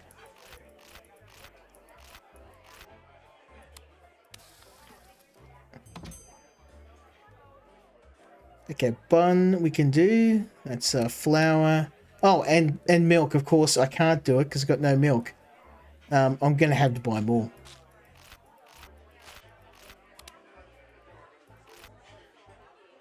Okay, milk and flour. Mm-hmm. Mm-hmm. Yeah, more fried chicken. Have I got chicken? This board's starting to get very, very messy. There we go.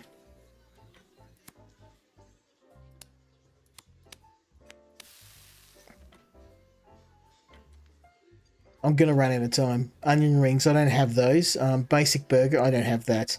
We're just gonna have to take it on the chin.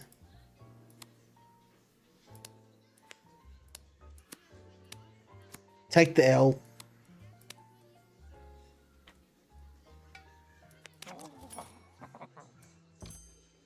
Okay, French fries. This is gonna hurt. It's gonna hurt, son. Okay, I'm gonna buy that. Where is it? I want to buy that garbage bin.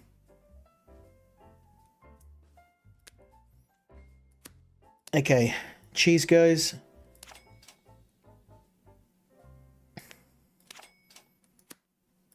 Sugar goes. Surprisingly, I don't have an egg shortage.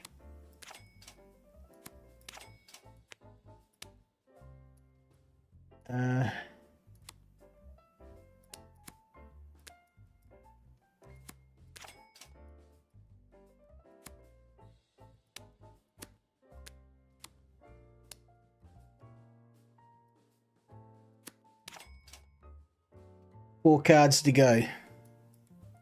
Man, you're killing me here.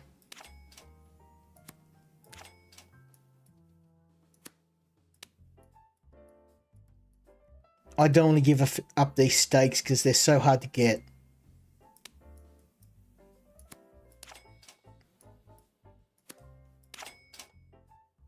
Okay, upgrades, please, please, please.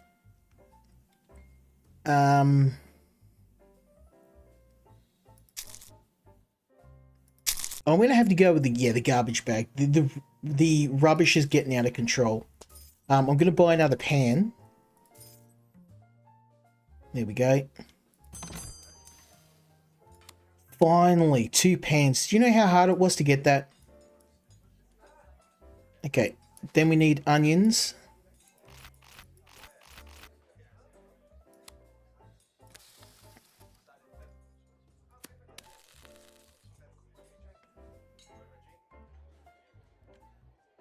Then we need flour and milk.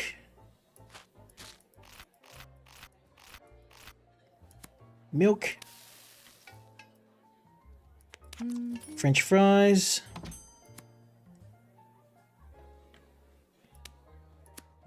Dough. Am I out of flour again? I am.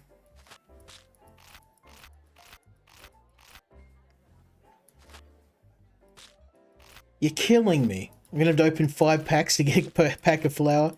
Bruh. Bruh. Okay, flour and milk.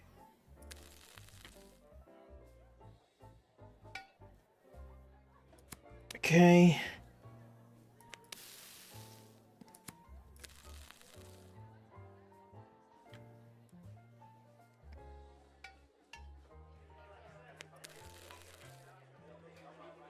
Okay, I need onion rings.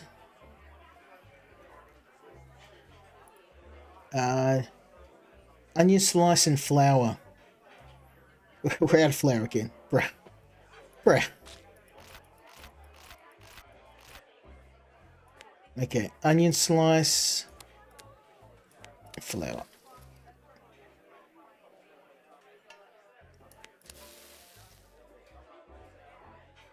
I'm not going to make it.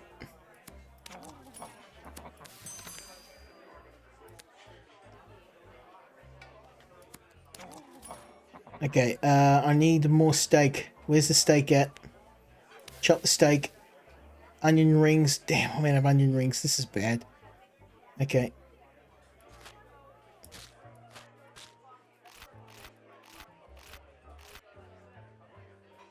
Okay, forget the onion rings. It's too hard to get them.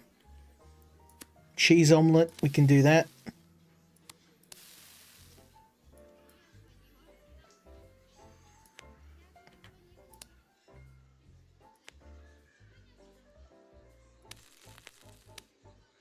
Okay, garbage out you go. We're not going to make it on time. Diced meat.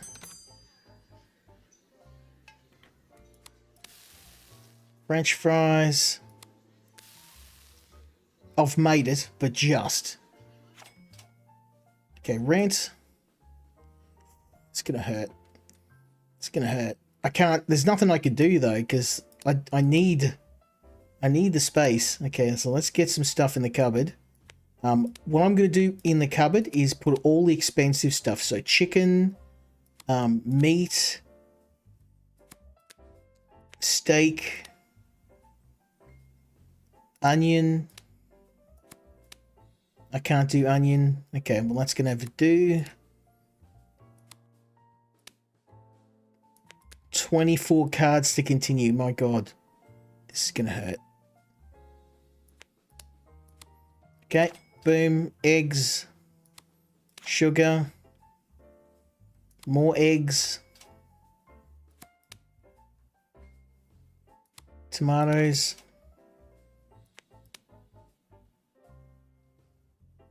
Sugar. Cheese. I'm not making any money out of this. Bruh. Still 7 cards, okay. 2 buns are gotta go.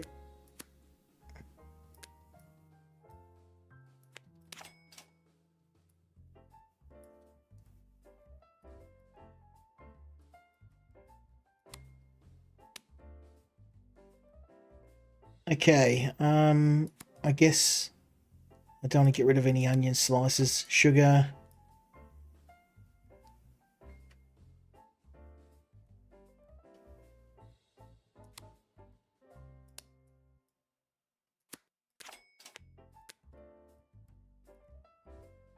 I'm gonna sell some stuff I don't want to sell. Nothing I can do.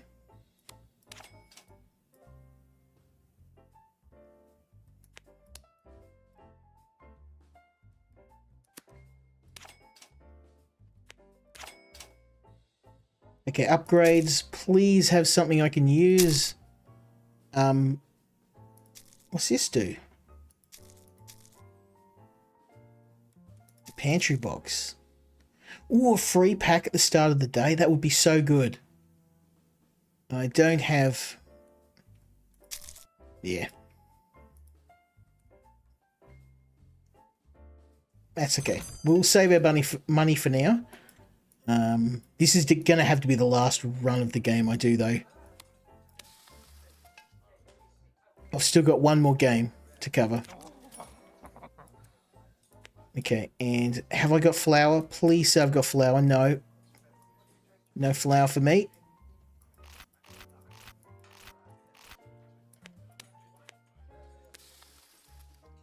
Okay, onion rings.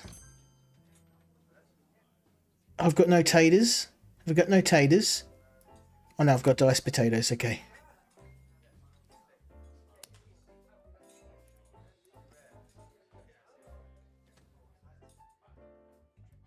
No flour though. Again.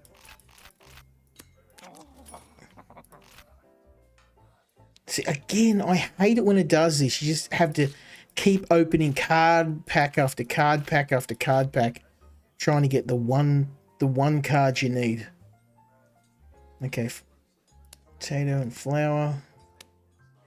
No?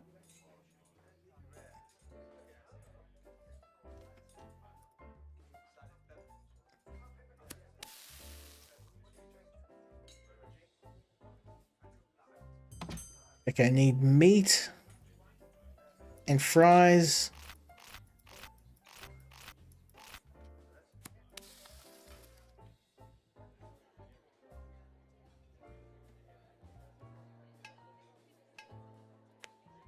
French fries.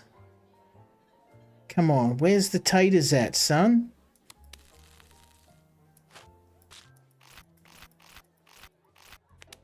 You don't want to give me taters. You got to do me dirty like this.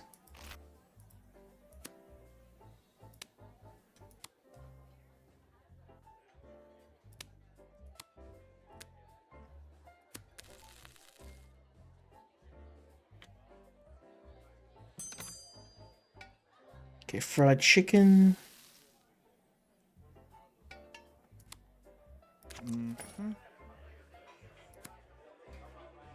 Flour, please. Somewhere is getting really messy here. Eggs. Chicken. Milk. Whoops. No flour. Yep, flour. Chicken and flour in the deep fryer. In the pan. Go, go, go, son.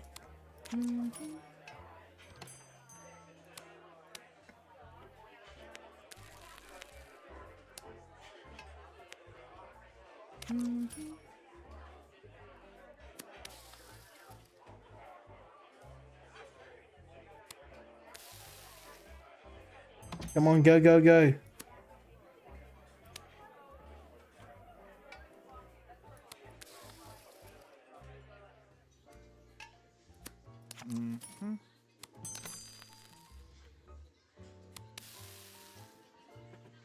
We might be able to do this.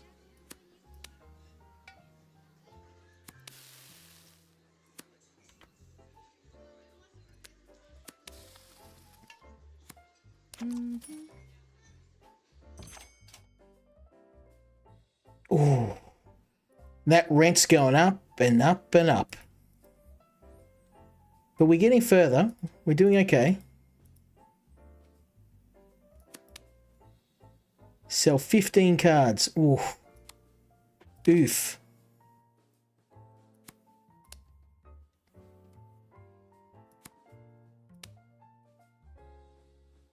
Okay, I'm keeping all the good ingredients. Steak, that's all going to go. Drumsticks.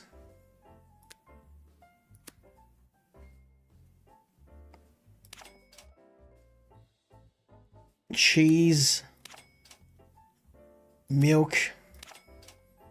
Eggs. Sugar.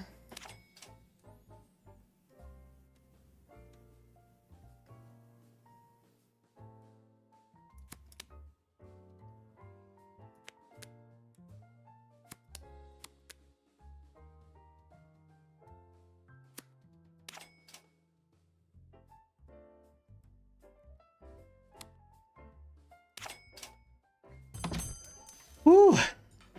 This is getting really tight. Okay, diced meat.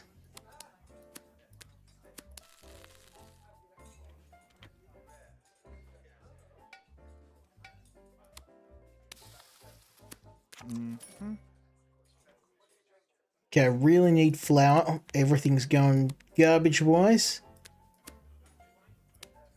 I am going to start duplicating steaks at this point. We seem to really need chicken and steak. Okay, chicken and flour in the deep fryer. Boom.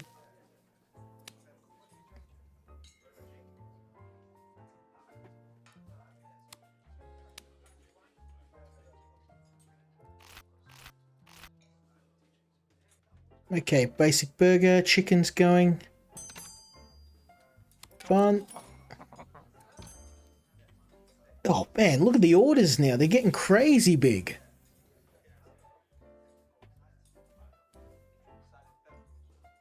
Okay, bun, patty, fried chicken, basic burger.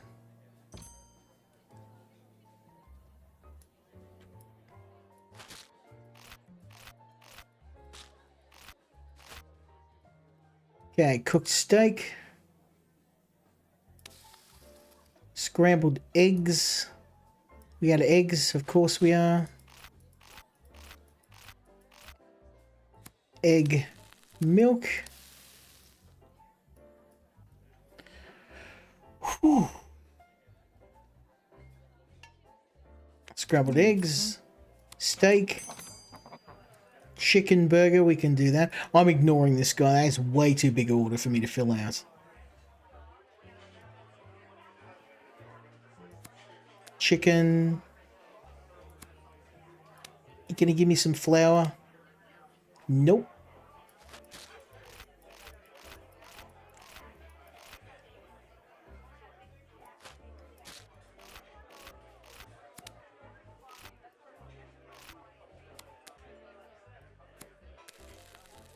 Okay, chicken. Oh, we're gonna need a burger. We're gonna need even more flour. Of course we are. And I just got to keep opening cards until I get what I need. I wish there was a better way to organize this too. It gets cluttered very quickly, and you're almost constantly having to manually clean the board. And it's all because of the way the cards open. They go everywhere. Not a big fan of that. There's a lot this game gets right, but there's a lot it gets wrong too. Okay, chicken burger.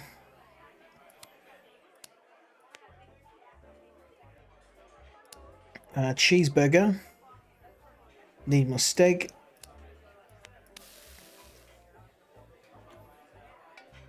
And I need flour and milk.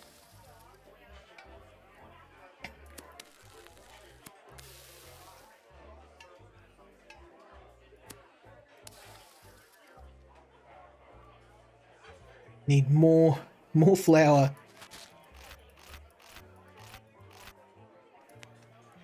And milk. Chicken burger.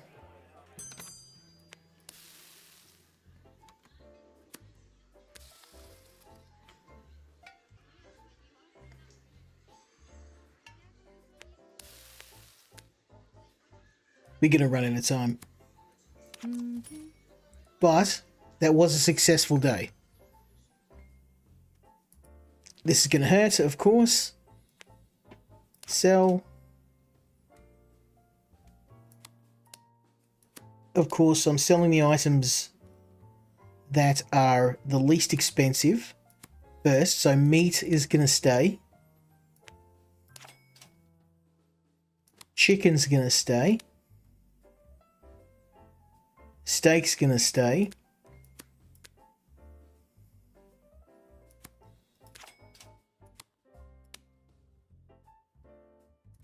Sugar I haven't found a use for yet, so that's going to go. Oh man, we're gonna sell so much.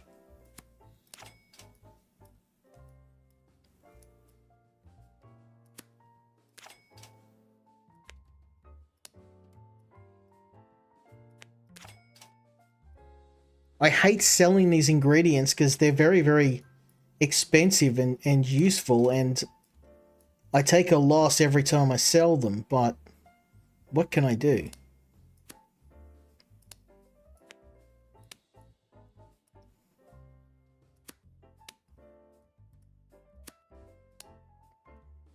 Okay.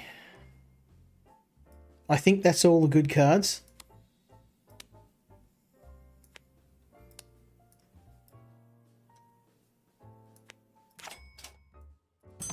Oh, okay. We're starting to turn the corner now, but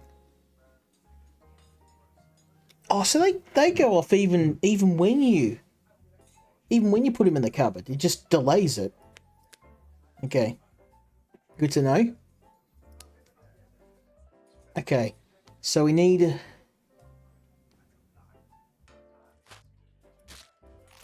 more taters. It is what it is. French fries. Oh, come on, give me a potato, son.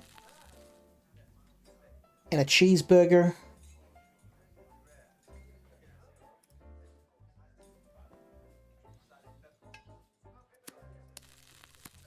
One milk.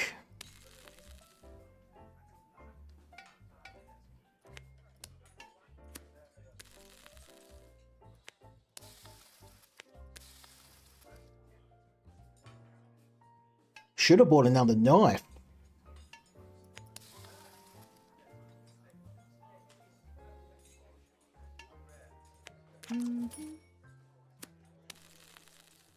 Okay, cheeseburger. I need cheese.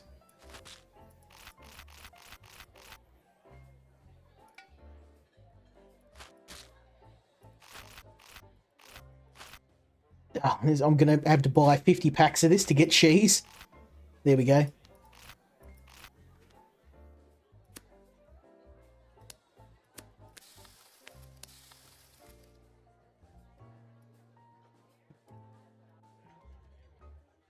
Where's the... This is not good.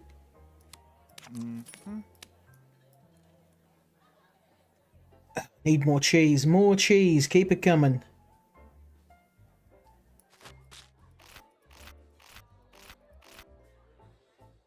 Keep buying. Just keep buying. Keep buying till I get it.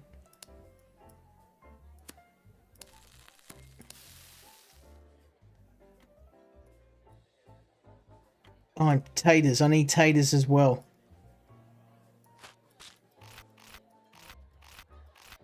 I'm just going to go broke from buying ingredients.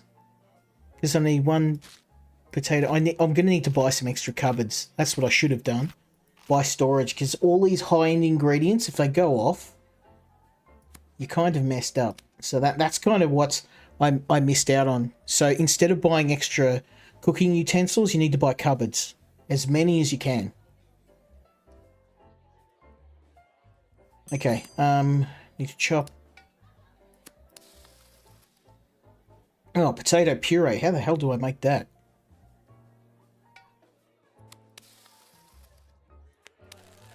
Oh, this is bad. We're going to run out of time. Going to run out of time. These orders are getting too big. Cheeseburger, so I need...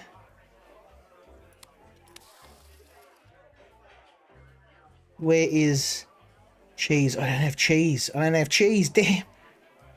Bloody hell. Cheese. Fun. There we go. Come on. Oh, just enough. Just enough. We're good. We're good. I'm going to have to... Oh, pancakes. I can make pancake. Egg, milk, and flour. No? Did I mess that up?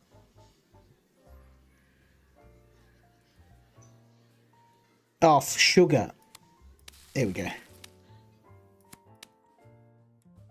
Oh, 31 cards.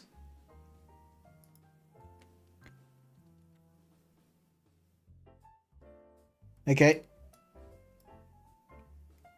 This is going to hurt. We're going to sell all of our good stock. But what choice do I have? I could have invested in cupboards. And I didn't. So all the eggs got to go. All the sugar's got to go. I'm going to sell all the cheap stuff first. Flour, that's all got to go. You're killing me.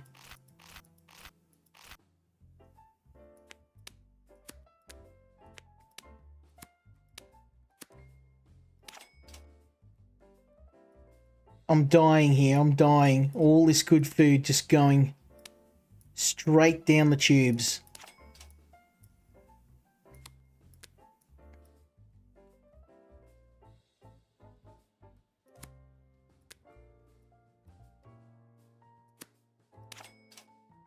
Nine cards still. Oh, man. I'm going to have to sell some of the steaks. I've got no choice.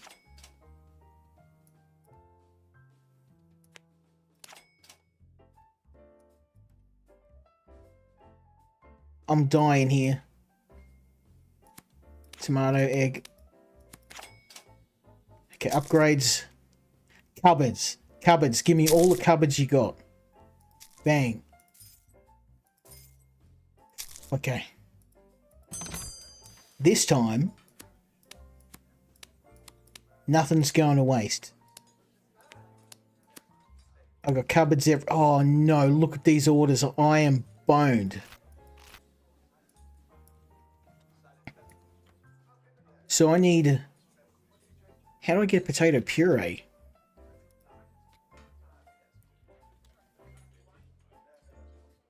Boiled potato. Oh, no. I need a cooking pot. I don't have it. I didn't buy one. I can't even make that. And I bet I can't make broccoli pasta either. I can't make these. I'm going to have to do these two. And you know what that means? So I wish the game told you that. I saw the cooking pot as a option, but I didn't buy it just because, well, it didn't seem to be that big of a priority. Flour, sugar, milk. Okay, in the pan. And then we want a steak. Can do that. And chicken.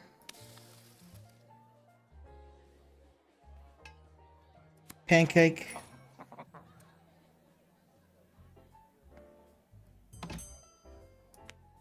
Fries.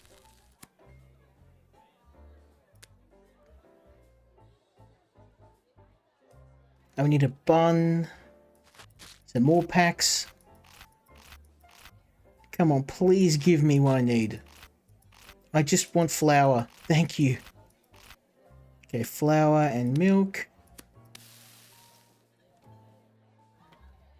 And we need a couple of those, flour and milk.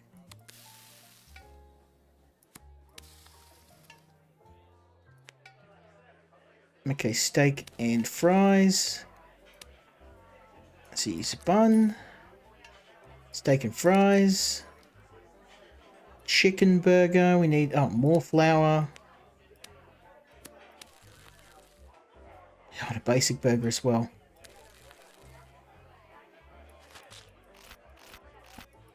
Yeah, I'm not going to make it. There's no way I'm going to make it.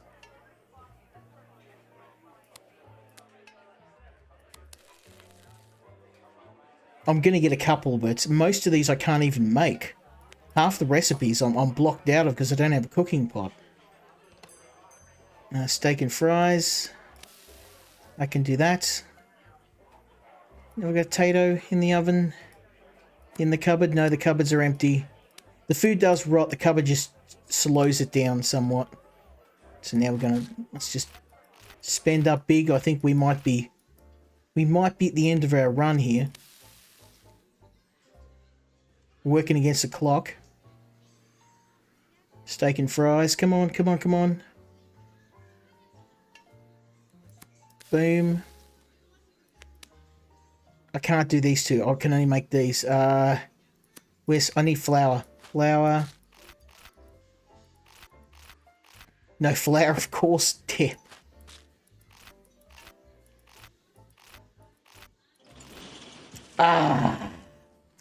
Well, that's the end of the run for me. Like I said, this game has a lot going for it, but there is also, like, I'm not really sold on the way the card system works in the game.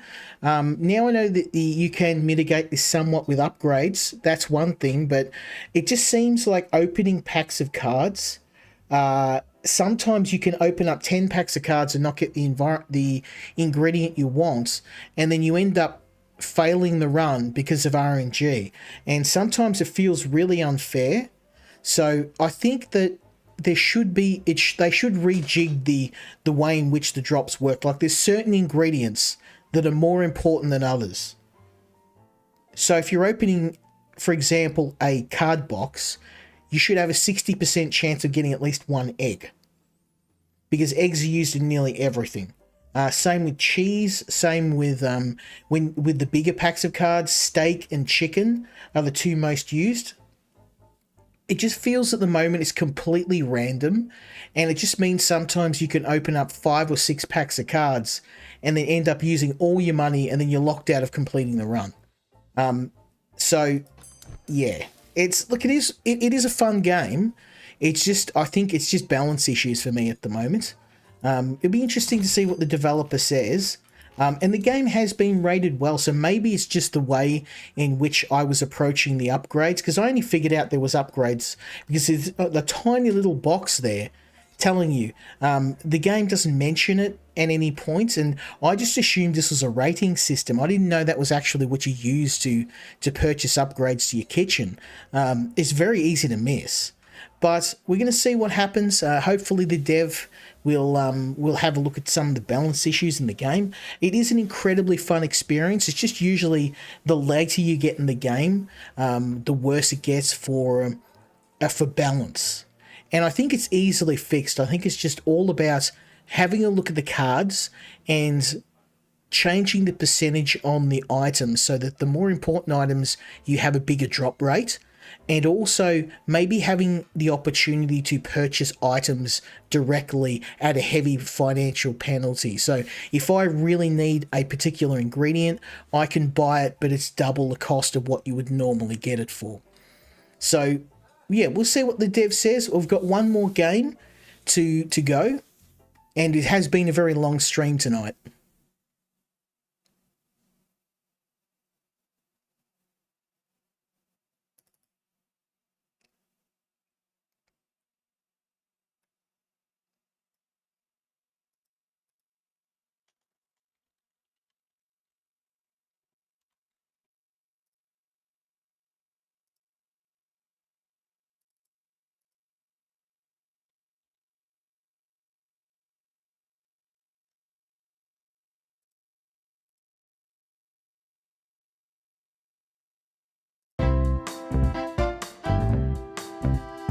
Okay, give me a sec.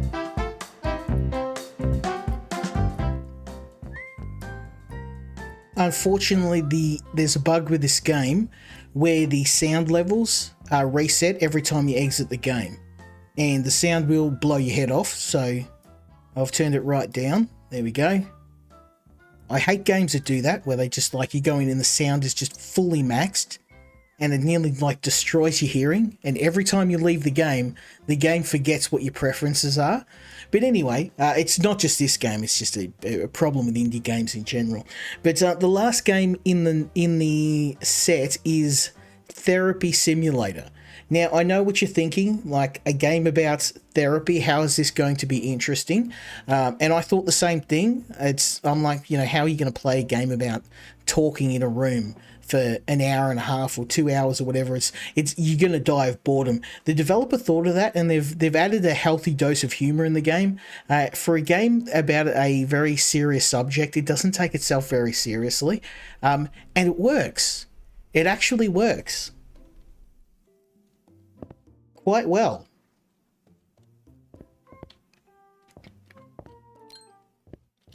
So let's go head to our office. It's still very loud, I'm sorry.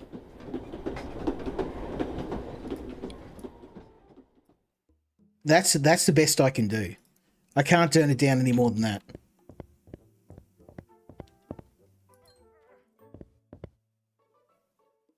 Okay, here's my homie.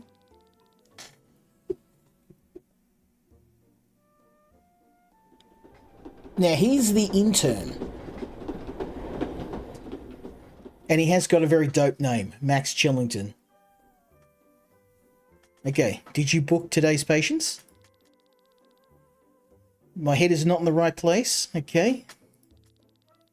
I lost my lucky coin. I can help you look.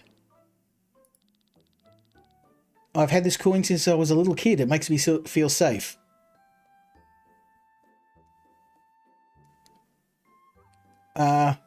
Good luck, buddy.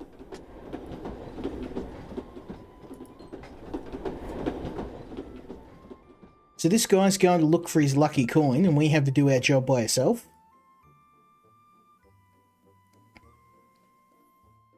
Now, yes, our first patient shares the name with a certain purveyor of horizontal refreshment. I'm sure you know who I mean. He looks a bit familiar.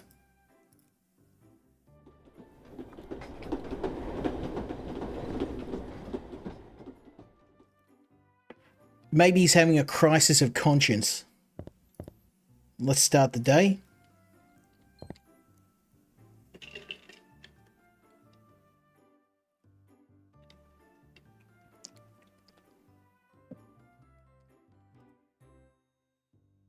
Okay. Let's go over talk to our friend.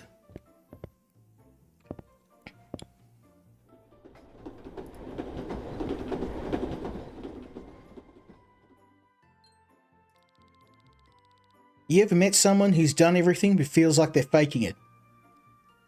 Sorry to interrupt, but I think I know you from somewhere. I definitely know you. You look like someone famous. Go ahead. We know who this guy is. I will let you do the digging, but we definitely know who this guy is.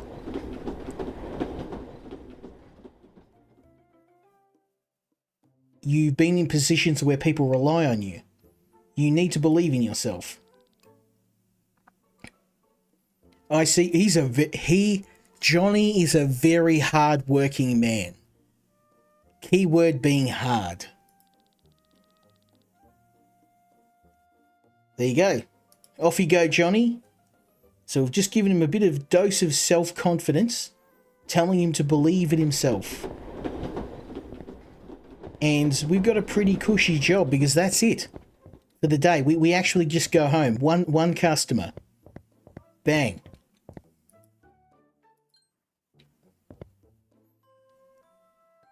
Next day.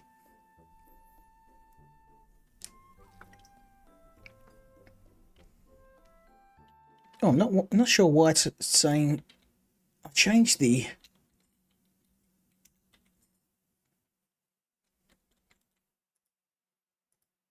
game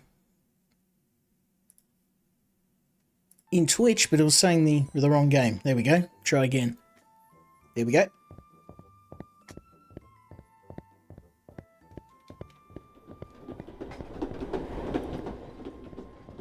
So it appears our intern has not found his missing coin. And we are up... We're going to have to do things all by ourselves. So we're going to assign our patients.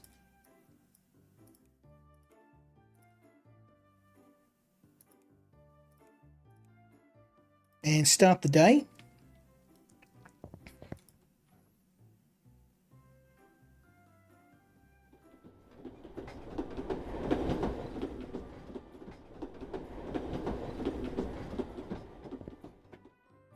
Come in, sir.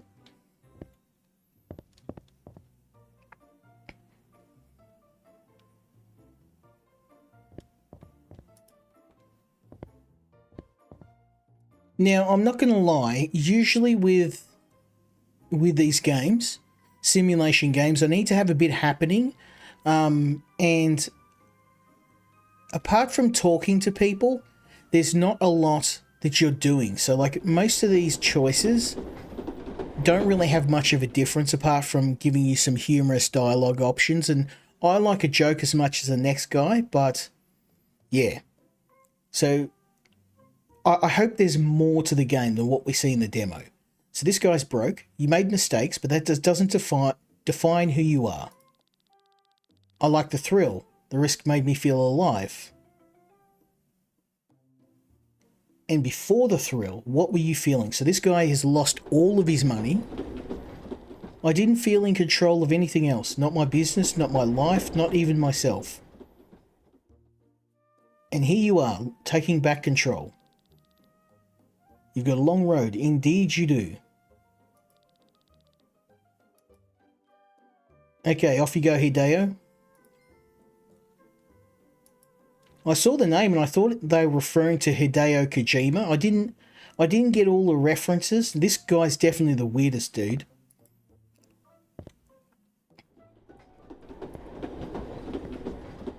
They missed a good opportunity for a joke to call this guy Bojack.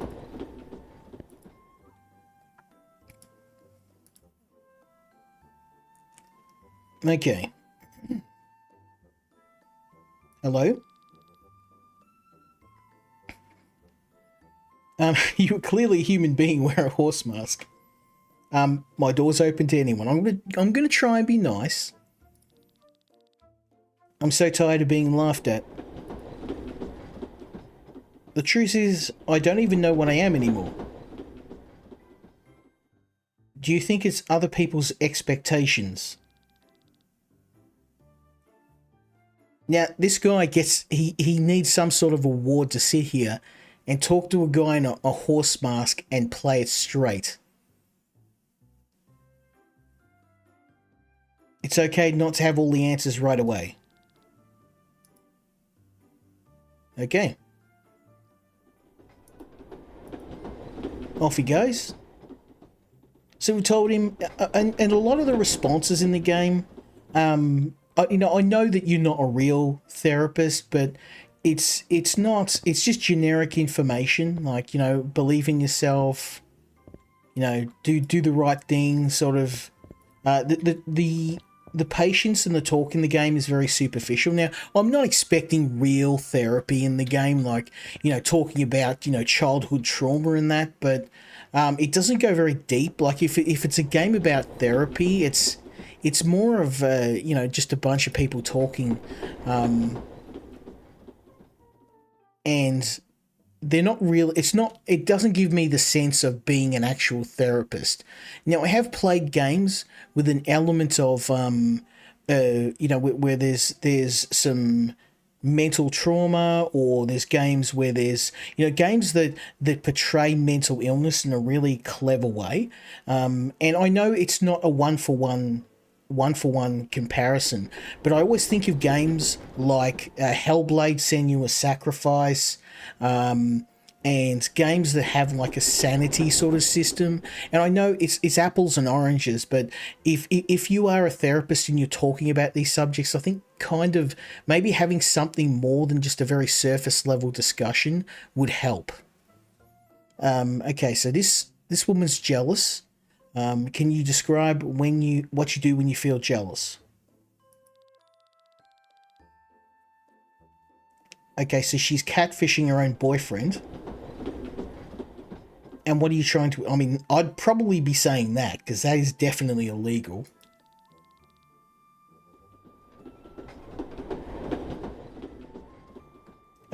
Your trust has been shaken before, maybe long before this relationship. Absolutely. It's hard for me to trust any man ever. Because I grew up watching my dad cheat on my mum. Okay, so that's a very important piece of information. Okay, we'll keep working with that next session. Like, most of the conversations are a little bit superficial. And like, if it wasn't a game about literally being a therapist, it probably wouldn't concern me as much, but it's a bit light on content, that's all. And it is a demo, but I think the developer needs this feedback. And the reason why I'm saying it is because I play a lot of simulation games. You've seen them on my YouTube channel, on Twitch. This is my jam. Anywhere where you're simulating stuff, any sim games, I'm in it 100%. I've heard a lot of people. I don't know why I do it anymore. I just know I want to stop. What do you mean by hurting? Actually, oh man, yeah, this guy's... Okay, so he's not actually hurting them physically. I mean, it's not great what he's doing, but yeah. And when you cheat, what exactly do you feel? I feel like I've let something go. Relationships may be a way for you to validate yourself. I feel handsome. It's good to be wanted. You don't have to look for validation in other people. sometimes it's not about feeling good, but it's being okay with not being perfect. So sometimes the conversations are actually pretty meaningful.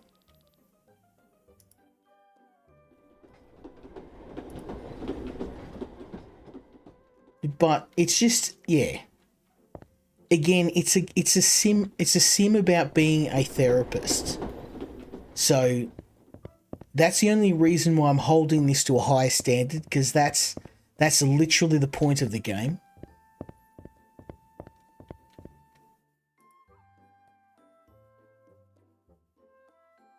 Okay, 4 people. It's not a long demo too. It's only a week. I have finished the demo. I finished most of the demos in the set tonight.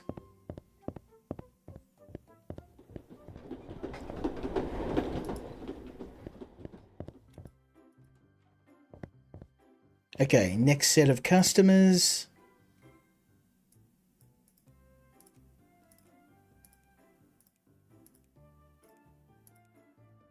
Let's go. Yeah, so if you're going to be a therapist, I'd probably have things like maybe doing research into their past, having some sort of mechanic where you're not just talking to people, you're actually looking for clues.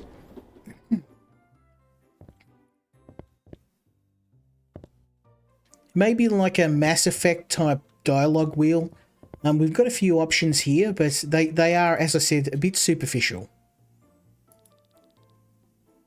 You wouldn't believe the morning I've had. Lady, I spoke to a dude wearing a horse head. Do you want to talk about it? I had coffee spilled on my shirt, I missed my bus, and some random homeless guy sneezed on me. That's it? Okay. He had some bad karma. How you respond to it, that part's up to you. So, yeah, I mean, you've had a bad day. Might I suggest a dose of stoicism? Read Marcus Aurelius's book. Okay, don't waste energy on what's outside your power. Something came up, I gotta go. Hey, you're paying the bills, so I don't care. Off you go. I'd be interested to see if a developer actually...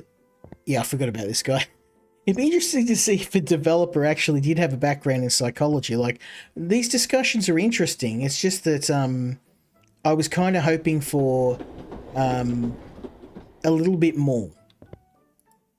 And it is a demo, so I guess it is hard in a demo to have a lot of features, but the problem is that the simulation game industry at the moment is kind of saturated. You really got to try and stand out. Sorry I had to come in wearing this. Yeah, well, that's one hell of a work outfit. You showed up, that matters. Thank you for understanding, Doc. I got to appreciate this game's sense of humour too. I think if they... I would like them to go more into the psychotherapy part of the game, but I think having that wry sense of humour really does help. I have 6 children to support. He's got 6 little hot dogs running around at home. It makes sense you put yourself last when there's so many others rely on you. When you have kids, man, that's just what you got to do. I don't even think about my own needs anymore. Can you really care for others if you stop caring for yourself? That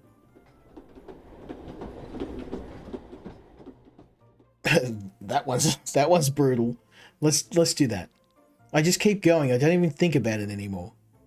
Showing your kids what self-care looks like is one of the best ways to take care of them too. Yeah, that's a good point. Same time next week.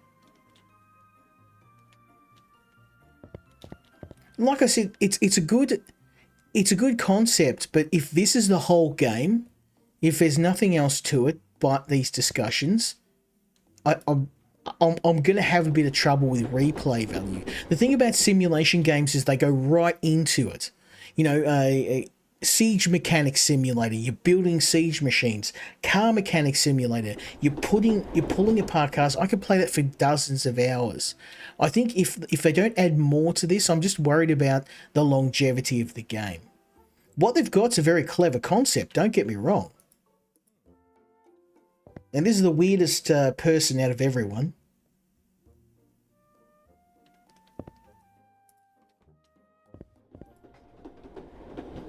We're going to deal with the $6 million man. I know the invisible man, or woman in this case. No matter what I do, I feel invisible to people. That's because you literally are. I'm here to solve my problems, not to make them worse. I think my eyes might be deceiving me. I wanted to be seen for so long, I forgot who I really am. So you ghosted yourself? I don't feel like there's anything about me that matters. Yeah, I mean, she's in the wrong line of work. I probably would be working as a superhero or something, or maybe robbing a few banks, because she's literally invisible. You matter even when you don't feel it.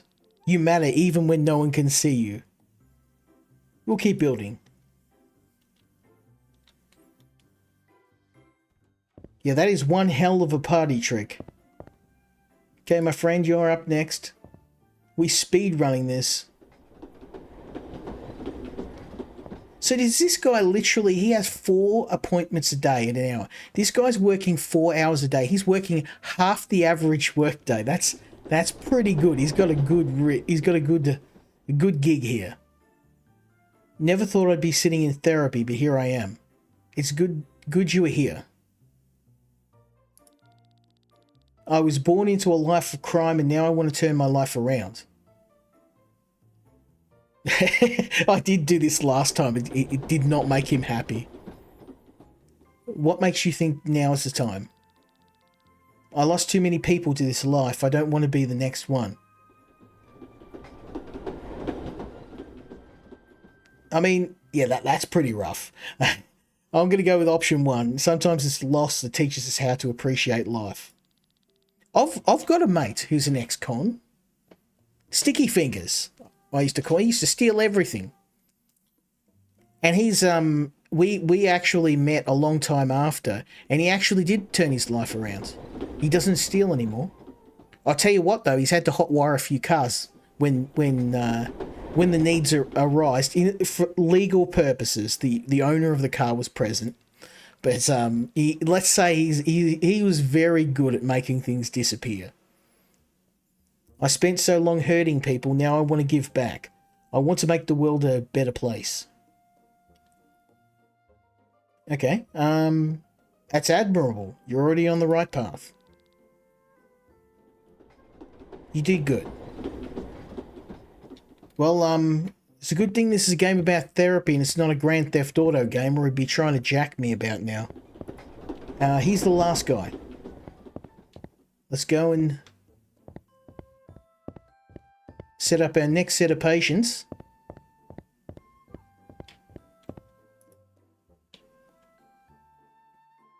Next day.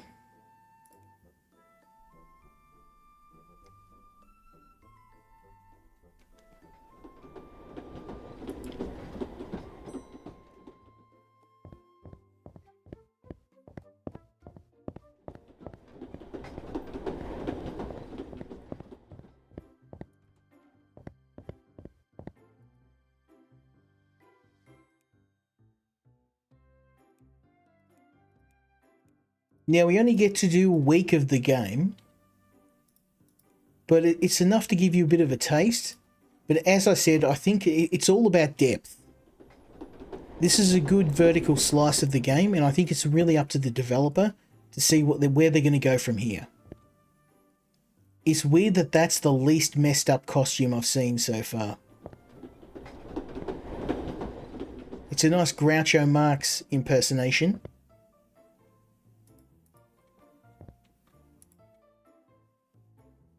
Okay, my friend, tell me what ails you. I almost cancelled. I almost always cancel. I'm glad you didn't.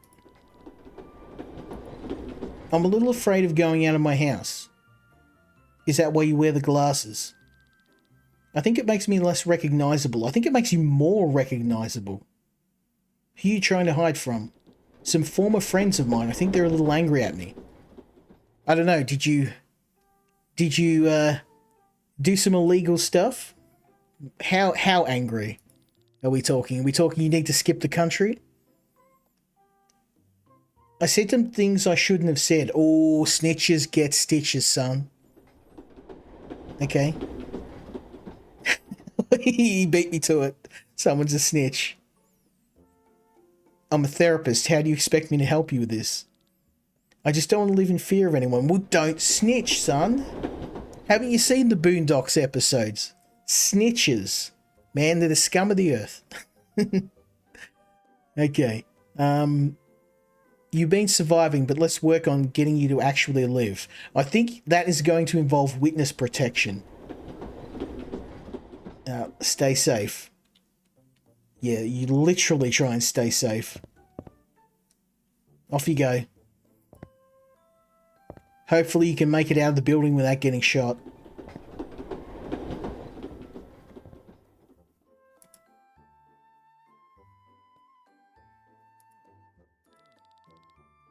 I'm about... Now this is... I have to mention this, because this is actually probably one of the best put together discussions. I actually like this encounter and this patient. Despite having a bit of a laugh, the game is actually meant to be pretty serious, about serious subjects, and I think this was handled pretty well. I'm about to lose my dad to a terminal illness. How does that make you feel? It hurts in places I didn't know it could hurt. That hurt speaks to how deeply you love your dad. I want everything to go back to what it was. Being a kid again. There's always like one option that's completely messed up, and one day I'll come back and do a route where I do all the evil answers, but I can't bring myself to to tell someone whose dad's got a terminal illness that their love is still with you. You don't have to let that go.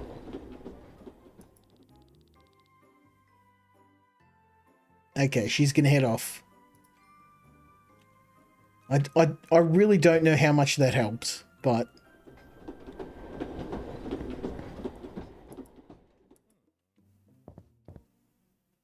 This looks like a 10-year-old kid. Maybe it's a perspective thing, or she's very short. I'm tired of everything having to be perfect. Not everything has to be perfect. You don't need to pressure yourself. I feel like I'm barely holding it together. Is it the mistake itself or feeling of losing control? I feel like a disappointment to others around me. Again, damn, this guy's a savage. When was the last time someone acknowledged your efforts? I don't remember. I don't need praise, I just want people to notice I'm doing my best. You sound like an amazing friend. Okay, next time. I mean, I'm most of the time I'm just giving people a pat on the back, saying, you go, girl.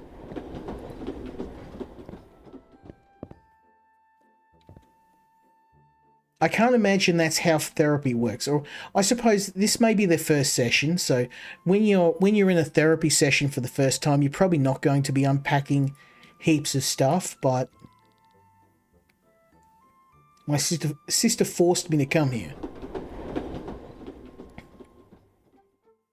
Why would your sister think you need therapy? She keeps saying I lie too much. Could it be the people misunderstand you? I can't express myself the way I want to. I lie about myself because if I told the truth, I don't think anyone would like me. That must be exhausting, constantly trying to be someone else. It's safer pretending to be someone they want. People can't accept the real you if you don't let them speak. I'm done hiding behind my lies. That's a good first step. Okay.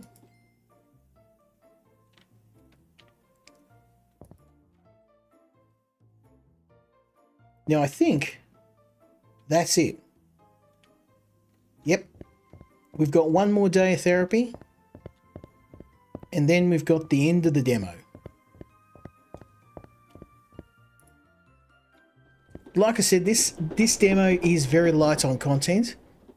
So it's really hard for me to get a bit of a gauge on where it's at. And I did enjoy it. I get a bit of a chuckle out of the different patients, and obviously the game doesn't take itself too seriously.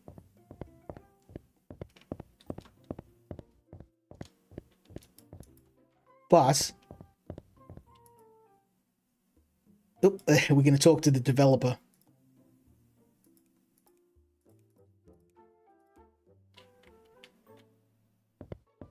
Literally the developer of the game. I don't know if that's a good thing. Like it kind of breaks the immersion in the game when the developer's just kind of walking around. I don't know. Some people may disagree with me.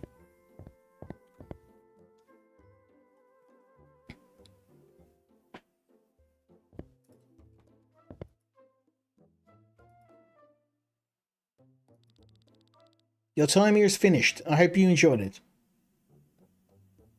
I mean, it wasn't bad. I think I'd like to see more of it. There's more on the way. Okay. I will check it out on Steam and wishlist it. If a developer reaches out to me, I'll definitely cover the full version here. But my feedback would be that this game is good at creating an interesting and fun conversations with patients. It doesn't take itself too seriously, but for a game where you are literally a mental health professional, the mechanics in it feel a bit light on. The discussions feel a little bit surface level, and it is a bit hard to tell with the demo.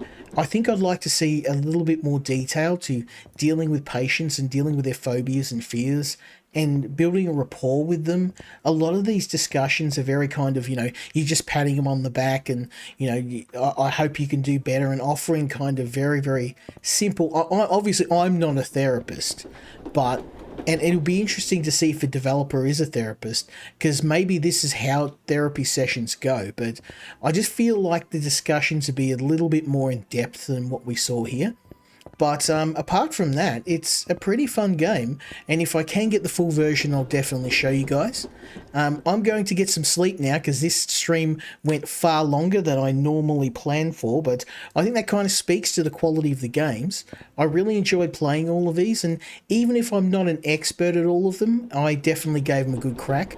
And if I do happen to get full versions of some of the demos we saw tonight, you may see them return on the channel. Well, you'll definitely see them return if I do get the full version, and I can stream them in future. So hopefully you enjoyed this. I'm going to get some rest because I've got my weekly session with the boys tomorrow. We're going to be playing some more multiplayer games, so hopefully we'll see you then.